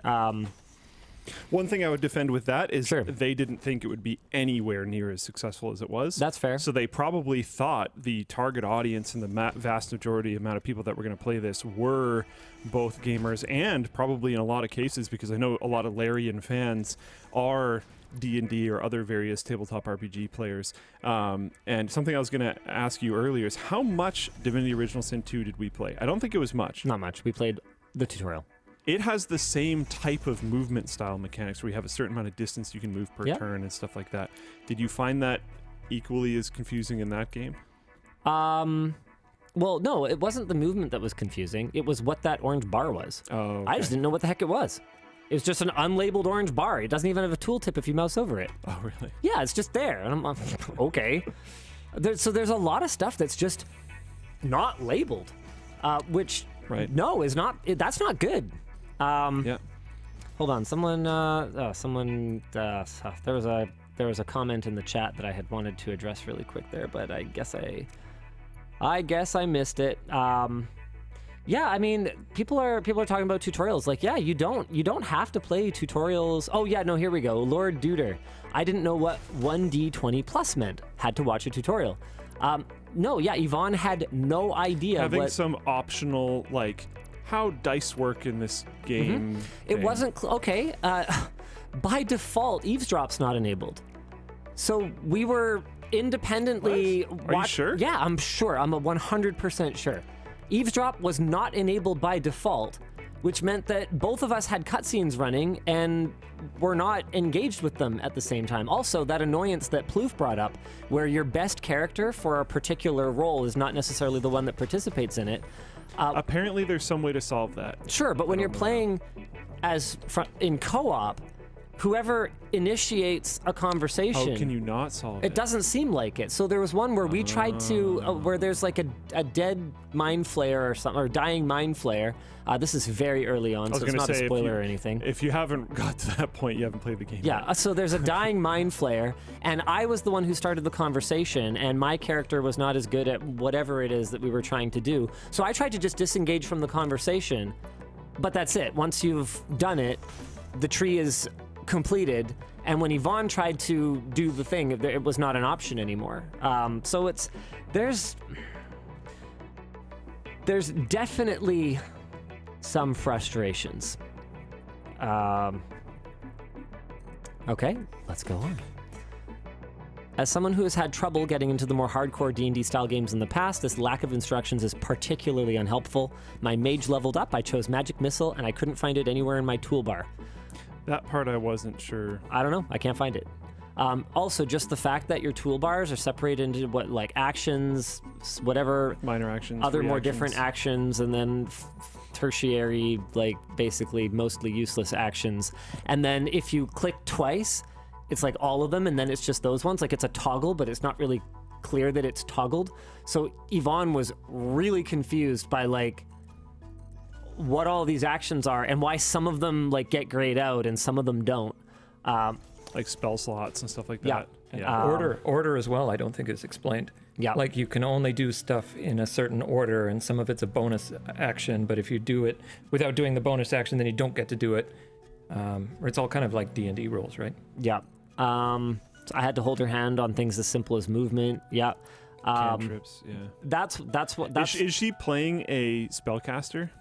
Yes. It is significantly harder. Well, there you go. It's much more complicated. She just picked based on who she thought had the coolest backstory, so... She picked a spellcaster. Yeah, I can't remember which one it is. It's someone that looks like something. Gale? White? No. No. No, it's the other one, I guess. I don't know. Doesn't matter. Wait. What? Did she pick the one that Wendell picked? The hunger or whatever? I don't know. It doesn't look very humanoid. It's like a dragonborn, but I don't think you know what that means. Sure, maybe. I can't remember. Oh, Will! Ah, that actually totally makes sense. All right. Yeah. I find character selection kind of annoying. I want to click on things without just moving all the time necessarily. And like escape doesn't just give you a cursor. I just want a cursor that I can just like click on things with. So I was finding that kind of annoying. Character selection? Oh, you can just click them in the sidebar on the left. Or I could just press escape and then click them. What do you think of that? There's an idea. How about that? Like every other game that's ever existed. I like the sidebar thing. Cool. Then that should be an option for you. And then if I press escape. Do both. Something as simple as unselecting my active characters, kind of annoying. It always just wants to move them. And I'm sure there's a better way to do all of this stuff. Like it's just, remember, this entire thing is based on that we've played not even the full tutorial section of the game yet. So this is not a review. This is not that at all. Blah, blah, blah. More camera complaints. I said the setup for the story is interesting enough that we played for a couple hours, though. The cinematics are super cool. I think we will try again, was my conclusion. Yeah. So yeah, we haven't played again yet because I've been extremely busy, but F keys. First of all, hilarious. Yeah, There's an ad for Linus Detective Screwdriver. Oh, nice. But he didn't see it at first because he can't see ads. I was not aware of it. I was the way that you said, "Oh, nice." I was like, "Yeah, he didn't see it at all." When you told me there's an ad for, all I had seen was Native Camera Tweaks thumbnail thing. I hadn't processed anything above that. Yeah. But yeah, native open source plugin providing several camera tweaks, unlocked camera pitch, zoom, and controller stick dead zone. No separate executables configurable. 300,000 downloads. So very nice. Luckily, I think a lot of the problems that you have with the game are like functions, or like, I don't know if I want to say mechanics, but like things that are solvable. Because I don't think your problems with the game are like the story or any of that kind of stuff. So it might be worth looking into some modding if they do bother you that much. But I think, I've thought since it released, I think this is Game of the Year. And the fact that it is just refusing to let go of its like top 3 most played Steam position is crazy for how long it's been out as a not like competitive online game. It's co-op, sure, but other than that, it's not online. So you'd think people would like play it and then stop. It's also not even a super accessible game, No. which is, I guess, what I was trying to say. It's not like as Yeah. a non-gamer you can just jump right into this. Like I mean, okay, back to It Takes Two. That was a co-op game that as a non-gamer you could pretty much jump into if you had a gamer friend or a gamer SO. This, I mean, yeah, wow, and it's demanding too. It's not even just something that, you know, anyone can run on any ancient computer. Yeah, it takes a bit to run. You're asking for a lot of ducks to align to play this game at all. Yeah, no, I'm it's been pretty interesting so far. Yeah, I do want to play more of it. I will say, I already know that I prefer the more normie, like I guess it's the equivalent of playing a super arcadey racing game versus playing a sim. Like I'd rather just play Dragon Age, personally, but I'm really gonna try this time. Really. Yeah. I've I don't know. It's a fantastic game. Unless City Skylines 2 comes out and I just get completely distracted. City Skylines? I never got into City Skylines. Yeah. Why do you think you're going to get into 2 if you never got into 1? That's why I was surprised by it. Because people are super jazzed on it. I love Anno, and I've been told I would love City Skylines, and City Skylines 2 is coming. It seems like a good excuse to try it. And I'll probably like it more than this. Because it's city building, which I like more than fighting with obtuse controls. And I'll stick with my Baldur's Gate. Yeah. No, that's good. That's I have good. zero issue fighting with obtuse controls as an enjoyer of things like Star Citizen. Doesn't bother me that's at a feature all. for you. It might be at this point. I don't know. Another thing I'll point out. Steam reviews. 300,000, overwhelmingly positive. The all-time reviews are 95% positive. The recent, 96. It's improving. People like it even more. Yeah, because they've released some updates. And the updates, I believe, have been fairly well received. I know, I think one of them introduced a new bug, but then they had a hot fix out like that. So they fixed it right away.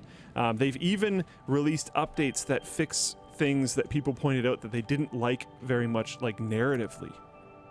They changed potential stories and stuff to make it better. It's whoa, that's pretty cool.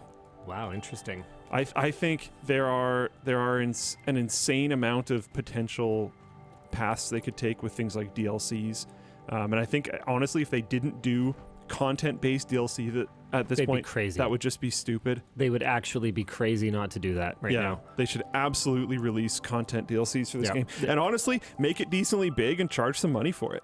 Like, yeah. No, I could easily see $39.99 easy for like, here's another land to explore. Another act, a whole, because the game's in 3 acts Yep. or whatever. If you release a 4th act, like, holy, I don't know, I would kill. But yeah, Larian's been awesome forever. I have a record from Divinity Original Sin 2 that's signed by a whole bunch of the developers, and I've been a Larian enjoyer for a while now, and I'm very happy with them with the success of Baldur's Gate, and it's wild to me that it's still so incredibly A Larian successful. enthusiast. Yeah.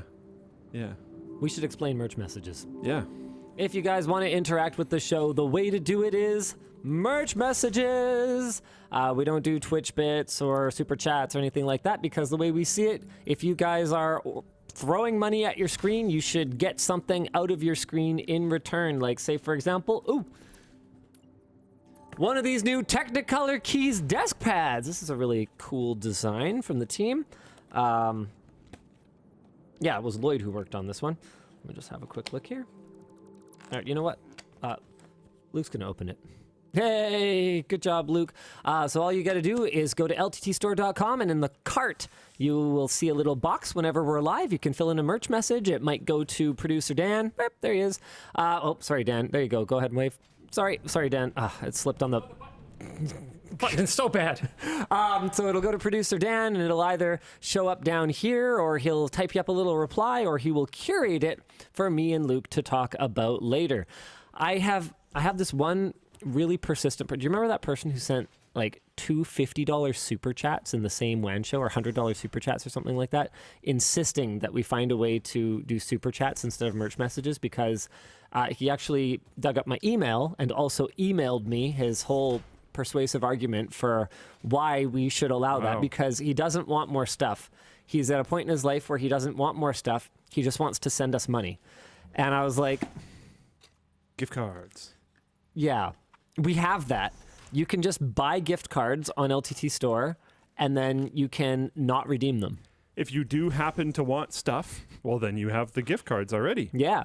Or if you just want to throw money at us, we really do insist that we give something back for it. So you could just buy gift cards and then dump the code in the chat for all I care, and then someone else could use it.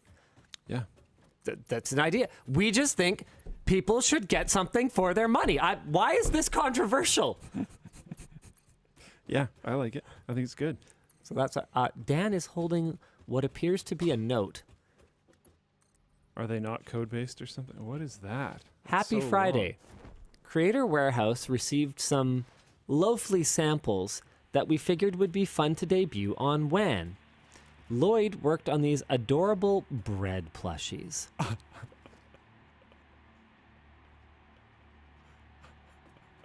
Oh my god, it's bread.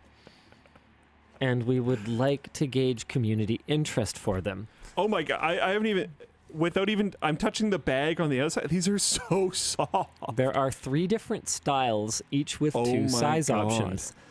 Loaf. It feels like dough. Have you felt these? Do you know about No. these? Feel this. It's very soft. Wow. Loaf, bun, and baguette. Wow. Maybe you guys could help us narrow it down Oh. to one size and style. I'm assuming that's baguette? I think that's loaf. Bun? I think so. Yeah. See if you can find a longer, skinnier, smaller bun? En français one. And that would be, there's the baguette. Baguette. Sorry, our French. Smaller bun? Francophone viewers. Oh my god, there's so much bread. Yeah. My ancestry is so happy right now. Tiny baguette. Yeah. Okay. Let us know what you think. Thanks, Sarah. Oh, there's Dinosaur. keychains? What, the keychain? Oh my god. Okay. Well, the. Okay. I'm losing it. It's amazing. All I didn't know right, those were in there. I don't know what's going on. I don't know. Luke, do you want to just do a community poll and we'll just make whatever one they all vote for? There was what did she mention as well? They were considering doing another one that was a headrest, and they're calling it the bread rest. That's not on here. Bread rest. Yeah. Bread rest. I liked that idea. I thought that was cool. I need some bread rest to recover from this. What do you think if you had the bun one, and then you made it so that you could put your headphones on it? Yeah. I think you could just do that. And it could be canned bread. I can't stop them from getting canned bread. Oh, stop.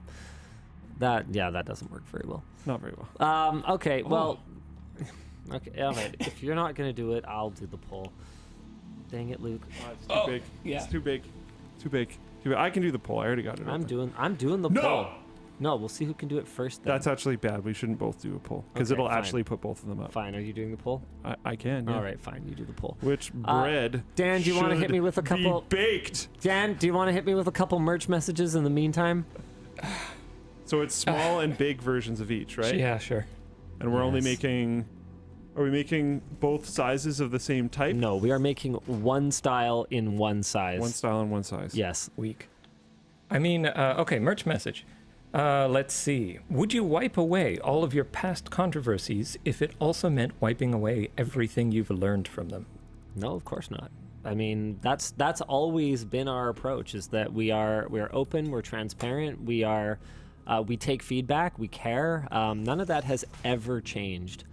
Also, I mean, I've been somewhat. I don't know. I mean, some of the past controversies I feel like are just sort of, we've turned those L's into W's at this point. Now that people have seen what I meant by trust me, bro, now that people have seen, what our customer service looks like on the store, there's been a big shift. Like I've seen a lot of posts over the last months where people are just like, yeah, I get it now. These guys are so far above and beyond in terms of taking care of the customer that I don't really understand why I ever questioned it. I'm like, yeah, well, obviously, yeah, that looks good. The disconnect from people who were angry, right? Where on the one hand, they were so angry that we would dare to not, honor people's warranty requests, and then on the other hand, they found it so unbelievable that we could be stupid enough to be a high-profile creator and not take care of people. And I'm sitting here going, right, so you actually do understand the dynamic at play here. It's not even really an option for us. We have to take care of people, whether we like to or not, and we do like to. So, don't worry about it. Yeah, I don't know. Yeah, I don't think you can. People are asking for a demonstration in order, so I'm doing it. Small. There. I don't think you can really enjoy where you are without the journey that got you there. You gotta fight through some stuff. Yeah, without all that context. I don't think we'd appreciate our position here and everything we have if we hadn't earned it.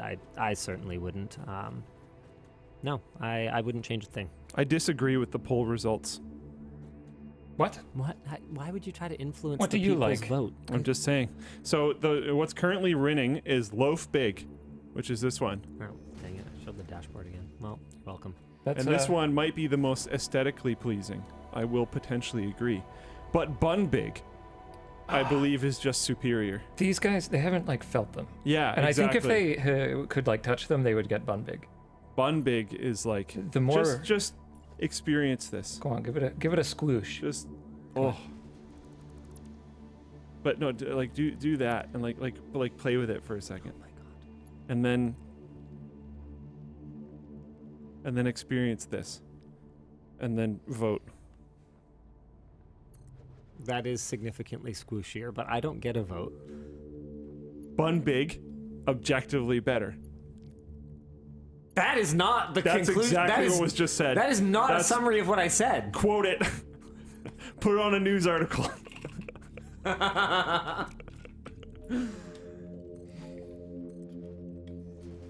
You guys are hilarious. You know that, right? All right. You'll just have to make both. Okay, next message. Greetings from Finland. As a fellow northerner, I frequently get frustrated by lower temperature limits on tech like phones and electric cars. Any personal experiences dealing with the big freeze? Yeah, I mean, of course. Not with my car so much. I would say on the Volt, it was more of an issue for me in the winter. Like the Taycan has more than enough range for me day to day, so it just really doesn't matter. I have a charger at home, I have a charger at work, and I never go anywhere. So to and from work, or maybe I drive to badminton or something like that, I never come even close to running out of range, even in the winter. But on the Volt, my on battery range was like 60% of what it is in the summer. So yeah, I would sometimes end up burning gas when I, in the summer, wouldn't have to, just with my daily commute. But I mean, I'd say the more obnoxious one is with my phone. Like on a particularly cold day, the last thing you want is to be, outside calling an Uber or looking up a bus schedule or something like that, and your phone's like thermal shut off, or like you have 8% battery left, and it's just like, boop, nope, the voltage dropped too low, even though like the juices are still in there. Yeah, no, it's pretty frustrating, but that's one of the things that we're hoping that our more extensive testing in the lab, once we've got everything ramped up, which is still going to take a lot of time. Once we've got everything ramped up, that's the kind of thing we're hoping to address. Like, yeah, who has great battery life? Right, but who has great battery life when it's chilly? We're in a great position to be able to answer that. It's just going to take some time. It's an interesting question because, like, my girlfriend can make it to work in the summer just fine on just battery, but can't when it's really cold out. Knowing that before she bought the car might have been interesting. I don't know if it would have changed the decision, but it would have been interesting. I don't think so either, because I tried to change that decision. Yeah. I mean, I'm not going to throw anyone under the bus plenty time, but I told you to get a Volt. She likes her car. It's done well. Good. Yeah. I'm glad. Yeah. Oh my goodness. New poll with the top 3 winners to clarify results. Yeah. Clearly nobody wants the small ones. Yeah. Should I just do that? Should I do another poll with the big ones? Sure, fine. Sometimes we don't like that. All right, do you want to hit me with another merch message, Dan? Oh, you want one more? Sure. Let's see. Yay, WAN Show 2. Over the years of WAN Show, how many times has Linus, or probably not, but possibly Luke or Dan, said something that caused chaos within LMG? Chaos within LMG? Within it was the qualifier, yeah. Definitely chaos. I think I win that one, but... Chaos within LMG. I would say whenever I cause chaos without LMG, it does cause some chaos within LMG, but there are also a lot of situations where that chaos outside does not translate to chaos inside because everyone knows that it's fine or whatever. I don't know. You guys will have to tell me. Is there anything? Just in general, people definitely don't like hearing about things on WAN Show when they are sort of internal matters. Yeah. But we're doing better at that. Everyone internally got the LTX cancellation announcement 4 days before we announced it on WAN Show. So. And we have an internal thing that's like any announcements that did happen on WAN Show get mentioned in the Monday morning meeting email. So just so people don't have to watch it, which helps a bit as well. Chaos, though. Have I ever caused chaos? No, I think you kind of hit it right at the beginning when you were like, when external chaos is created, that also creates internal chaos. Like, I think they're the same often. Yeah, I mean, most of what I talk about on WAN Show. Merch leaks. Tynan says merch leaks. Oh. I mean, that's not really chaos. That's inconvenience for Tynan. Poor Tynan. Yeah, that's like it's a very big storm in a very contained teacup. The Tynan teacup. That's my nickname for him. His name's Tynan. So he's teacup. Really? No, not at all. I was like, completely made that up on the spot. Okay. That's not a thing, even a little bit. Yeah. Yeah. Other people are agreeing with Tainan. Yeah, but because I think that teacup Sebastian's might be the entire... from his department. Yeah, but it might be the whole building. Yeah, he's also just might have his bros back, though. Maybe he hasn't experienced any of the aforementioned chaos. Who knows? Yeah, Who and knows? Sebastian should be Team Sebastian with me. Oh. Yeah, come on, Oh. Sebastian. Yeah. Be a Sebastian bro here.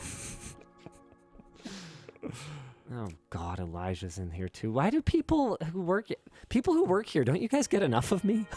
I wouldn't watch You the gotta WAN watch show. WAN show. I'm glad I don't have to watch the WAN show. Dude, back in the day. I've got so many other things to be looking at than you guys. We've talked about this before, but back in the day, we would take turns and we'd do the WAN show, then we would have to watch the whole thing and do timestamps for it. It Oh my was horrible. It was the worst. And then you don't want to watch it, so your brain's going to wander, and then you have to go back and watch that section again. It was so bad. Off topic, talking about bread again. Yeah. I probably influenced the vote too much. Which is one of the reasons why I wasn't sure if we should even do it again. Because people definitely voted bun. Bun is the most comfortable and nice to like touch and play with. You heard it here. He's an ass man. By two. Oh dang it! I showed this again. Whatever. So like, yeah, that's I'll say that. Yeah, people are like, but loaf is the meme.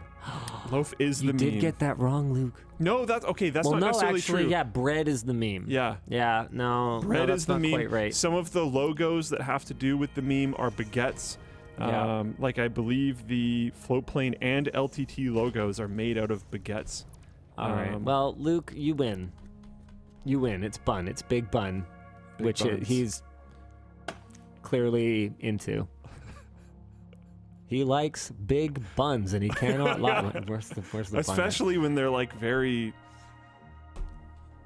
We should move on. Stop talking. We should actually move on now to a different topic. Newegg just announced a trade-in program for GPUs. I have no idea if it's any good. All I did was link it to the WAN show team and say, Newegg trade-in program GPUs, I'm curious. So I'm going to read this now for the first time. Newegg's trade-in program for used graphics cards soft launched earlier this month, but not officially announced. I think now officially announced is what they meant. How it works. Newegg first estimates the trade-in value of a user's graphics card. The lowest estimation is $30 for a 4GB Radeon RX 5500 XT, and the highest is $561 for an RTX 3090 Ti. Now, I'm not an expert on buying used things. JK, I'm pretty good at it. But those do not seem like very good prices. This feels like EB Games scamming. Yeah, it is basically. So if you want to be lazy as heck, you can just get hosed on the value of your item. Hold on a second. Let's just... Okay. So used 3090 Ti's are worth more like... Okay, here's one that went for $800. This is as is. Ignore this one. What? Brand new. This. What is this? Those are Skazams, I think. Yeah. Used. Okay. You didn't even list the gigs right though. Come on, brother. So somewhere in the. This is an auction. Okay, somewhere in I think the 750 to 1,000 range. There are ones that go. Okay, really? Wow. Okay. Well, these are clearly not worth It's so weird to me. quite as much as I thought in some cases. But let's go ahead and back to my notes here. They are all worth more than $561 by a lot. Now, I don't think it's fair to necessarily see a low trade-in price and say scam. There is a value to the service they're providing, and they are doing actual work. They have to validate these cards. They have to create this program. They have to pay the people who administer it. However, looking at the prices that you just brought up, it's actually a lot better than I expected. However, it's very clear to me that if you wanted to try your hand at the used market, you would be able to get more money for your card. It's just that as Luke already alluded to, not everybody is comfortable with that, and not everyone wants to do the work. I mean, privately selling your vehicle is something that is objectively a way to get way more money for it, because it's math, right? If the dealer is going to sell it for more than what they pay you, which they will, then you, if you could just find that person, could sell it for more. It's just a matter of whether you want to deal with people flaking you on Facebook Marketplace and doing a bunch of paperwork. And Sorry, keep thinking you're done. Shelby in Floatplane Chat said 6 months ago they sold their 3090 Ti, which was broken, for $700. Yeah, but that was 6 months ago. That was a very, very different market. I did ask them how long ago it was. Yeah. Yeah. All right.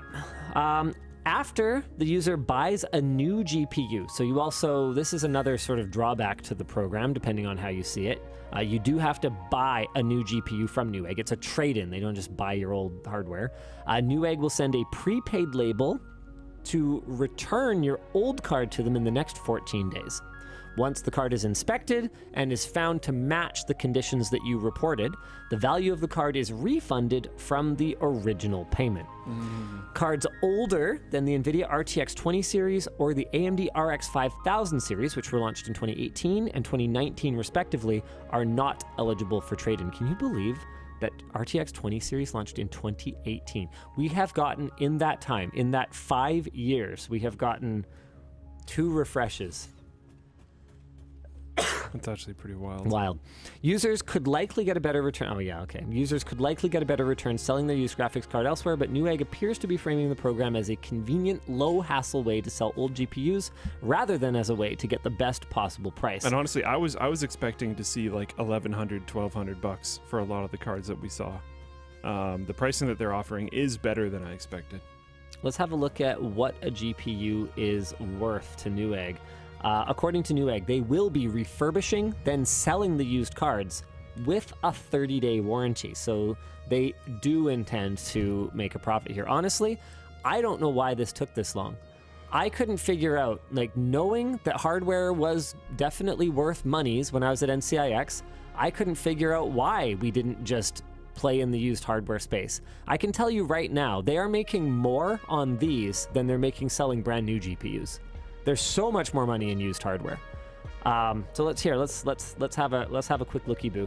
Some of these seem pretty out to lunch. That 3090 Ti for $561 is, in my opinion, not even the most egregious. Yeah, it's not that bad. It might be the farthest off in terms of total dollars. But this RTX 2060 6 gig for $90, there is no way that percentage-wise, that is not way far off. Okay, what's a 2060? And maybe I'm wrong. Using your own arguments, they still have to do the same amount of work to refurbish it and inspect it and all that kind of stuff. Holy crap, 2060s are not worth anything. Okay, hold on. Some of these are going for more, but like $70? What? Wow. I'd take the Newegg deal. Are you kidding me? Yeah. What was it? Did I say 90? Did I say $90? I'm sorry. I have about the short-term memory of a flea. Yeah, so. 90. Okay, so that's not bad looking at this, honestly. It's actually not that bad. I was ready to dunk on this super hard. It's really, so was I. It's not that bad.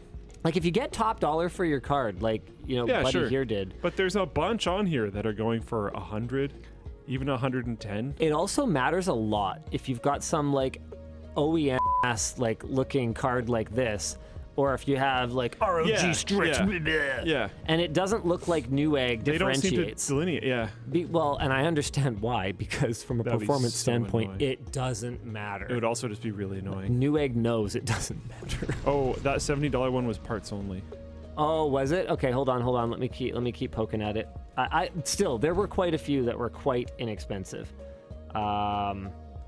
Here, where's oh no, they're mostly over $100.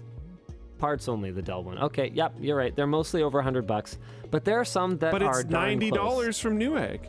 So if the over $100 is like 110, 120, 125, a ton of people are gonna skip the needing to do anything for $20 or $30.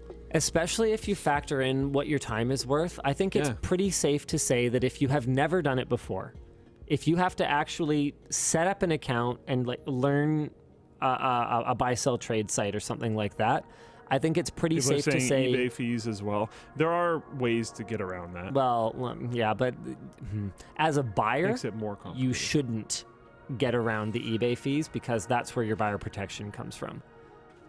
Yeah, is paying through the platform. Yeah, because you could like, isn't Craigslist free?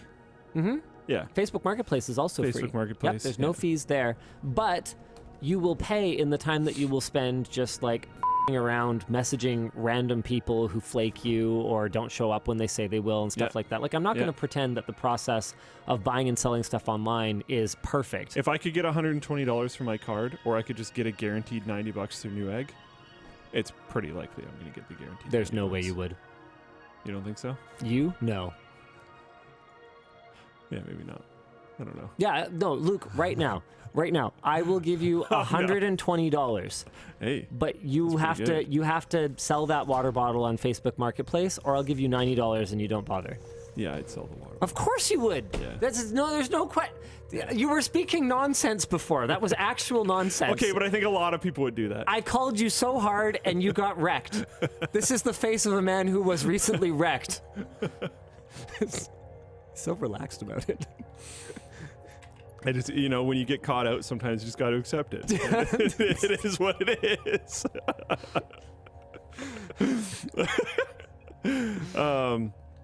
I do think a lot of people would do that, though.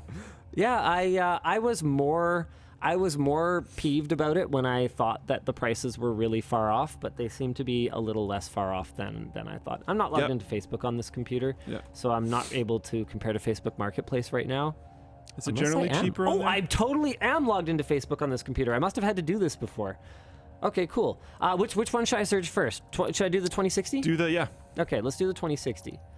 Okay, this is in Canadian dollars, so I'm going to have to do a quick calculatrice here. Dan Good122 says, I work for PayPal. Please don't try to avoid the fee. I see so many scams where people ask for personal payments and then screw people over. I do agree with that. I'm going to take this moment, though, to say, like, holy crap, working with PayPal is horrible. And if there's anyone there, if you can get me in contact with someone who could actually somehow incite some change over there, I would love to have a conversation with them. PayPal is literally the worst vendor that we have to work with in regards to financial stuff. It's actually a nightmare. There's also like extremely major security problems with your dashboard in regards to how multi-users are able to work within it that Dan had to deal with recently, where like you could make it so that a user couldn't do certain things and that user could just go in and turn it back on, and lots of other very extreme problems. So do you want to tell us how you really feel? Let me know. Would love to talk about it. Prices on Canadian Failbook are anywhere from around $140 to $150+ depending on the grade of card that it is. There's some very optimistic people here. That's 250 Canadian dollars. That ain't happening. Oh, you were adjusting for USD already? That ain't happening with this Dell OEM card. But one of the issues with Facebook is that unlike eBay, which is an imperfect system, to be clear, but unlike eBay, you can't actually see what things sold for. So there could be negotiation that's going on, and you have no way of checking what a completed listing went for, and it's hard to tell exactly how. It's hard to tell exactly how close that is to what you would actually pay for it. Like a lot of the times, Craigslist, Facebook Marketplace, if you're just like, hey, I am around the corner right now. Here is literally a picture of the money in my hand. It's a little bit less than what you asked for, but I will be there in 10 minutes. Yeah. It's amazing when people don't need to waste their time, how open they are to selling things for a little bit less than what they wanted, which is exactly what Newegg is going for. Yeah. Overall, I think this kind of sounds like a seems cool to me. Okay at least as thing. an option. It sounds like an okay. I think you should check like every time. Yes. But it's a decent option. And I think if you have a like low end version It's Yeah. almost always going to be a lot more worth it. If you have some blinged out version, you should probably try to some do like the selling. water cooled card or something. Like, man, water cooled last gen cards are hard to get rid of. Yeah. It's for that reason that in a lot of cases I would actually recommend buying an air cooled card and water blocking it yourself compared to buying a water blocked card, because if think about the user that's going to buy it, you will pay the water block premium for the pre-water cooled one, but you won't get an air cooler to put back on the card when it's time to sell it. And nobody who's building a system that has $600 worth of pumps and blocks and fittings and tubing is buying a last gen card. Why would they do that? If they have money for water cooling crap, they have money for a current card. So it's just, it's a very, very challenging situation. Meanwhile, I just bought 5 last gen water cooled cards, so unless you find a me, then you're in trouble. I wanted to go EVGA for the LAN center. Yeah, EK had a bunch of their old 3080 blocks on clearance because that's what happens. And I found a bunch of EVGA XC3 3080s. So our LAN center is all EVGA all the time. And by the way, those cards are f***ing rock solid. Oh, yeah. I ran a 12-hour Furmark last night because... Are you mad? Can we talk about cards being rock solid? Are you mad? Can we talk about cards being rock solid? And heart touching? Or sorry, where are we going with this? No, we released our AMD video. Yeah. And but I'm annoyed. Oh, why? Because I sent you a message about this. I got Linus'd. You got Linus? I got Linus'd. I have no idea what you're talking about. It sucks. People watched the first bit of me talking and then just left the video, as far as I can tell. Oh, okay, so it's nothing I did wrong. No. Okay, I was like, I reviewed this video. I thought it was a really good video. No, I thought it was great. Yeah, it's a good video. The amount of people that are just spamming the hell out of me that, I've got a solution to this, one of the problems that you had. Even when they're trying to be helpful. Good people. Yeah. Good people. Yeah. Trying to be nice. Yeah. I feel like I'm doing the Trump thing. The best people. Good people. No, like it's a lot of it is like people genuinely trying to be very helpful and positive and stuff, but like, oh my God, I'm getting rocked with people talking about it. There's also people like trying to condemn me for testing it in an unacceptable environment, and I'm like, it's fine now. There aren't any problems. I'm crashing in Starfield very rarely. And no other game or other scenario ever is crashing or having any issues. What do you want? So, for context, if you haven't watched the video at all, Luke opens his section talking about driver instability, system crashes, performance issues, stuttering, and then goes on to explain that his setup is a little bit unconventional with a PCI Express riser, a secondary power supply plugged into the card with his primary power supply powering the CPU and drives and everything else. And so people are latching onto that going, user error, user error, user error, you're doing something wrong. But the thing that people got to understand is that if they were to finish watching the video, then they would hear Luke talk about how now, with driver updates from AMD, that exact same system, with that exact same PCIe riser, and also with an external power supply and everything the same as it was before, is rock solid. Rock solid. And there's people in chat talking about it right now. There's a bunch of NVIDIA people crashing in Starfield. It just crashes. It's not. I don't think this is AMD's fault. I can't say that it never happened because it did technically. So I'm trying to be like honest. Yeah. But I don't think it's the card's fault. It's just a game that crashes. I think that basically what we all need to try to internalize is that AMD is not going to suck your Yeah.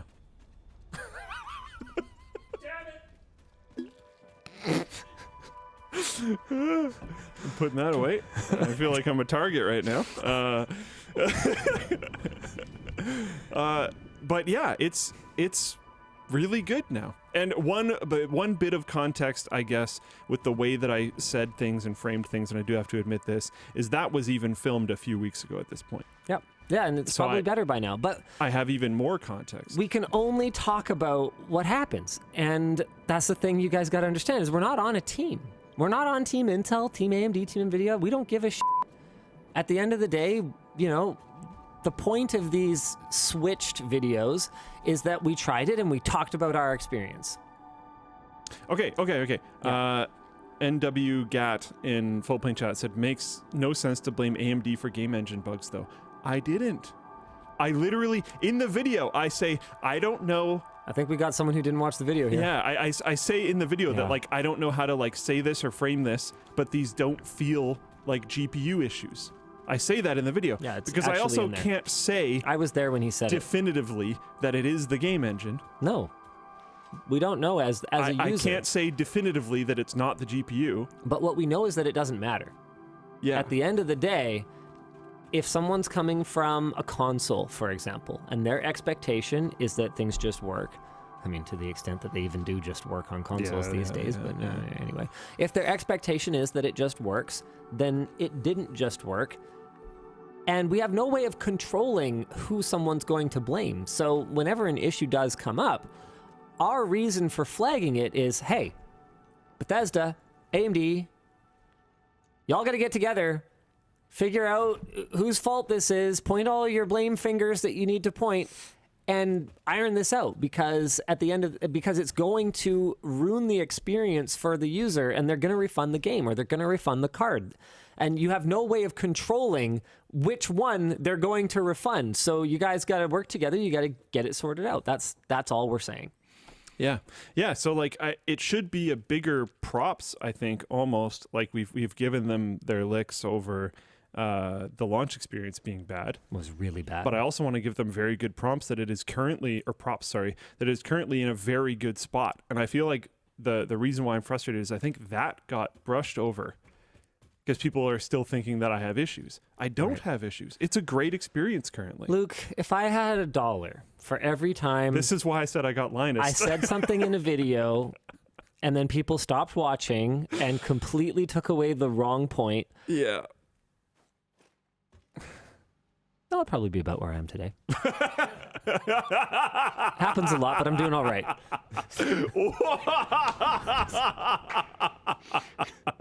Wow, what a flex. Oh man, but yeah, that's why anyways, I don't know. I gotta wait till he's drinking. I'm gonna get him one of these days. I can't control. That's why I put it down earlier.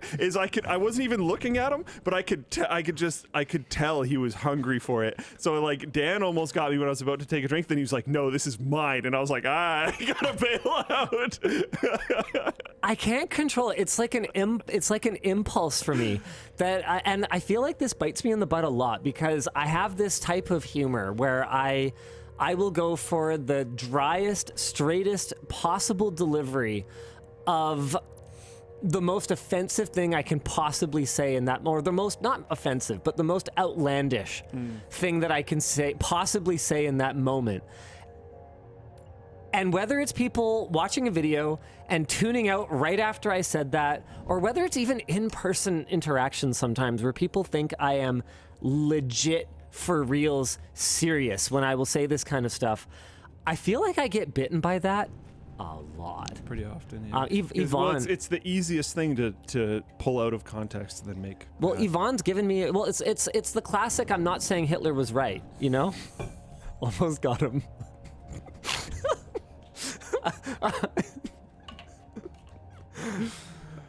How do you put up with this, man? I don't understand. He's all right. That got me.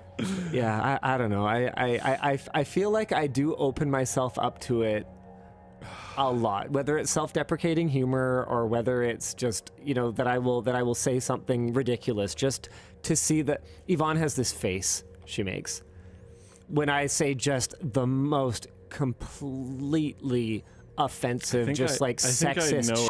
I think I know. Yeah, I'm sure you do, because I will especially pull it in like group settings, and it drives her absolutely nuts. Man, I forget what. Oh man, I did it in an exec meeting recently. She was not happy about that. I think it was 2 weeks ago in the staff meeting. I forget exactly what I said, but basically, and I've told her 100 times, the only reason I say these things is so you'll make that face. And she's just like, it's involuntary. I can't help it. I'm just like, I can't even do it. It's amazing. I'm gonna try and get it on camera sometime. And then I'll bring it on Wench. I'll show you guys. This is the look I'm trying to get Yvonne to make, and it's not because I believe any of what I'm saying. No, it's just because it's really, really funny. It just bothers. You just got to be careful about the attendees at the moment. Yeah. Oh, I know. Right. Well, that's the thing is, because it has to be people that know that you believe often the opposite of the thing that you say. So I have. That's basically like trust me, bro, in a nutshell. Is I make this assumption that nobody could possibly believe that I am like that perception, that this thing I'm saying would actually be a straight-faced portrayal of my character, but people actually do. And what I'm trying to do a lot of the time is I'm trying to say something that is just ridiculous. And what I'm realizing more and more is, satire is dead, right? Like you can't. Satire on the internet is just really hard for both parties because there are people that will say that stuff with a straight face. Well, that's what I mean. And there is there? What's the term for that? I'm looking it up. I'm trying to. Oh, well, all right. Sorry, but it's like you can't. Truth is stranger than fiction. It's like what the South Park writers said. They were like, we're not even going to try to parody politics anymore. Well, not parody, but we're not even going to try and write satire about politics anymore because the truth everything's is so outlandish. Poe's law. Poe's law. Poe's what is law. Poe's law? All right. And who's Poe? I don't know, but he has a law. Edgar Allan, by any chance? No. Is an adage of internet culture saying that without a clear indicator of the author's intent, any parodic or sarcastic expression of extreme views can be mistaken by some readers for a sincere expression of those views. The law is frequently exploited by individuals who share genuine extremist views and when faced with overwhelming criticism deflect by insisting they were merely being satirical. That is true. I've seen that. We've also walked in. I had a conversation with someone about this recently where there's something that you and I have actually said a bunch that I had no idea was like a dog whistle for this thing that neither of us was it like believe this in. or something? No. Okay, because I was. found out this is like white power or something. I'm like, no, it just means okay. Especially if you're someone who dives, which both of us do. Yeah. That is literally exactly what you're supposed to do. Super especially means okay. Yeah, because if you do thumbs up when you're diving, it means I need to ascend now. Yeah. It's good for lighting as well, because you're often like 1,000 feet away and going like this is like, you can't really see anything, but if you got your hand open, Yeah. It's good. The light is good there. Yeah. We are not white supremacists. Yeah. I can say that. Yeah, exactly. Oh, man. But yeah, sometimes it's like, oh my God, like, okay, I don't know every single cultural reference in like the world. I'm not trying to dog whistle this thing that I didn't even know was a thing. Like, oh man, sometimes it's difficult to navigate. I don't know, especially being in Canada. I feel like we end up just kind of like isolated from this stuff sometimes. Fairly sheltered from a lot of those things. Yeah, just have absolutely no idea. Yeah. Anyways, tech topics, sponsors. Let's do it. The show is brought to you today by SignalWire. No one enjoys talking to dumb robots when you call customer service, especially when you speak different languages. SignalWire, our sponsor, is a leading provider of cloud-native, low-code APIs, and it can comprehend customer queries and respond in various languages. They recently launched their new AI agent that allows you to create voice applications that are not only smarter, but also simulate natural human conversations. Setup is easy. You can embed an agent into an application in minutes using the no-code drag-and-drop tools, or by using SignalWire's robust API for more customization. These AI agents understand and respond to requests beyond a scripted format. They can perform actions like scheduling appointments, answering questions, or forwarding calls. Oh, and this is Dennis's favorite, you can even use it to prank spam callers and waste their time. Really? Wow, okay. Interesting. If you have a business phone line or an app that features live conversations, this is something you need to check out. So try it out by going to SignalWire at the link down below. The show is also brought to you by Corsair. Are you from the last century? If not, why are you still chaining up fans with cables? Corsair, our sponsor... Wow, that's an old build. Corsair, our sponsor, makes building a PC easier than ever. With Corsair's IQ Links ecosystem, you can connect fans together with these tiny bridges, and you can control them all individually. You can also create a chain of devices using the same simple connector, all leading to a single IQ Link system hub that can be magnetically attached to your PC case.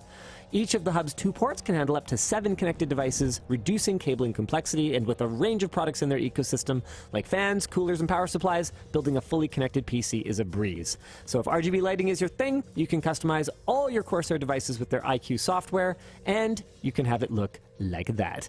Make your life easier then, and leave cluttered messes in the old days by checking out Corsair's IQ Link smart ecosystem at the link down below. Finally, the show is brought to you by UPDF. Making changes to a PDF shouldn't be as hard as troubleshooting a... Is that a printer? As troubleshooting a printer. Is this just a stock photo of someone printing? Wow, Dennis. Cool. That's why you should check out UPDF, our sponsor. UPDF is an advanced PDF editor available on Windows, Mac, iPad, iOS, and Android, and their editing functionalities include PDF reading, annotating, editing, converting to other formats, compressing, and protecting. UPDF's AI feature, Optical Character Recognition, or OCR for short, transforms images into editable text, and creating and filling forms is super simple. Just one click on form field recognition and it creates all the form fills for you. It supports converting PDFs to Word, Excel, PowerPoint, and more, and offers batch conversion, so you can do it all in one go. You can also share the PDF with a link with a set expiration time. And if you hate reading, no problem. The ChatGPT-powered UPDF AI can summarize PDF files in seconds, explain in-depth reports accurately, and translate them into different languages. As long as it doesn't hallucinate. I added that part. So now you'll have more time to figure out why your printer won't connect to the Wi-Fi. Perfect. With a single premium account, you can access the app on 2 desktops and 2 mobile devices. Plus, it's reasonably priced, and for our lovely viewers, you get a special 58% discount for UPDF. Just check it out at the link down below. All right. Time to do some merch messages. Dan, hit me. Yeah, give me no time in between these segments. Before we do the merch messages, a sponsor policy clarification. I talked on the show recently about how we don't take supplement sponsorships. Or I said that we hadn't, I can't remember exactly what I said. The point is that we had never done it in the past because I wasn't really comfortable with the kinds of brands that we had reach out in the past. I don't know a ton about what I was specifically referring to was like, I don't know, what's that store called? There's a local store that just like has all the weight gain powders and like all the like random natural health products. Everyone knows the name. I don't know the name because I don't go there. Anyway, the point is GNC. Yeah, I think that no, GNC is the like more legit one. There's one that has like I think you're right. Like a roided out guy in their marketing materials and stuff. Anyway, the point is it doesn't matter. Popeyes? No, not that one. I know who Popeye is. Roided out. It takes spinach. No, Popeyes is a supplement store. I know. Okay. I just mean it's not that one. I know who Popeye is. I thought they sold sandwiches. I wouldn't call Popeye a roided out guy. Okay, it doesn't matter. The point is, apparently GNC doesn't sell legit stuff. Okay, so that's my whole point, actually. I don't know. Is that I don't know a ton about this stuff, but some members of our community, so I said, look, we don't work with these guys because there's a ton of money in supplements. I was talking specifically about snake oil crap supplements. Some members of the community have expressed confusion about our sponsorship then with Athletic Greens, given my stance on working with supplements and other ingestible products. To be clear, when I talked about ingestible products, I was talking about our own products. We've worked with lots of ingestible sponsors. Savage Jerky and Madrinas come to mind. G Fuel we worked with a couple of times, and I actually was not super comfortable with the product, and we don't not work with them, but we don't really work with them. It's in no man's land. Some people love the product. As far as I can tell, nobody has ever died from G Fuel. So, there's that. But it's kind of it's in nowhere land. So when I talked about ingestible products, I meant our own products. We haven't created a breakfast cereal.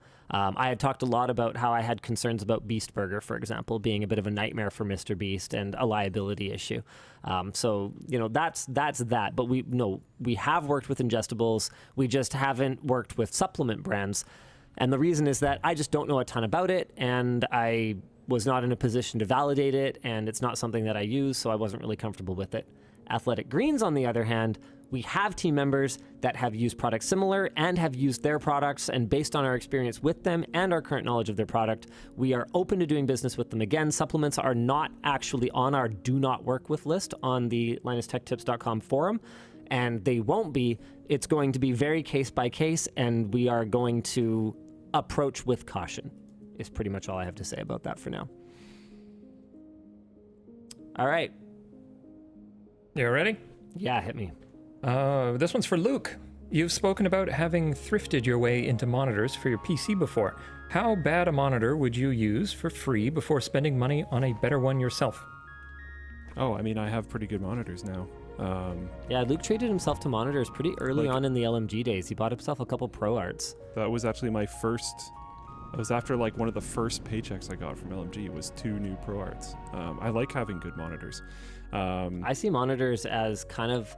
not an investment, because you'll certainly never get any money back for them, but it's a long-term, literally huge amount of use purchase. The part of your computer that you will interact with the most. Yeah. Hands down. More than your mouse, more than your keyboard, more than anything. Those 2 ProArts, one of them was broken not due to its own fault, but due to...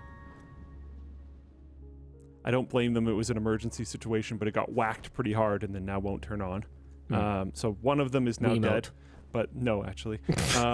But the other one is still working.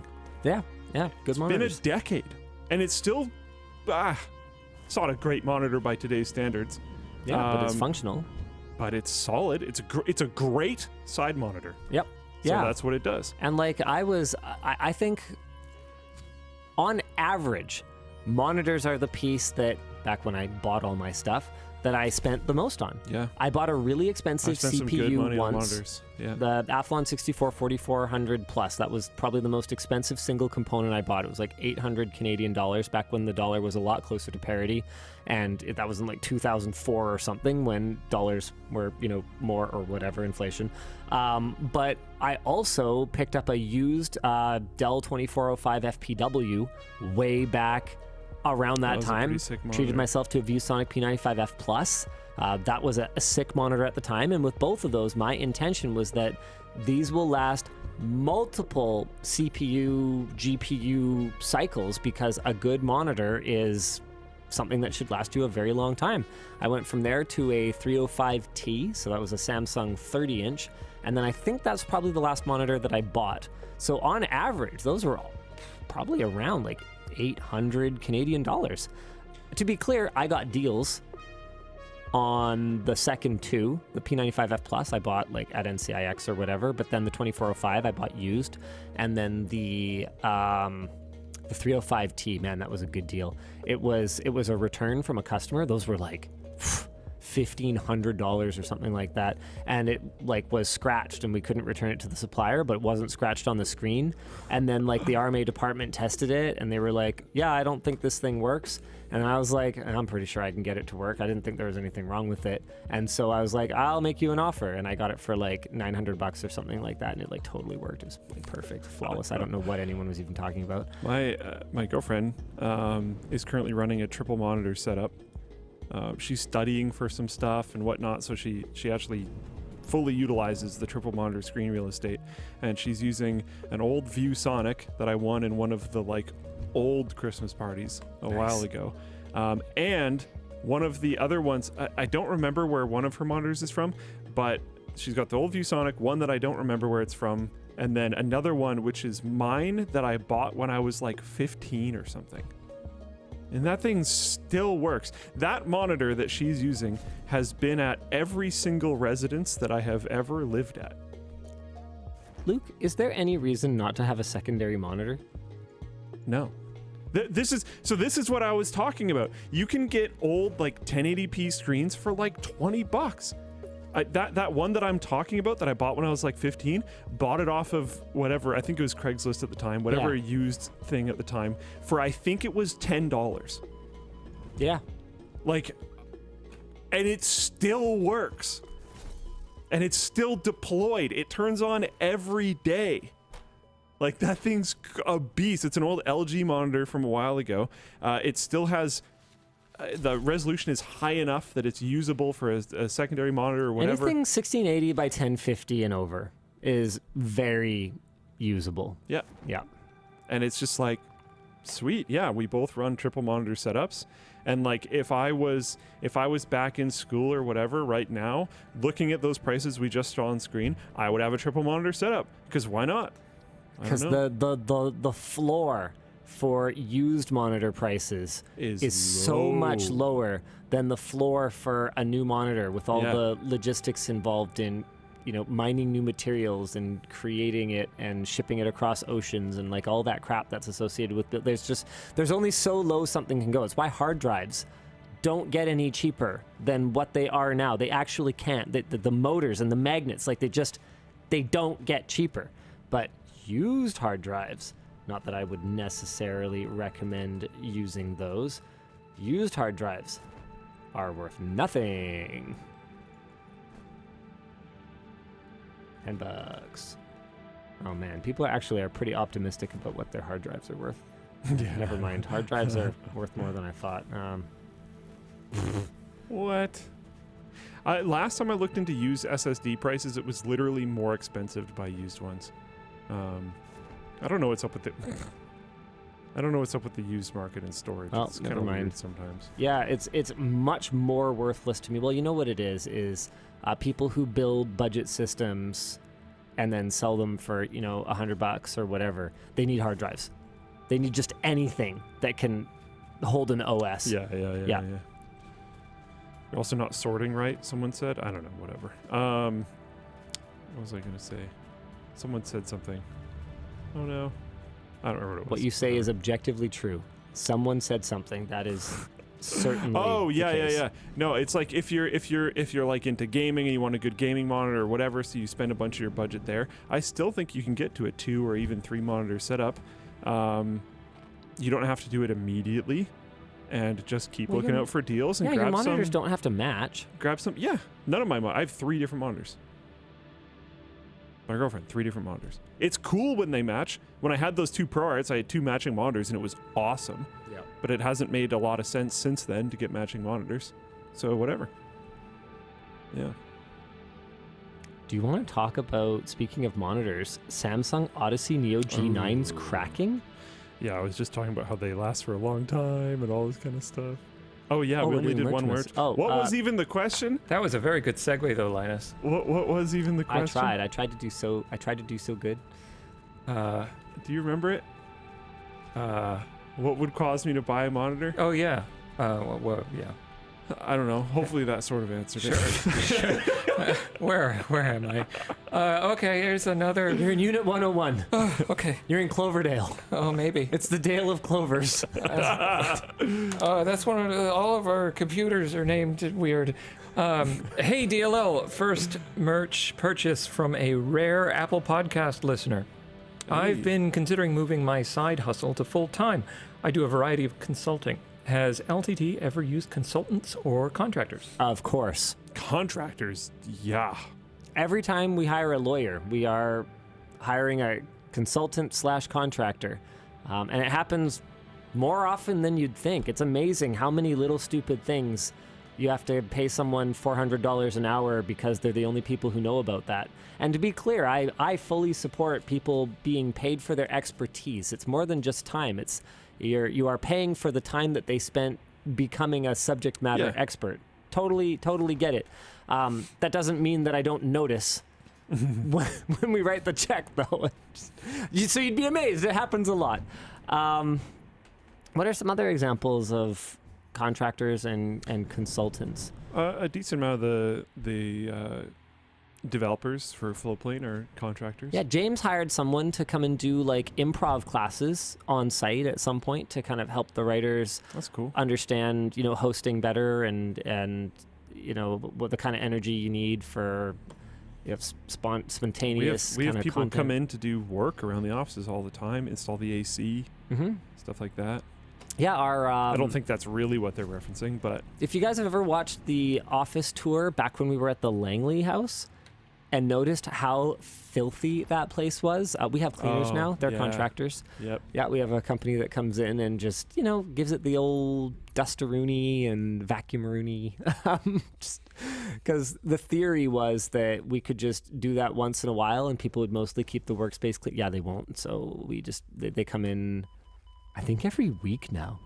They didn't used to have to. It was every 2 weeks for a long time. And as we've grown and you just have all these people, and people are gross and they drag in all their dirt on their shoes and they shed all their skin cells and their hair. And it's just, you got like, in this building, how many people work in this building? Fewer now. Yeah, because we're distributed a little bit more. But still probably like a solid 30 to 40 or something like that. And then the lab has like, man, where is everybody? Yeah, hold on a second.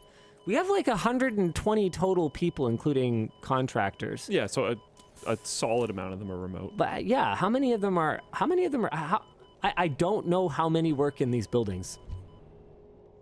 Creator Warehouse is like dense. Stuffed. DENSS. Yeah, I gave a tour recently to. I know they're going to need to move. Sam, and I was walking through just going like, whoa. It's Taryn's problem. Yeah. I want nothing to do with it. If he decides, hey, Linus and Yvonne, you guys need to buy something because the extensive renovations we need justify it, or if he's like, well, that'll take some time, not right now.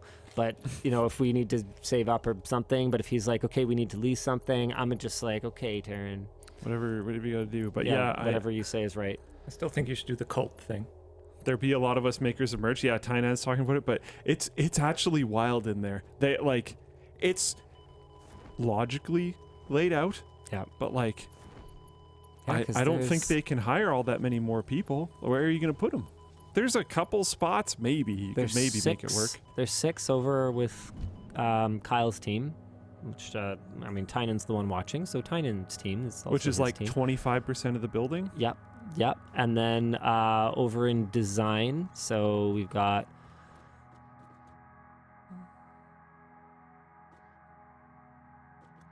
oh goodness, customer care too. Hold on, I was already up to 13 there, and I hadn't even counted. Well, man, I think. Wow, and then fashion is like 6 now or something like that. Okay, so that's where a lot of them are. Because I was trying to come up with a number for this building, and I was like, it's got to be like 30 to 40. But it's like, no, actually, hold on a second, because that Creator Warehouse is definitely the densest 25, 30 people out of all the buildings work there. And to be clear, the engineers aren't always packed in there, and the fashion and design teams are not. Well, design doesn't get to get out. There's not free range design. I guess they don't get to get out much. But give them like a yard. Free. This shirt was free range designed.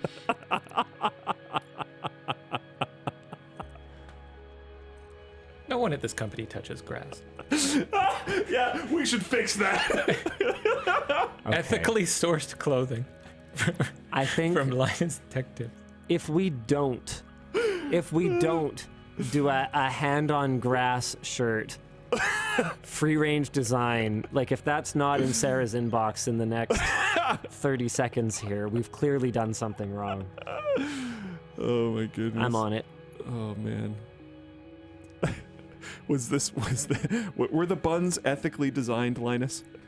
Did those designers have adequate grass time? I don't know.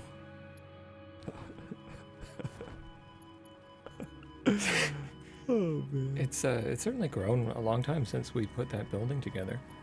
Because when we originally did the plans, we had Kyle and Tynan and another one, and then nice. I don't know. Real nice. Yeah, I think Jacob. I think and the like apartment area was just not really used, and then they worked out at the downstairs, right? Yeah, they were downstairs in the kind of garage area, Yeah, and the yeah. upstairs was kind of the communal lunchroom and storage. And then we had a design team, which was maybe 3 or 5 people totally. We'll get the other one fixed soon, don't worry. And then, yeah, the fashion team was like 4 people as well. It was empty. Yeah, not anymore. No. So we're gonna have to buy like another suite of buildings. Is your phone just busted? I'm trying to send this email. My Gmail does not want me to have this shirt. It doesn't. Yeah, no. This is ridiculous.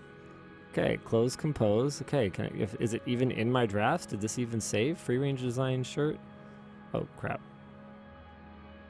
Wait, did this send? While you're doing that, Yeah. this merch message came from someone who said they were a rare Apple podcast listener. Is that rare? That made me think of Google is killing another thing. Yeah, you did a really good segue, but we actually still have to do one more merch message. No, I know, but I don't think this is a topic, is it? It is. Oh, never mind. We'll talk about it later. You just got talk blocked.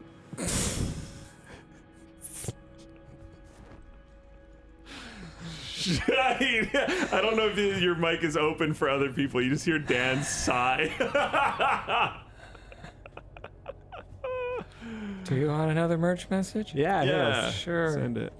I don't see. Oh, I can't even remember which one I was going to read now. Okay, let's see. Hey there, DLL. As a software developer who has worked in both smaller startups and enterprise environments, how do you address technical debt in your projects? How do you prioritize it? While Linus tries to figure out how to make us more money. How to send an email, like boomer moment here. I want to die. Technical debt. You're essentially always going to have it. So you kind of have to triage to a certain degree. You can't just only ever do that. Yeah, Jaden, we don't like to talk about that subject. Yeah, that's honestly pretty fair. Yeah, you can't ignore it forever. That got us into a bad spot. We used to do what we used to do what I used to refer to as Linus-led development, and that was very bad. That was extremely bad. That dug us into a hole that we're kind of still clawing out of. Let's be fair to Linus for a moment here. The lights are on. Everyone is still gainfully employed. Yeah. I would just like to acknowledge the positive points of Linus-led development. Now you can go ahead and proceed to crap all over it. Yeah, Jaden says in Floatplane chat, LLD led to a lot of tech debt. Yeah, Linus-led development. That was a problem. Eventually, I just ended up just saying no to everything all the time. And then we delivered no new features for like a year. Yeah, and then I know. I didn't say it's a problem. Because I didn't say why are you so defensive right now? Because look how defensive he is. This is my life.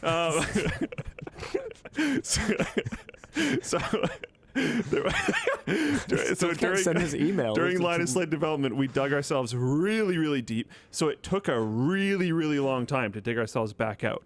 And even now, we're not completely out, but we're in a way healthier spot than we were in before. And now we're at a spot where we can kind of spend a little bit of time working on features, and then, okay, tech debt is an always growing thing. And we just spent some time working on features when we already had a lot of tech debt. So like going into the next quarter, Jade and I have already been talking about it. A lot of Jaden's work is going to be working on paying down tech debt, but he's going to do it in kind of a cool way where like, for example, there's a certain page that needs to be tech debt removed, but he's also going to deploy a new design at the same time and like do a couple other things. So it still feels like the website is getting is becoming more fresh and being worked on, even though we're paying down tech debt at the same time. So you kind of try to, I don't know how to really answer this, but you can't completely ignore it, but you also can't spend 100% of your time working on it.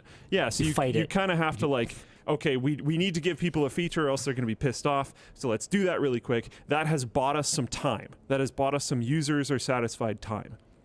Let's use this users or satisfied time to pay down some tech debt and then try to slot in another new thing that they'll be happy about before they get too disgruntled. And then you just kind of try to keep doing that. CH5609 says, I want a Linus-led development t-shirt. It's just a garbage fire. Now that's not fair. Floatplane.com was not a garbage fire. You couldn't tell what it was.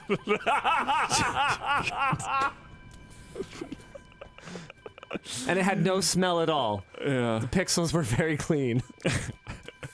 It was a chaotic time because he'd be like, "Hey, what about this crazy feature?" And I'd be like, "Sure, let's do that." And then like a week later, he'd be like, "So where is it?" And I'd be like, "Whoa!" Hey, verified actual gamer program. Hey, that was actually that was awesome. That was post Linus-led development. Was that? Oh, okay. Yeah. Maybe I can't remember when it started and ended. Yeah. It was definitely something I asked for, and it was super cool. The team like crushed it on that. I've been crapping on him, so now to throw him a bone at the very end of it. Yeah. I will say it's kind of my fault.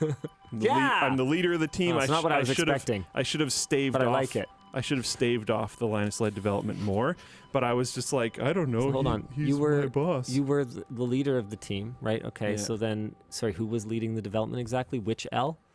This L right here. Boom. L. Yeah, pretty much. So yeah, if you're in that spot, just tell your boss no more often, and then if you get fired, I'm sorry.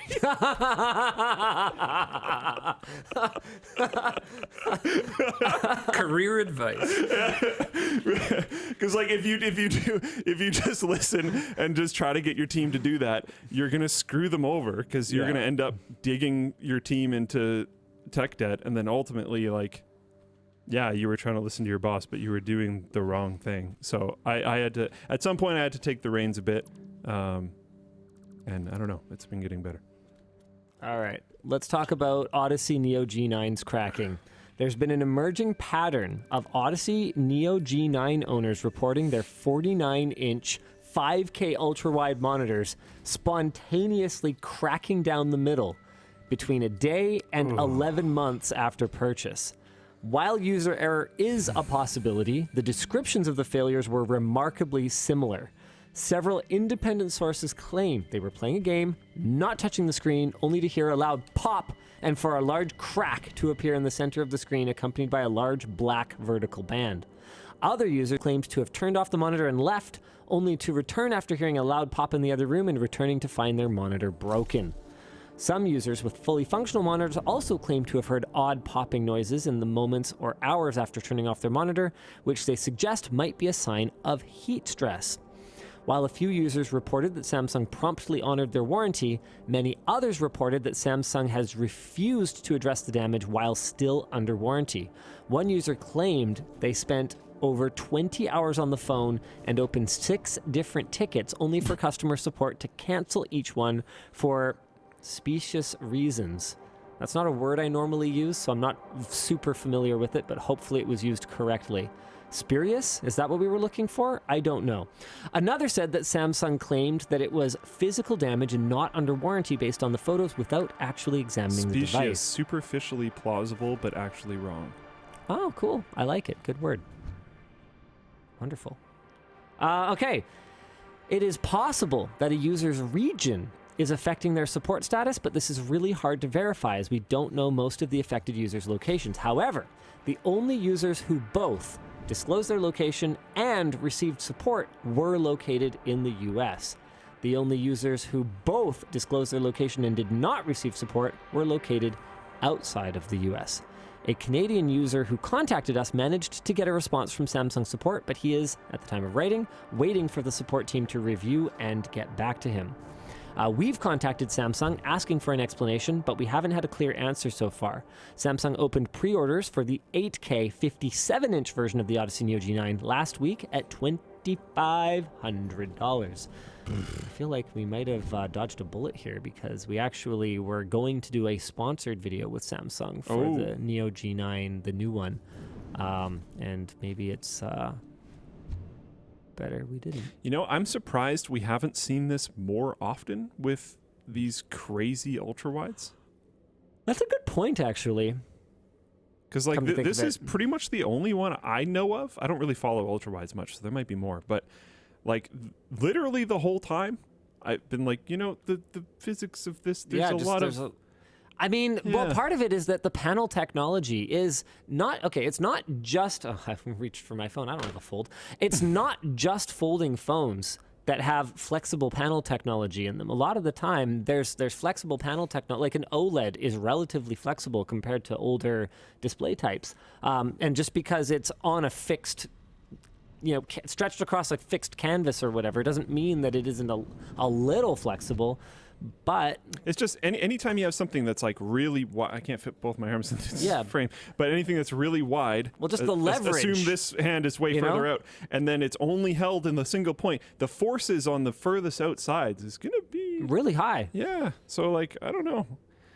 Yeah, I'm a little surprised. For me, the bigger issue is one that I've encountered a lot: the difference in support from region to region. I have never been able to wrap my head around a company somehow justifying to itself and to its users that if you buy an item in one region and try to get warranty support on it in another region or whatever, I've never been able to wrap my head around any rationale for that being anything other than simple. And I get the accounting of it is complicated. If you get back a broken product and send out a new product, you have to reconcile that somehow. That shows up on your P&L or whatever else. But headquarters needs to just suck it up and reconcile it for you. Like, otherwise that reflects really poorly on your brand and you suck. I don't get it. And it's something that we've seen time and time and time again. I don't care. It's not my problem that you guys don't have a service center here. I will happily ship it to wherever your service center is, but you do need to honor the warranty. Does it have your name on it or not? Okay, then you need to fix it. And I mean, obviously, I'm not talking about counterfeit products here. I'm talking about ones that are not counterfeitable. Like I've talked about this before, and I want to give kudos to Valve for the way that they've handled the couple of issues that I've had with my index. But my initial conversations with them were very frustrating because I wasn't in a region that was yet authorized to buy the index. And so I had a hard time explaining how I got one, and I had a hard time getting warranty service for it. I remember that, yeah. And from my point of view, you don't need proof of purchase because this product hasn't even been out long enough for it to have run out of warranty. So none of this is relevant. Just take the fucking shipment and send me a fucking new one. Like, it's not complicated at that point.